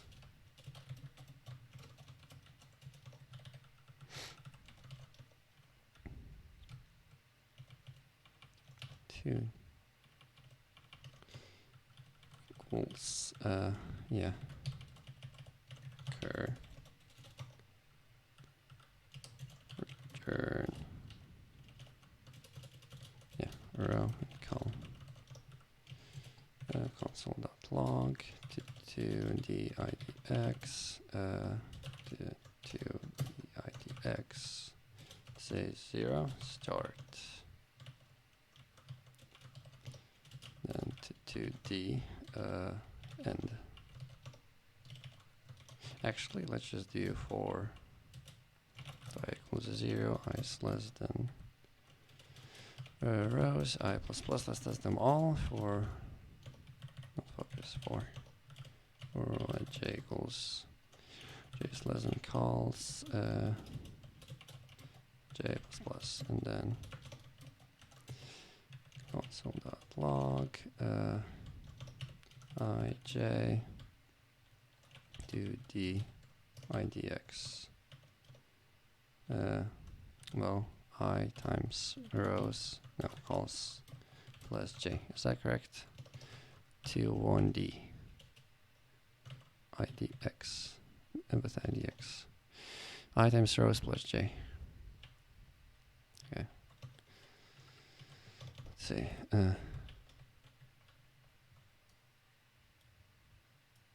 Oops. Let's see. I times rows plus j. So,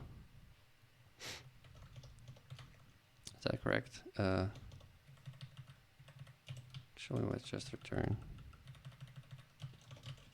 this. Will be less verbose. 0, 1, 2, 3. Oh, okay. So 4, and then it goes to 4. Oh, okay. That's fair.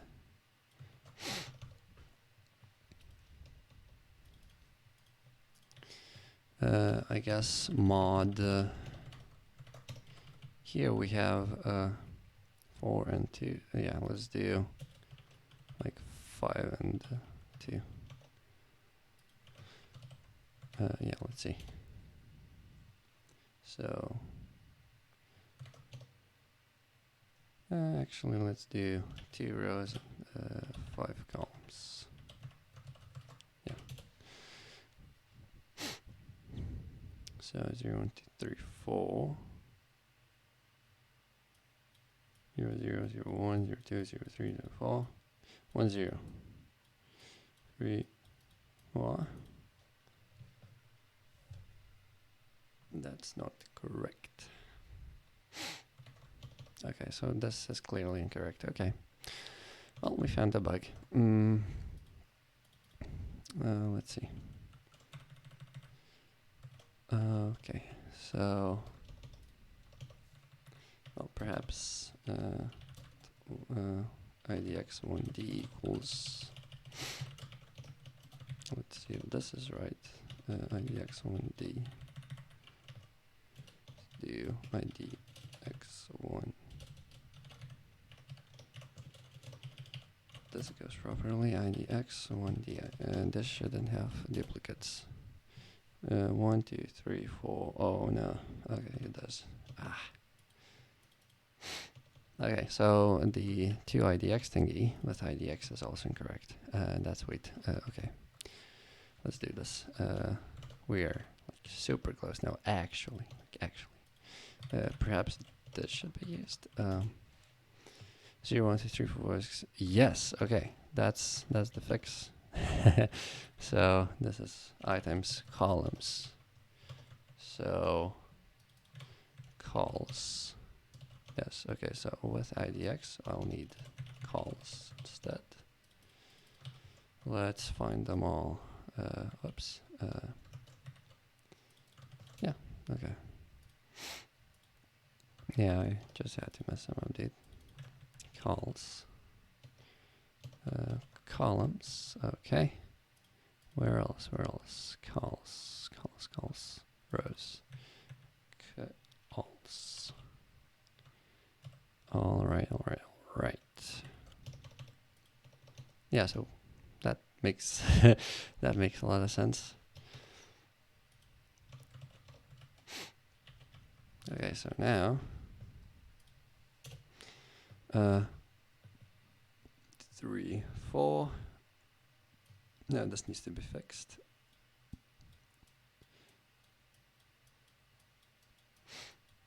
One, 4, 1, 3, 1, 2. So, and then mod rows, I believe.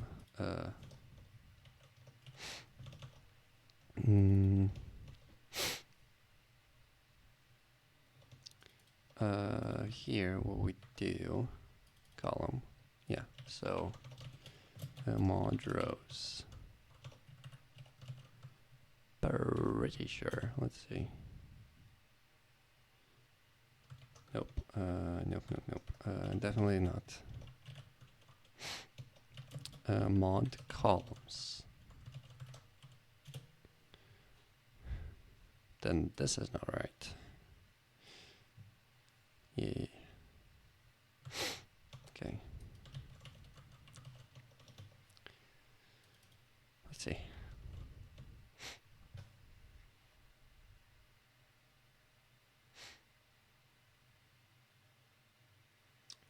Row times columns plus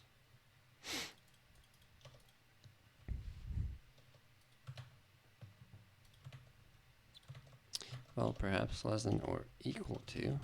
Let's see. Does that seem right?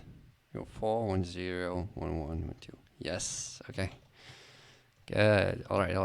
Alrighty. So let's fix this. All right. I'm excited. Let's see. So row. Well, I guess we'll just yoink. And then let's adapt it. So let row equals 0 while row plus 1 this column is less than equal to current. Row plus plus and then current minus row times cols. Good. All right. And then to 1DIDX. So here I also need to fix this. So and this needs to be columns with 1DIDX cols. Yes. Is it anywhere? No. Good. Oh, snapperini. What about? Okay. Are you ready? Is everyone ready? Let's see. Let's run. Oh, God damn it. Almost. Not yet, I guess. Okay, let's see.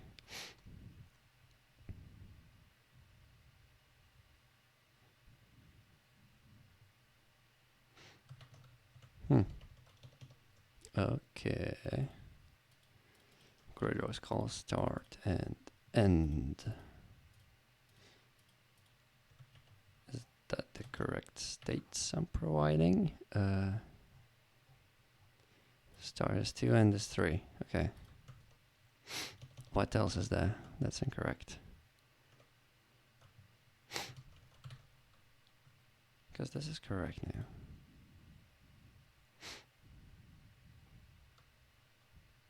Yes.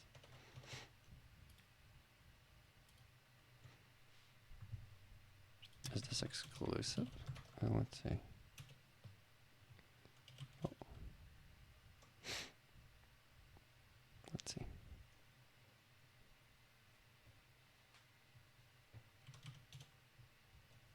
Nope. For in Rust.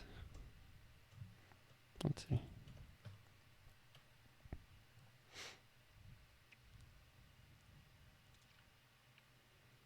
Okay, so it's exclusive. Okay.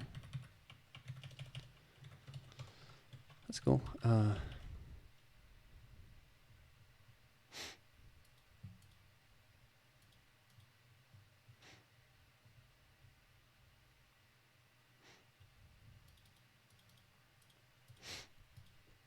see.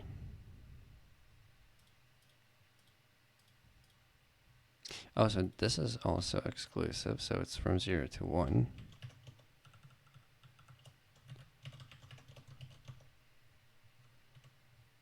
Okay, that makes a lot of sense.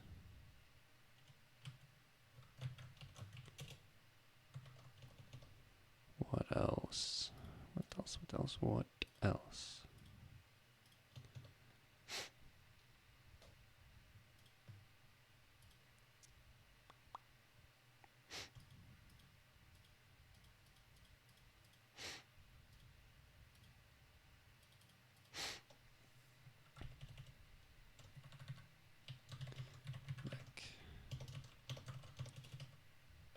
let's do this. Let's test it out. Yeah.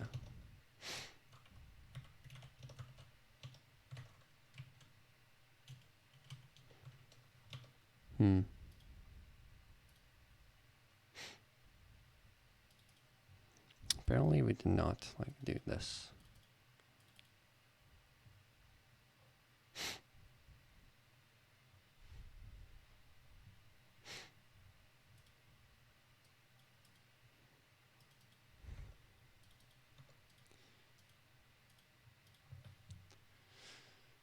Neighbor.clone.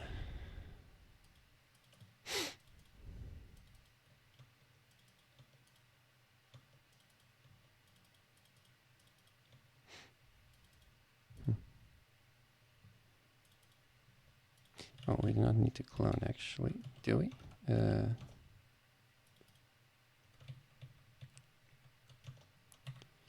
Neighbor.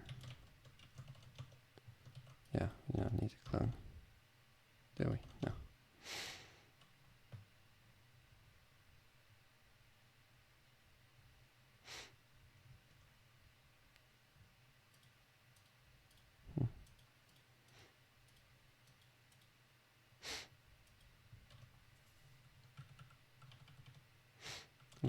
Let's test this out. So if that equals 0,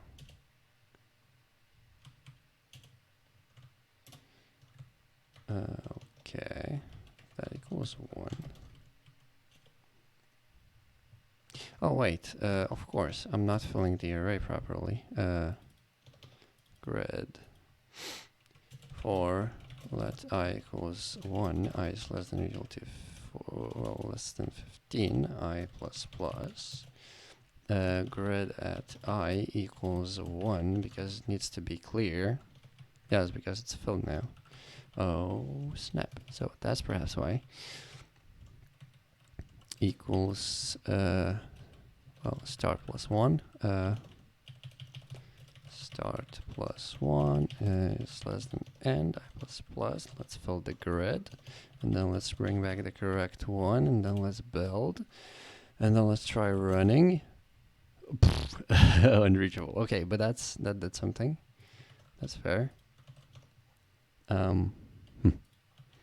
What if this happens?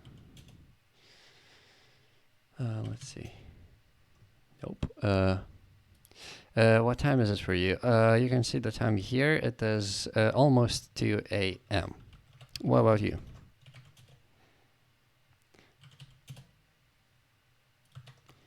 All right. Still. Damn it.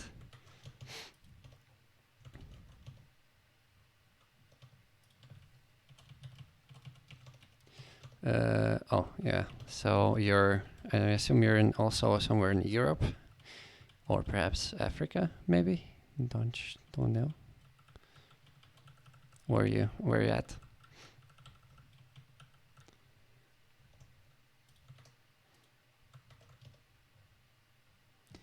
Here. Oh, Germany. Nice. That's awesome. Why are you not sleeping yet?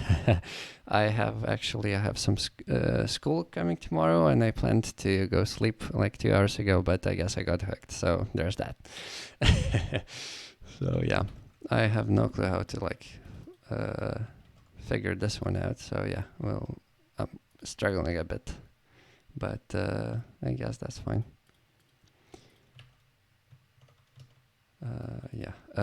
And I still don't look at my code.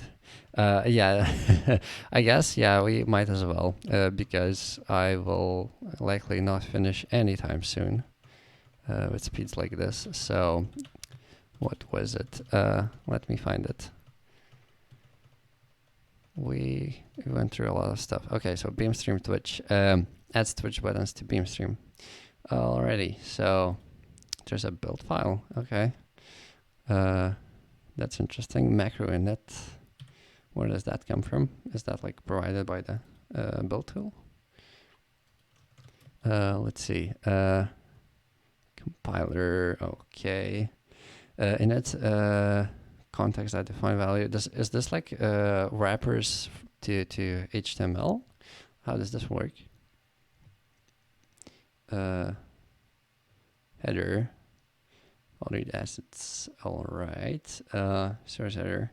Macro here is for making some compiler settings to add a metadata comment for temper monkey to the top. Okay, that's fair. Huh, that's fair. Main attacks. X. Okay. Oh, so like, are these bindings to like JavaScript? Yeah, I assume so. Yeah. So the mutation observer and like, yeah, that feels familiar. Yep. Okay. Yeah, and that's fair.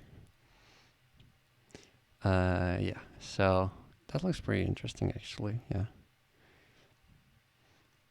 They provided the wrappers. Yeah. Okay, that's fair. I think Rust does the same with the Wasm bindgen thingy.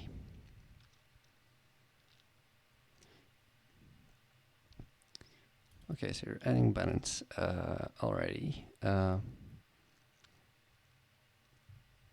Yeah, looks familiar. You just realized my indecision was all messed up. Oh yeah, that's no problem. That's probably tabs. That's fine. Yeah, that's completely fine. Yeah, and this feels familiar because yeah, the refine GitLab extension that I went through. Yeah, that's I've built an extension somewhat similar to this. So yeah. Yeah, well, I don't mind tabs. I use tabs myself, so whatever you prefer. You didn't choose tabs, tabs chose you. That sometimes happens. So yeah. Let's see. Yeah, we're just creating some stuff. That's nice. Yeah, that's awesome. Looks good. Looks good. I guess yeah, you could. It's some temper ranking script. It could be a extension just as well. So yeah, that's cool. That's cool. I can share my extension that I built. Find GitLab. Let's see. Yeah. This is what I built at one of my previous workplaces. You can build it if you want to see the output. Oh, can you? Okay. Well, since I'm using Arch Linux, it should be a breeze. We'll see. Let's grab it. Well, we used it at our workplace, and it was actually pretty good. We used it for everything, so like not only the developers but designers too. So yeah, okay. Sudo pacman sp-dash si hex. Let's see, and then well, I guess I should use tmux whatever. Oh yeah, that's fair. Manjaro is legit. I'm using Larbs. I'll throw in the link in a sec. So for projects, git clone this. Okay, we're done. Let's see. Let's do this. Yeah. So what was it? Beam. Yeah. Let's start tmux up. Yeah, what was I going to mention? Yeah, the GitLab thing. Yeah, that's fine. I was going to mention something else, but that's fine. Okay. So, how should I build it? Let's see. Hex build dot xml. Okay. And then we have a binary. Okay. Let's see. What you got? Okay, so there's expected. There's quite a bit of stuff. Yeah. Okay. I'm just going through. Let's see. Main started. Okay. Yeah. That's fair.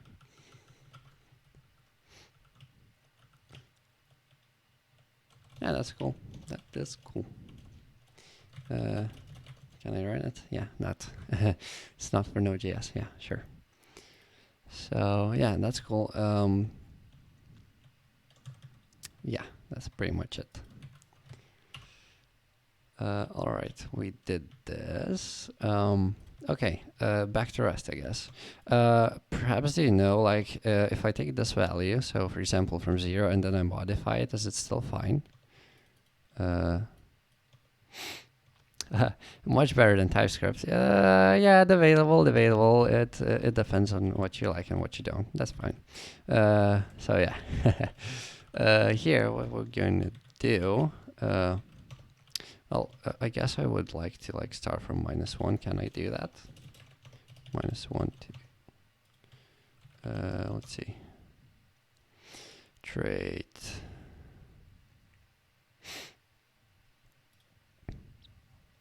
Yeah, I guess I cannot, but then I guess this is what actually errors. So let meet let di, and then let di equals di -1, and then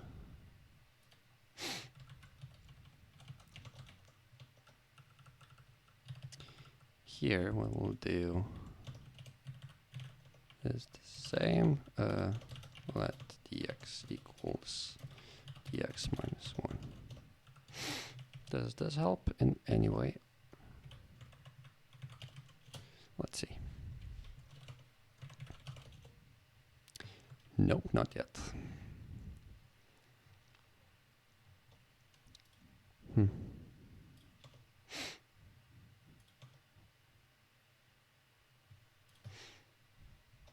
What if I like return for debugging?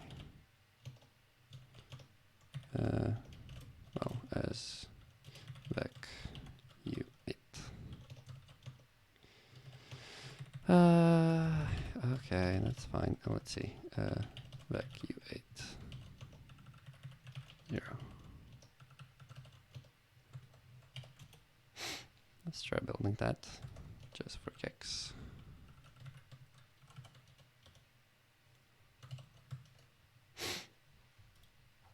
Just for kicks.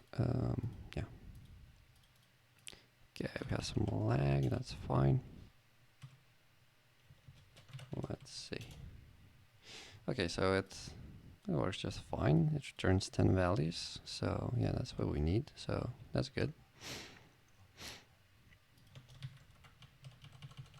So like bring it back to false. And then let's see. Okay.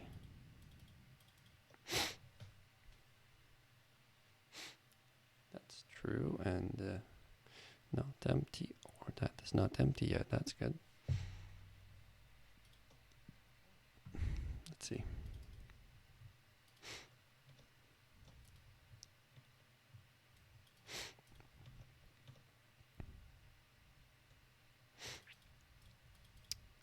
Current. Yeah, well, current is just frontier, which is, well, pushback start IDX. Yeah, that's fine. And then we mark start as visited, and then we go 0 to 2, so -1 up to 1. Same here. I guess I've done, let's break.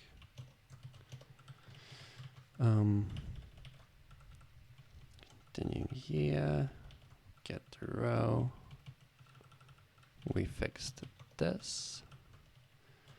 Then we have row delta I, yes, that's correct. Column delta X, cool.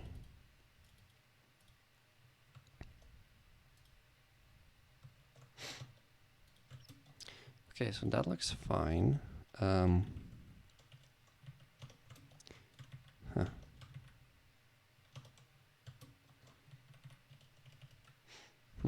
Let's see. Like, this still looks fine. X is, well, okay, X should not be greater than or equal to columns. Yeah, that's the case. Yep. Let's try that. Still not good. Okay.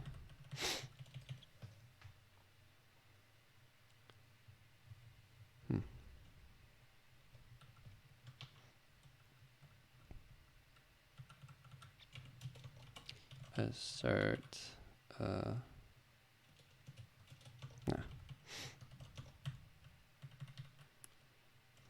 Let's actually try with the 4-4 setup.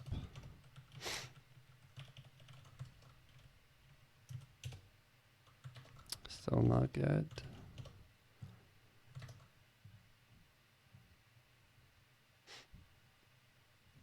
Yeah, that's working just fine.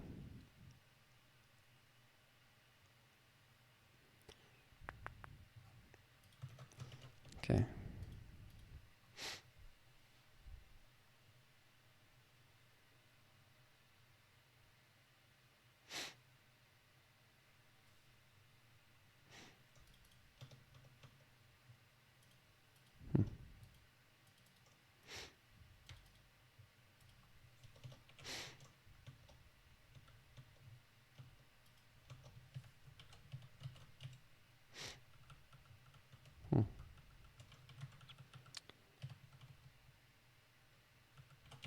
Do this, I guess.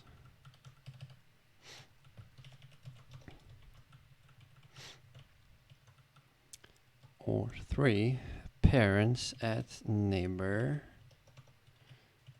equals the current, so that's fine. That should be just fine. With capacity. Yeah, I mean, yeah.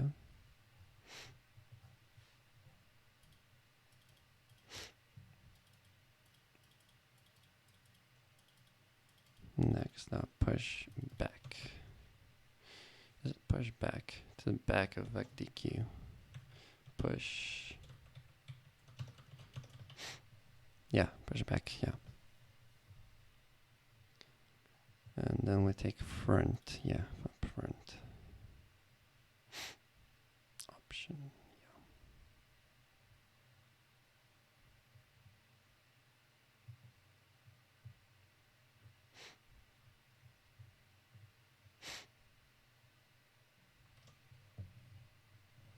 yeah. Yeah, that's good.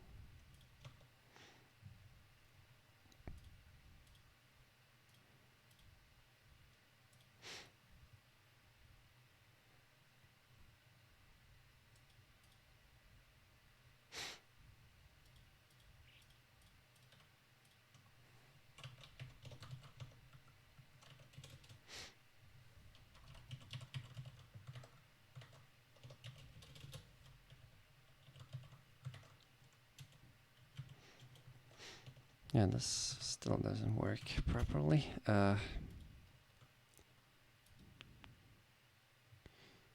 error unreachable.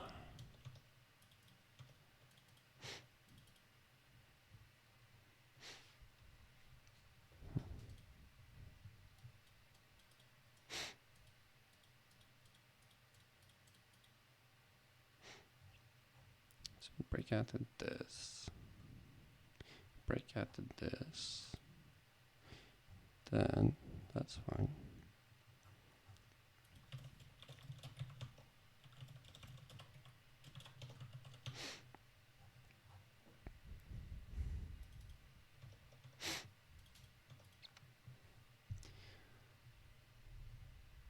True.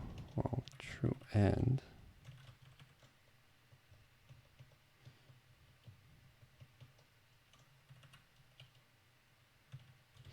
Wait, so if at least, yeah, if both of them are empty, cannot go anywhere. Yeah, so this is correct. Because if we did just this, it wouldn't be correct, I believe. Slash run, yeah.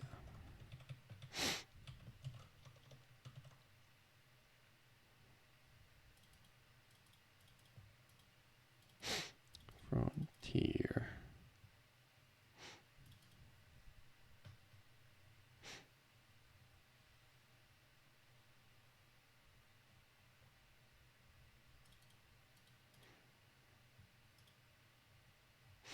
Okay, I do not know what's wrong here.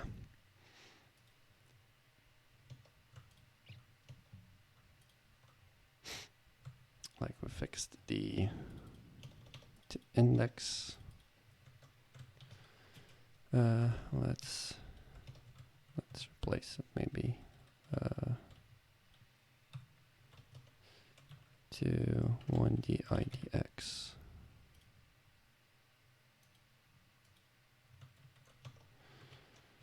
Yeah, so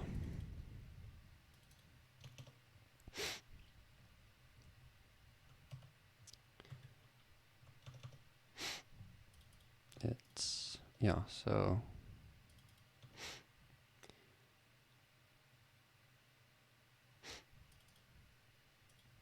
I times columns plus J. Yeah.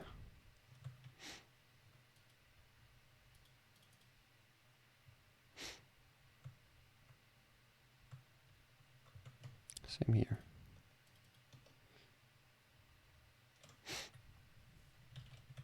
I times calls plus J. Yeah.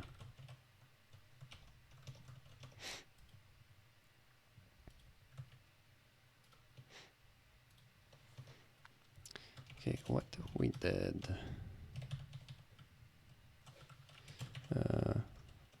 Wasm bindgen. We took the same input and returned but test. Let's see. For I in 0 through rows, for j in 0 through calls. Let a equals vec new a dot push. Well, let one.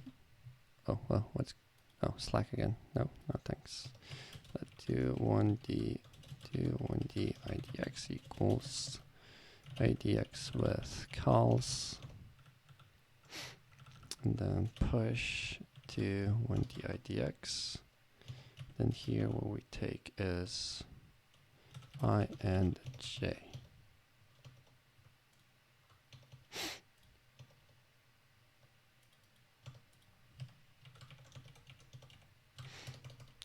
Let idx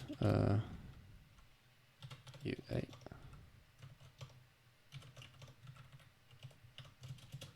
Then let's a dot push idx. Return a. Well, just a. Let meet. Oh. So we'll just do test.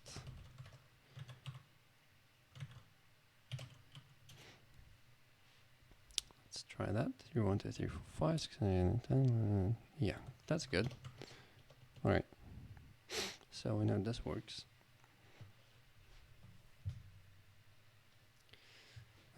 So yeah, a and assert equals let be new for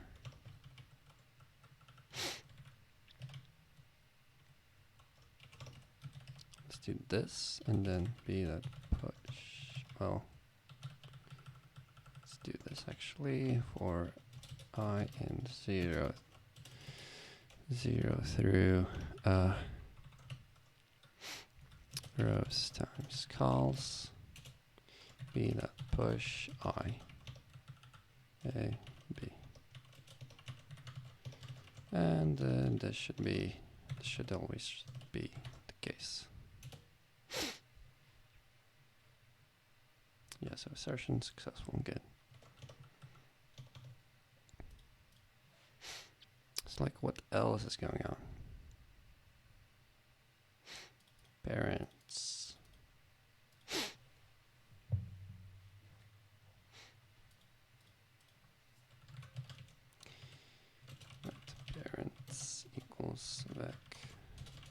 with bestie rows times columns. Len parents.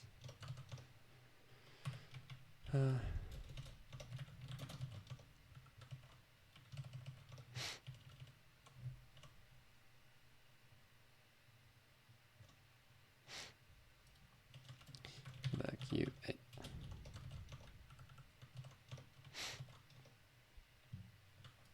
Sure, bro.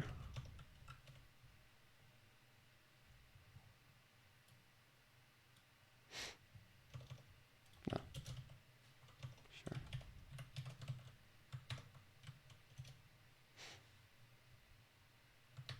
That's an empty array. Let's say parents at 0. Oh, 1 sec. Like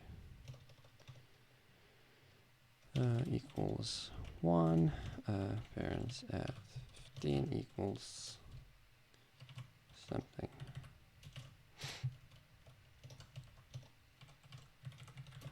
Let's make them mutable. Let's do that.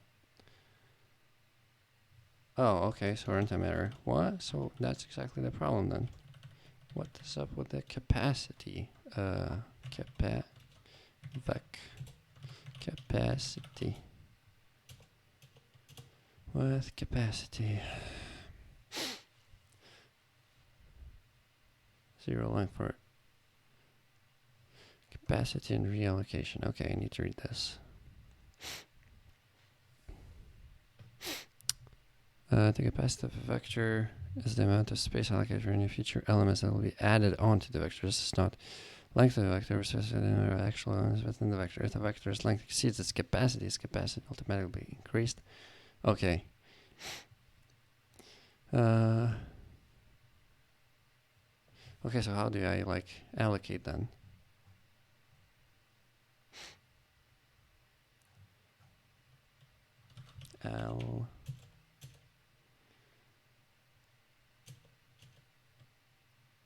Like, how do I reallocate? Oh boy, this Rust, come on, you're supposed to be throwing me in the pit of success, not the pit of failure. Okay, whatever. I guess we'll just do parents dot resize newlen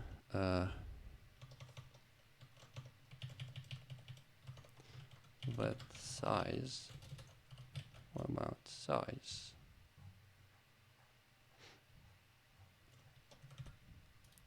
The vec size.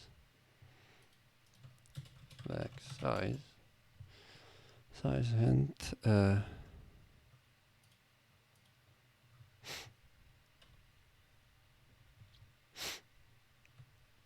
Okay.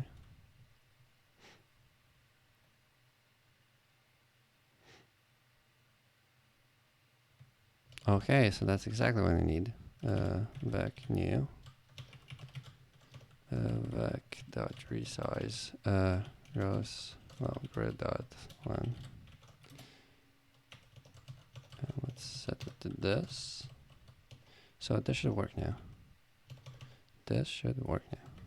Right? Yeah. Let's see. Yep. Okay, so that's the fix. We figured it out. Whoops. Let's call the appropriate function. Oh boy. Okay, that's fair. So instead of with capacity, we will do. Oh, so instead of this is the dot resize grid.len and then false. Very nice. Vec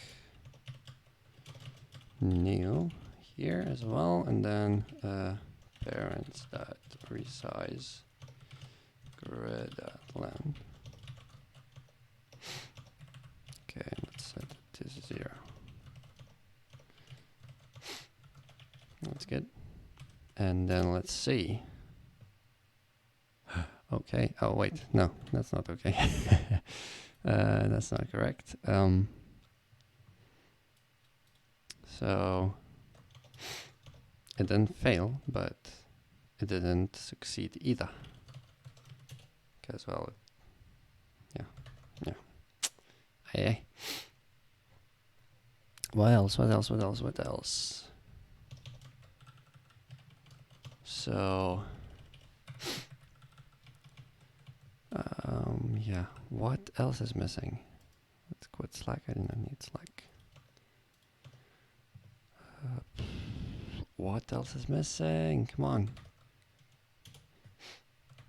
Like, this should just work now. Like, it's good. It should just work. Let's see. Nope.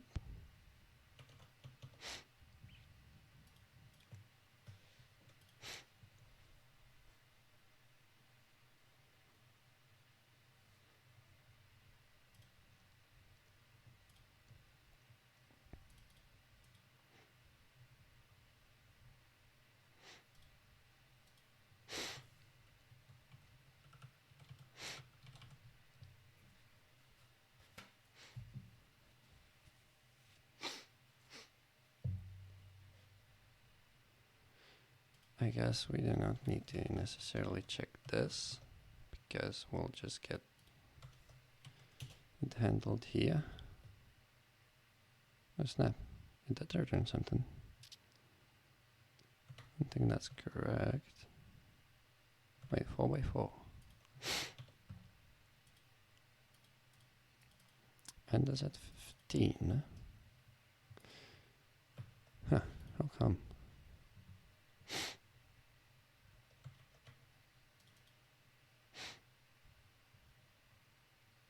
Not sure. No, this is not correct, right? No. Yeah. 0, 1, 2, 3. Yeah, that's not right.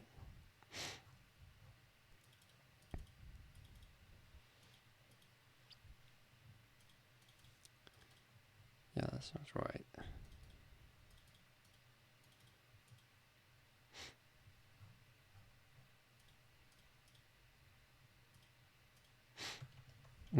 I guess we can try to build it, and then let's see what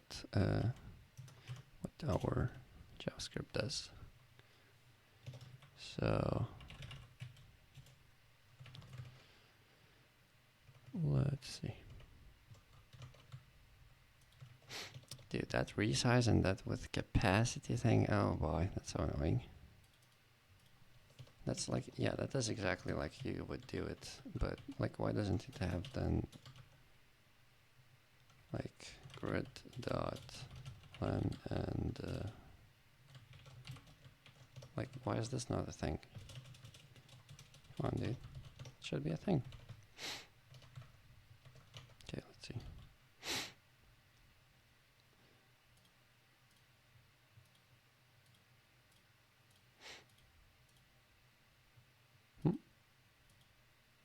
Something happened.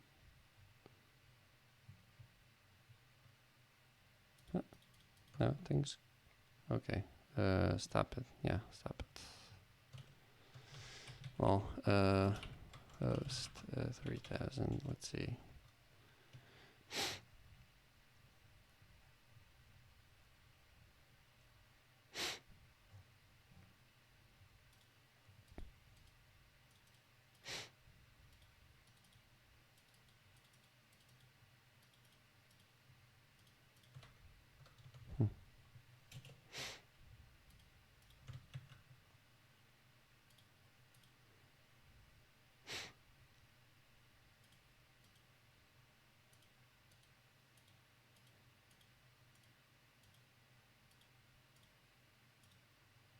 Oh, okay. So something, yeah, but the same values are returned, so that's not correct.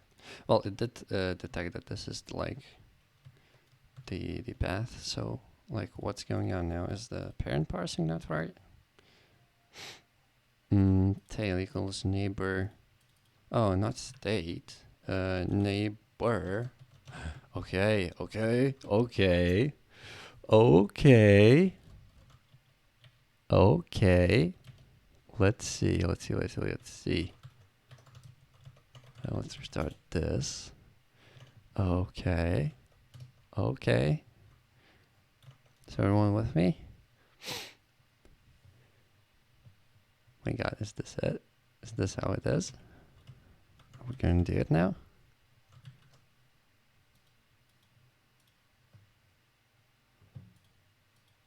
Three, 4, 5, 6, 7. Is everyone ready? Yes! Yes, sir! Yes, it finally works! Yes! Yes, yes, yes! Yes! Fuck yes! Well, this shouldn't... yeah, this is... we'll fix it real quick. So, let's see. Where do we have it? Square item, I believe. Let's see. So, square state dot. So if the state doesn't equal and state doesn't equal square state dot. Square state dot start and square state dot end. Square state dot end. Square state. Come on now. Come on. This is so exciting. Come on. Square state dot end dot includes state. And not this. In this case, it will be correct. So yeah. Oh, it's ran it properly. Yes. Yes. Yes. Let's go. Let's go. Oh, okay.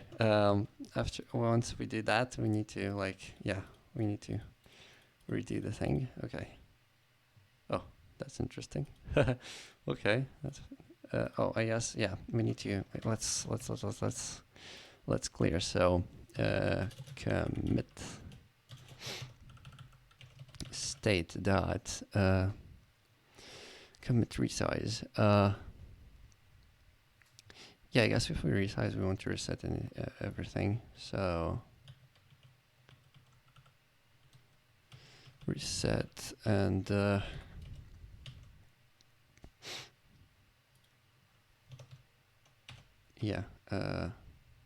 here we need to be able to provide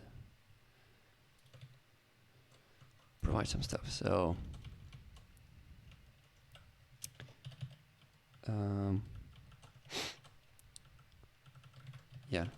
state equals get default. Well, almost, not exactly. Well, I guess we just reset here. So it has shortest path equals false and state dot indices of shortest path equals new u and 8 array.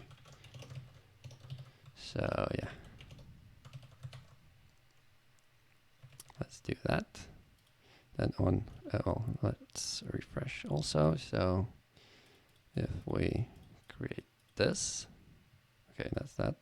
Yeah, well, it gets cleared up now, so that's good. Okay, so these, yeah, let's fix that soon. Oh, yeah, it goes diagonally. Oh, yeah, because I removed that check. Okay, so not everything was correct here, but nothing was correct either. Not everything was incorrect either. So let's see. If I do this, it's not good, but also, okay.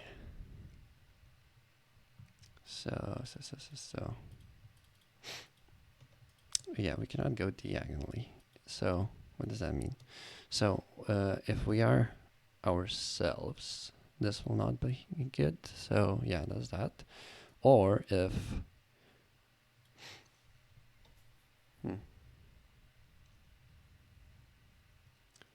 oh, delta E and delta I, lol, that's that. Yeah, we need to check. So this is basically, this is me, and then this is diagonal. So yeah, we cover both cases. So now it should work properly. Yes. Okay. Let's build it for the web, and let's once it builds, run it, and now it should work properly with diagonals and whatnot. So yeah, let's see. Can close the previous ones, and yeah, let's see. Let's see. So go like this. Boom. Yes, sir. Okay, works just fine. All right. Let's generate a new one. I need to make like a draggable, make this like draggable. So perhaps we do this, but then also, oh, once I click the square, I should reevaluate the shortest path probably. We do this. Yeah, this is like a shorter one, so we need to like take care of that. So in the user interface, once we click the square,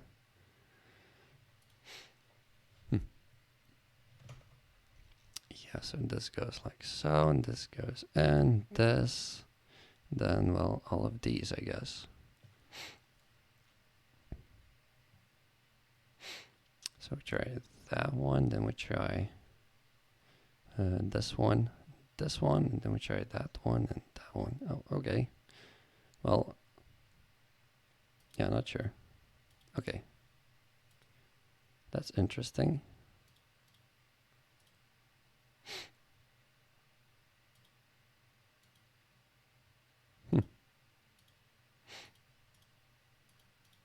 Yeah, that's interesting. Okay. Somehow it doesn't like that. We'll see. How is that not a shortest? Yeah, it does, dude.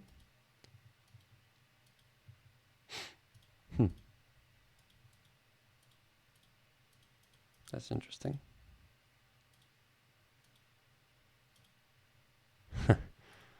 It's as if you're avoiding it. That's interesting. Maybe we still have some flaws in the logic. I don't know. We'll see.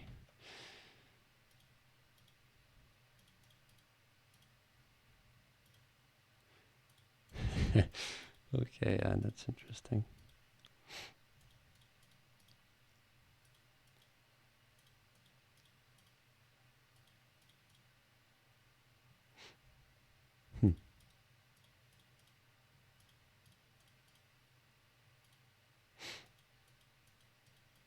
That's interesting.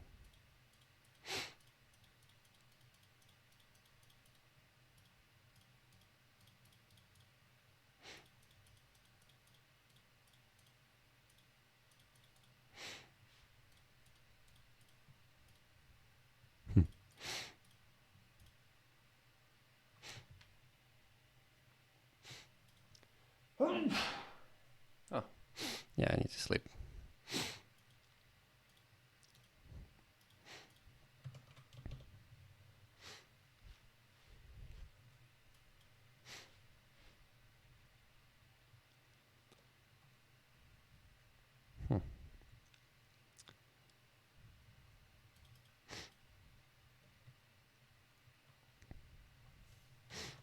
What if we remove this?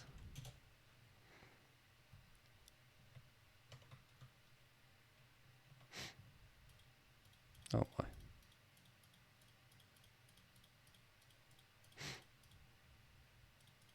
Huh?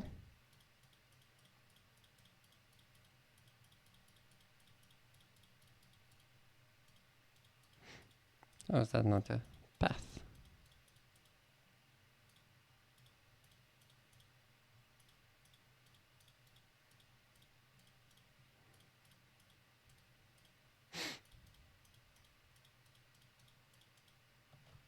Okay, well, maybe not.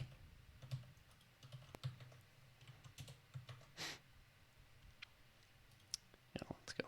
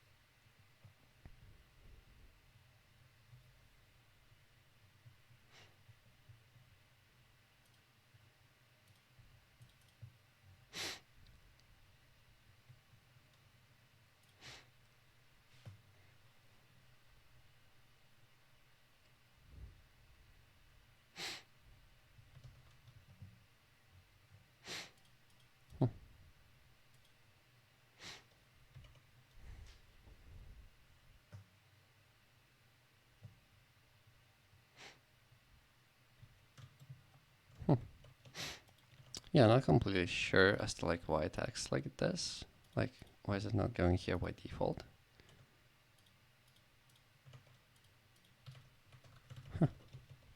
Yeah, legit not sure. But I guess we made the main thing happen, so that's great.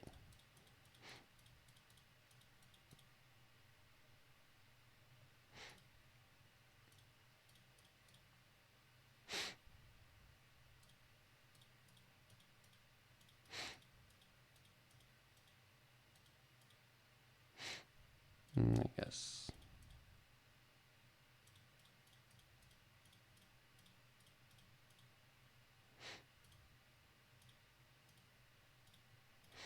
Let's try something like that.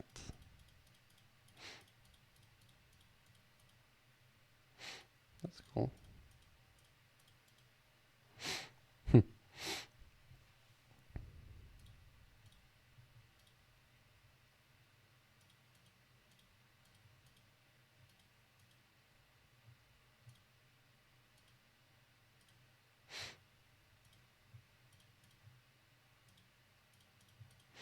Yeah, that's not right. Like, even if this is, or this is, like, it should prefer this. Yeah, so that's that.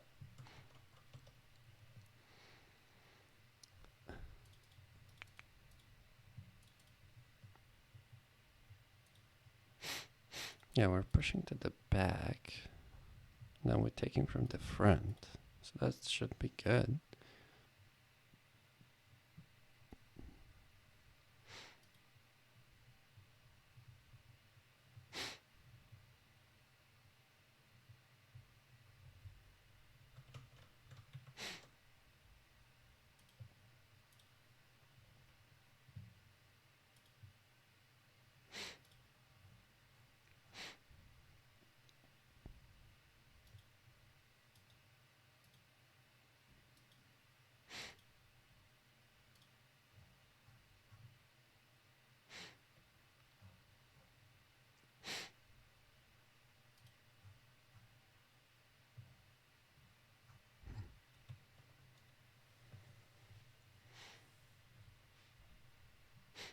Yeah, I guess I'll have to figure this one out then.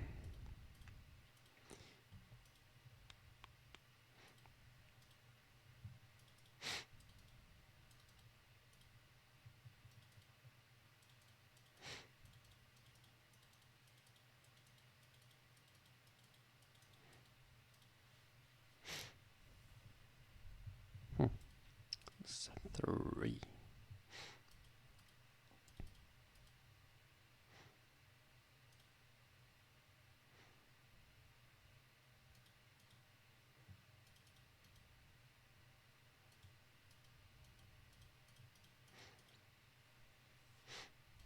Head over right.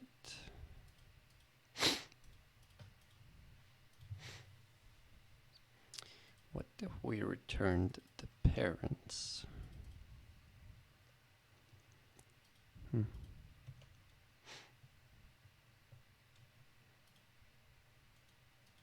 Yeah, like this doesn't even work.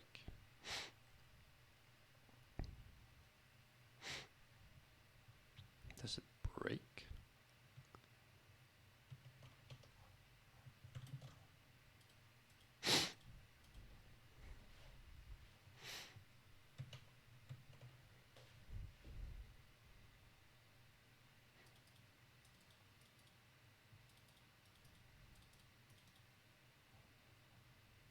Yeah, but that's like fine.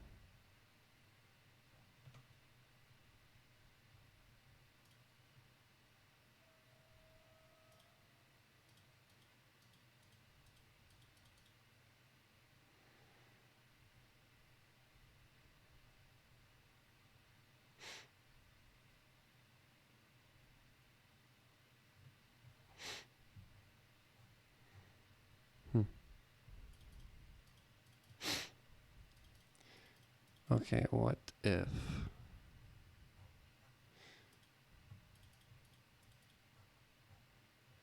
Wait, next, I need to have pen next to frontier, right? Pen. Running to solve.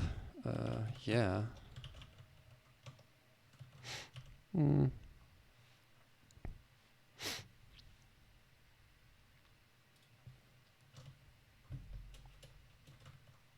How to do this?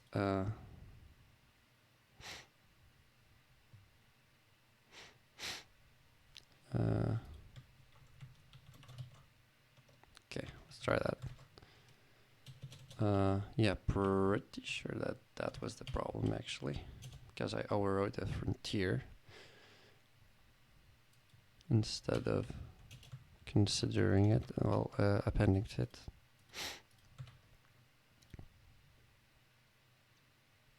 Yeah, actually. Let's try that.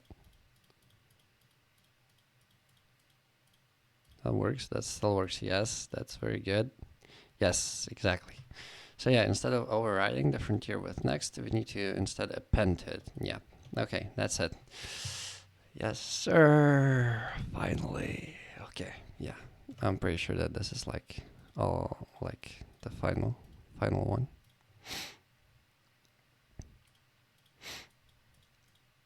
Yeah, looks good. Looks good to me. What if we had, for example, this? Yeah.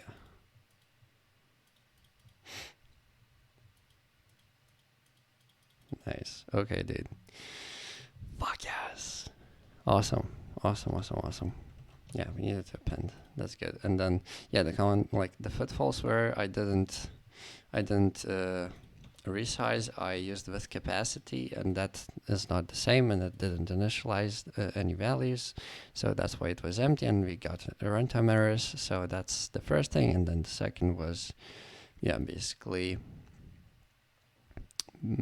basically not appending, but instead overriding the frontier. So yeah, that's that. Let's go. Let's go. Let's go. Let's go.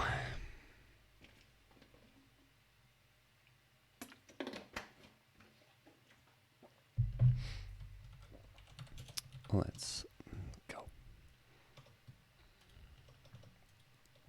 That's super awesome. Let's check if I can actually do this. Let's swap Reno. EI minus equals 1. Yeah, can I do this? Is this still valid?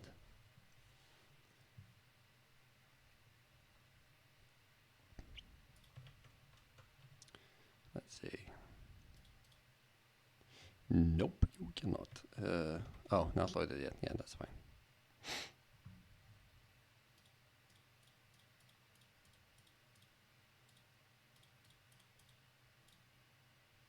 Yeah, good. Okay, so I can delta mutable delta x, and then delta x minus equals 1. Good, should work just fine.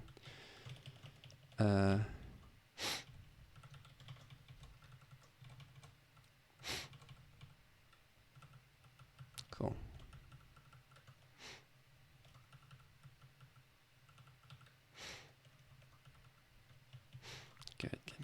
Good. Yeah, we'll need to fix up the states, but for now, this is great. This is actually, and this is, whoops, like, help. So help. Okay, we get delta I, delta x. Good.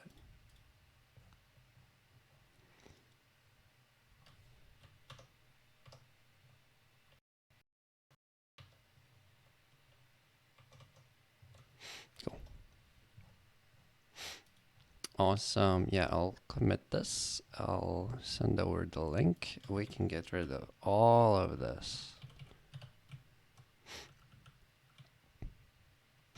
And all of this. Okay. Now I can safely say that Rust is awesome.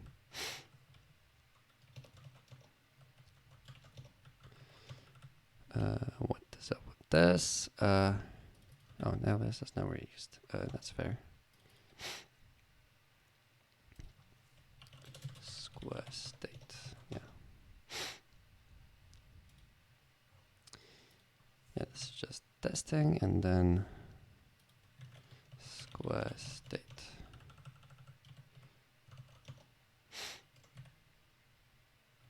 Good. Can I return a slice? I don't think I can. Yeah, okay, that's fine.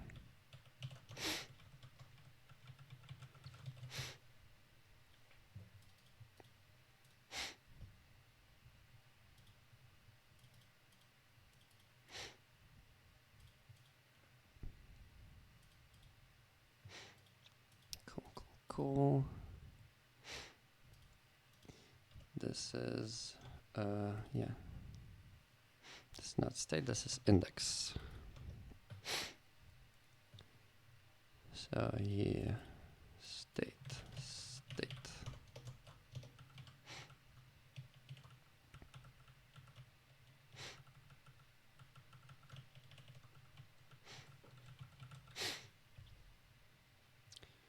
Alrighty.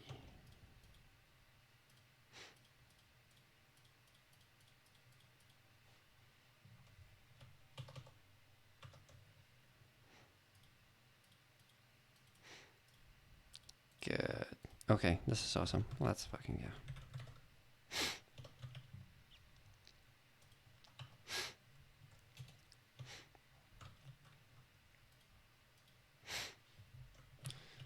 Okay, let's see what we got.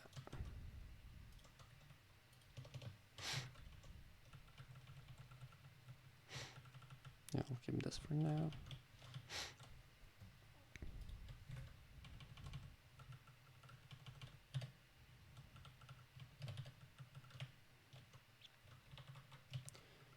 Okay, we can stop for now. Let's see.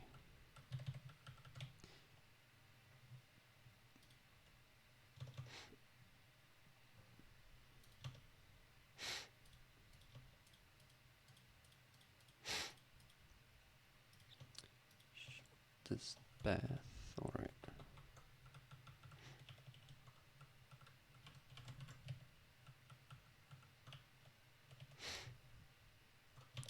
Have you got an NVIDIA GPU? Yes, I do. If we do a little neo fetch, you'll see that I have NVIDIA GeForce GTX 1070 mobile. So I'm on a laptop. I can show it. So this is my setup. This is a camera, and yeah, this is HP. Perhaps I can do. Yeah, we can do this. So that's what I'm rocking. So yeah, this HP Omen laptop from 2017, I believe.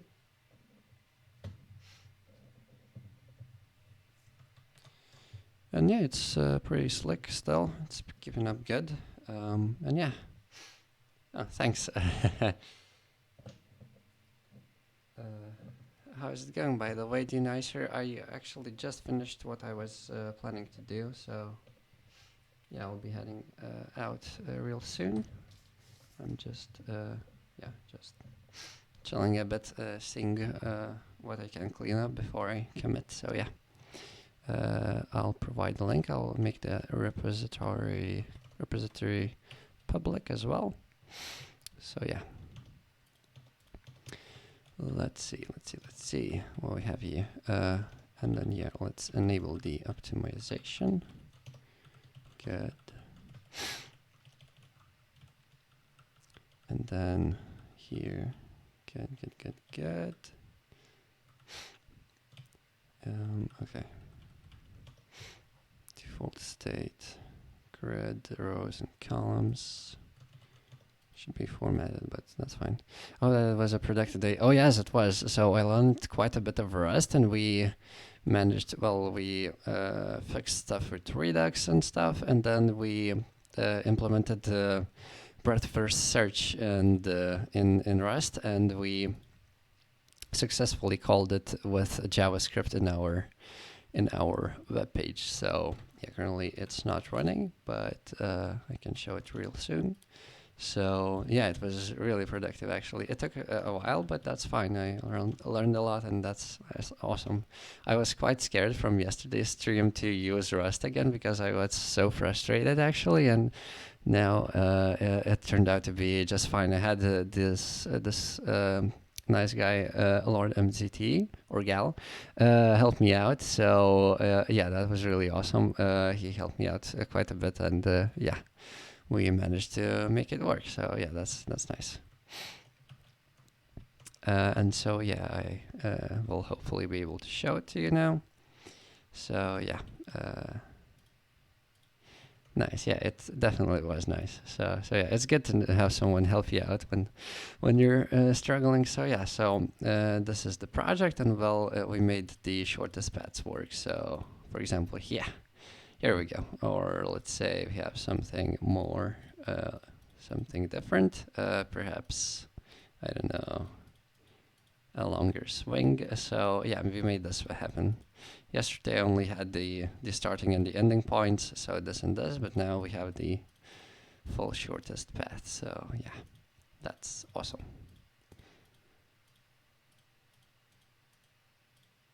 So yeah, that's that.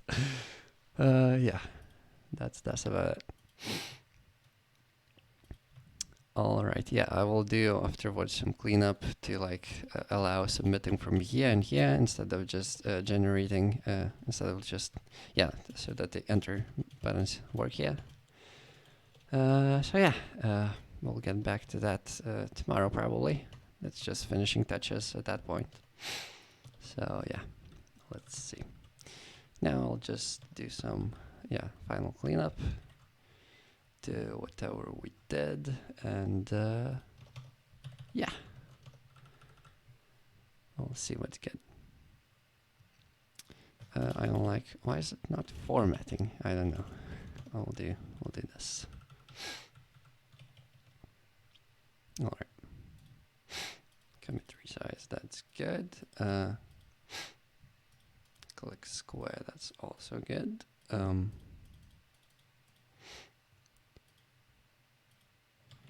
That's good, that's good. Yeah, okay. Let's see. Good.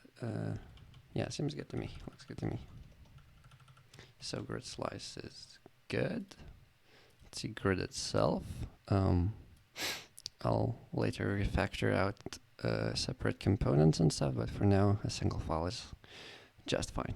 And my formatter doesn't run. Yes, lint. Fixable, auto fixable. Okay, maybe not. Whatever. I can probably run lint fix, maybe. We'll see. That helps. I don't think so, actually. Will you use it for image processing or want to make a better Google Maps? No, actually, this is a project for an interview for one company that I'm interviewing with. So yeah, they asked to build this, and I thought it was really exciting. And they didn't ask to build it in Rust. I just wanted to do it in Rust to learn. So yeah, I finally found an excuse to do Rust, and so yeah, that's what happened. So yeah, that's that. I'll share, yeah, the README. This is create React apps README, and README gridster is the specification that I was given. So yeah, that's that. So yeah, after I commit, I'll share the repository because it's currently private. I guess I can make it public. So yeah. Let's make it public. Yoink. Let's do that. And okay, GitHub. Let's, no, not this. GitHub. Hold on. GitHub. Let's do that. All right, so it should be.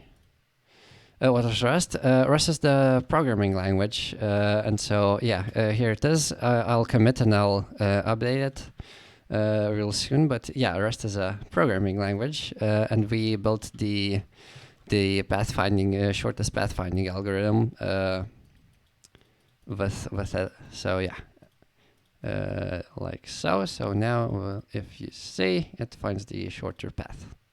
So yeah, we built it with Rust. So yeah, it's right here. And this whole thing, just hold on a second till I commit, and then yeah, you can check it out. So yeah, let's see all of this. Yeah, this should be fine. I already reviewed this, I think. All right. Never heard. Yeah. Yeah. It's not as popular, I guess. People are quite excited to learn it. I guess. It's the most beloved language, or the most wanted to learn language, according to Stack Overflow surveys. So yeah, I fell for the meme as well, and I wanted to try it, so I did. And it took a while to figure out like how to make things work, but we finally did. So that's awesome. So yeah, actually, I'll add the comment. Allow using uint8 arrays. Yeah, add an explanation. That's good. And then grid. Let's see. Okay, this is not formatted somehow. That's fine. I don't really care for now. So yeah, let's see. Looks good to me. All right. Later I will revise the history and like make it clean, but now I'll just commit. So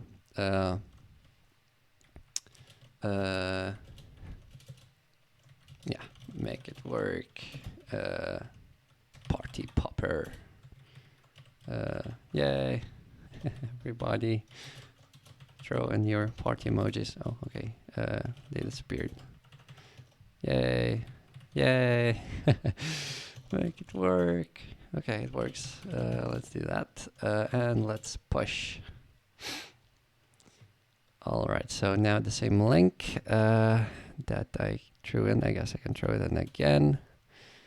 Here we go. That's awesome. All right, so the next thing will be deploying it and fixing the CSS and all of this good jazz. So yeah, we'll do it. We'll do it in tomorrow's stream, I guess. I'll mark this as VIP. All right. That's cool. So yeah, I guess that's pretty much it for today. Yeah, that's pretty much it. Was very exciting to finally make it work. And yeah, I hope you guys enjoyed it. I'll be back probably tomorrow, since I have to finish it in 2 days. So yeah, I'll be back tomorrow, and we will continue just finishing it. So yeah, the hardest part is already done, so that's fine. So thanks for joining in. Good night. Thank you. Good night to you as well. And yeah, take care. So that's about it. I can mark this as completed. Yeah. So this is done. All right. So catch you in another stream, I guess. So yeah, take care. Bye. Okay. And we will do this. Okay. Bye for now.